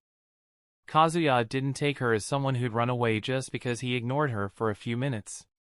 Tenacity was one of her defining traits, after all. "I was at Kakaku's place," Yoruichi said in a flat voice. "I needed her advice on something." "I see. Anyways," he said, eyeing Unohana. "When will you expose Aizen?" "We can't do it right now," Unohana said with a distant look. "Captain Yamamoto can temporarily seize Sōsuke's seat, but we can't put Aizen. Without evidence, he will be out in no time." Unohana didn't point out the obvious case of Yamamoto doing things the non-traditional way, killing Aizen. Yamamoto had grown accustomed to the judicial system of the Central 46. "Wait, our testimonies won't be enough? We have Shunsui, you, Nanao, and me. That should be enough, right?" "No, Aizen has Tozen and Jin for support," Yoruichi added with a snarl. "We need concrete evidence to convict a captain. During Kasuke's trial, Sōsuke must have manipulated the high-level figures of the council to rule against Kasuke." "Kyoka Suigetsu," Kazuya said with a sigh. I thought telling Unohana should be the end of my mission. I guess I was too optimistic. Aizen won't go down that easily. Partner, you have to stop him yourself, as is the burden of the Chosen One. This is karma for thinking with the wrong head. I don't regret it though. That is because you managed to seduce them. Imagine helping the girls, making an enemy out of Aizen, and saving everyone in the Soul Society, only to get rejected. The worst case would be everyone showing disgust upon learning your hollow nature. That sounds sad as fuck. It's brutal, yeah. Even in the direst of circumstances, I'll be here, we're soulmates, you know? All I'm saying is, never hesitate about acting on your evil urges. I'll never leave your side. Playing saint is boring and playing pure evil is also boring. It's fun being in the middle. Keep that middle is the best shit away from your sexuality. Kazuya noticed Nanao staring at him with wide eyes and quivering lips. Nanao? She held out a hand. Are you really going to leave after this mission? Her poker face fell apart under the surprise. She hadn't expected her time with Kazuya to end right after she befriended him. Then again, she had forgotten that he was a hollow. He had no business following the Soul Society's orders to purify hollows when he could have an easy, peaceful life with his lovers in the living world. As these thoughts churned in her mind, Nanao made an effort to collect herself. It was then that she noticed the mean smirk playing about Kazuya's lips. Why are you looking at me like that? Kazuya held himself back from teasing her, instead going for a more earnest response. I didn't think you would be sad about my hypothetical departure. I'm not a monster with a heart of stone, she retorted and rubbed her pooling tears with a handkerchief. I know I made a terrible first impression with my foolish operation, but I care about you. How can I not after everything you did for my captain and Lisa Nasan, not to mention your willingness to risk your life to help the Soul Society? Yoruchi laid her head on Kazuya's lap, gazing at Nanao with a soft look in her eyes.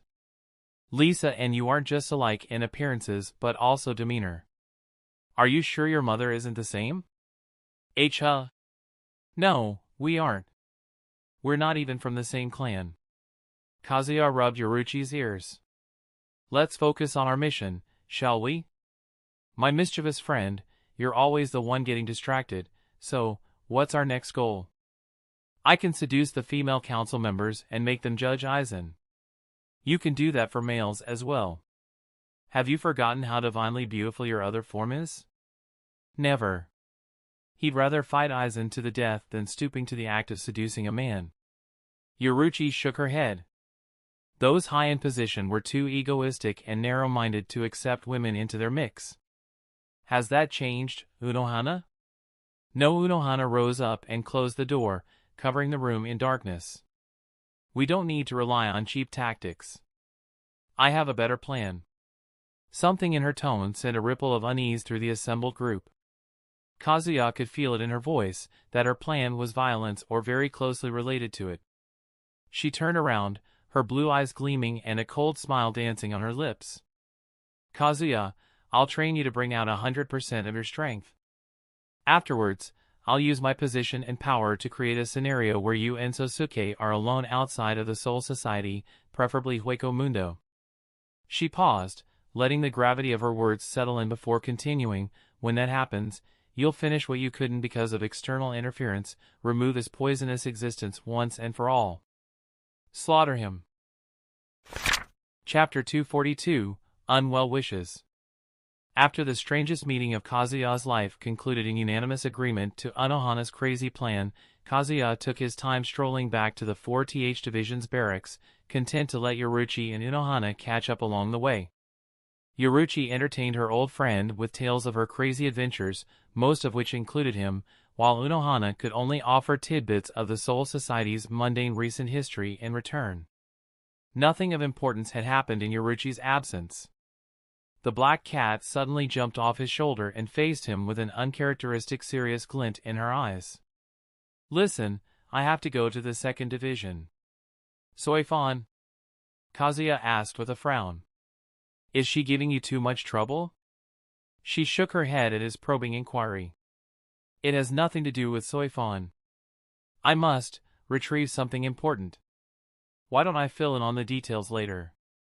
He shrugged nonchalantly. Run along then. You have your husband's permission. Yoruichi rolled her eyes exasperatedly that conveyed fondness more than annoyance. Thank you, my gracious husband. You're the best. I sure am, he agreed with a shameless grin, which prompted Yoruichi to shake her head. Off you go. As Yoruichi dashed to the roof, Kazuya turned to check on Unohana's reaction. The battle-maniac healer wore an expression of utter incredulity, as if she couldn't quite believe the exchange she had just witnessed. Did that really just happen? She muttered, more to herself than to Kazuya. Kazuya had to bite the inside of his cheek to keep from bursting into laughter at her flabbergasted look. What, you don't think I'm husband material? Far from it, Unohana said, shaking her head. Was that real, or were you just fooling around? What do you think it is? I think it's both, Unohana slowly said. She is always laid back and carefree about most things, but she is also quite aloof and proud to call any man her husband. It's simply unprecedented. Even as a joke? Even as a joke, she repeated in a solemn voice. Her teasing doesn't extend to these lengths. I know she isn't the same woman I used to know. She couldn't have changed to that extent. They might not have been the closest, but Unohana had worked together with Yoruichi ever since her introduction by the Shihoin family. She didn't change much, Kazuya said, stroking his chin in contemplation. I just managed to domesticate the stray kitty. An impressive feat, to be sure. Aizen is here. Their conversation was abruptly interrupted by the hurried arrival of a familiar figure, the endearingly awkward Aizen Kotetsu. A slight frown marred her delicate features, hinting at her displeasure at being left out of her captain's latest excursion outside the division. Captain, Kazuya, where did you two sneak off without me? Chuckling, Kazuya waved off her question with a dismissive gesture. Unohana had some business with Shunsui. I just tagged along with her. Calmed by his explanation, Aizen started to nod in understanding, only to pause mid-motion, a look of confusion clouding her features. Wait, you addressed our captain by her name. Unohana glared at him, the glee in her eyes refuting any real anger. Yeah, who told you to use my last name? Did you forget I gave you the permission to call me Retsu? Poor Aizen could only gape at the exchange, her mind reeling at the notion of someone addressing her captain so intimately. Only a handful among the senior officers of the Godai 13 would dare to use Unohana's given name so freely, even though the person couldn't care less about these things. What just happened between them? Aizen wondered, her imagination running wild with possibilities. It's like how he and Nanao became a lot closer when they returned from the living world. As if sensing the direction of her thoughts, Kazuya reached out to give Aizen's shoulder a reassuring pat. Don't worry, Aizen. It's just a one-time thing. I promise I won't steal your job of shadowing Retsu everywhere. He had a much better idea in mind. As if I'll let it happen, Unohana scoffed, a playful smirk tugging at the corners of her mouth. Although, I must say, Kazuya, you are overqualified to be a mere lieutenant. That's true, Aizen agreed readily, her momentary curiosity about Unohana and Kazuya forgotten in the face of Kazuya's undeniable talent. He will be a captain for certain. At that, Unohana's expression grew pensive. She glanced over at Kazuya, a flicker of something unreadable in her eyes. He won't stay long enough to be a captain. As much as it pained her to admit, Unohana knew that Kazuya's path lay elsewhere. For all his prodigious skill and leadership qualities, she could envision no future in which he remained bound to the Soul Society as a Shinigami. Aizen glanced in his direction. He's going to leave for the 10th Squad. Captain Shibo wants to promote him to his seat one day.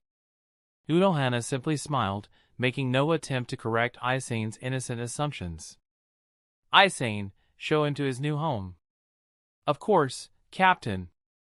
Aizen cheerfully saluted before turning her attention to him. Right his way. Sure. As Kazuya followed the steps of the tall, silver-haired girl, Unohana caught hold of his sleeve, forcing him to stop. Make sure you get plenty of rest tonight. I need you at your best tomorrow. He nodded at her. It's not like I have anything to do in my room. Beyond the occasional drinking session or casual chat with fellow Shinigami and friends, the Soul Society offered precious little in the way of leisure activities to occupy anyone's free time. And today, he didn't even have Yoruichi or Momo to mess around with. It's 1950 outside, mate. They don't have smartphones or gaming rigs. Fuck. I gotta wait another 5 decades for good games. On the bright side, you'll be watching the old classic anime as they air. Maybe the shows in this reality will be completely different from the ones you grew up with. I hadn't thought of that. Can't wait to turn Mila Rose into an anime addict. Putting his musings aside for the moment, Kazuya trailed after Aizen as she led him to his newly assigned living quarters. Truth be told, he would have been perfectly content with a simple bedroom. After all, he really only required a place to lay his head at night. Unohana, it seemed, had other ideas. The residence she had set aside for Kazuya was nearly a mini-sized mansion by Soul Society standards. Boasting 2 sprawling floors and more rooms than he could ever need, the place was neatly furnished and equipped with every convenience possible. That's the end of this tale for now. We've caught up to the story and I'll be waiting until further chapters come out for future installments. Thank you for watching and I'll see you on the next series. Peace.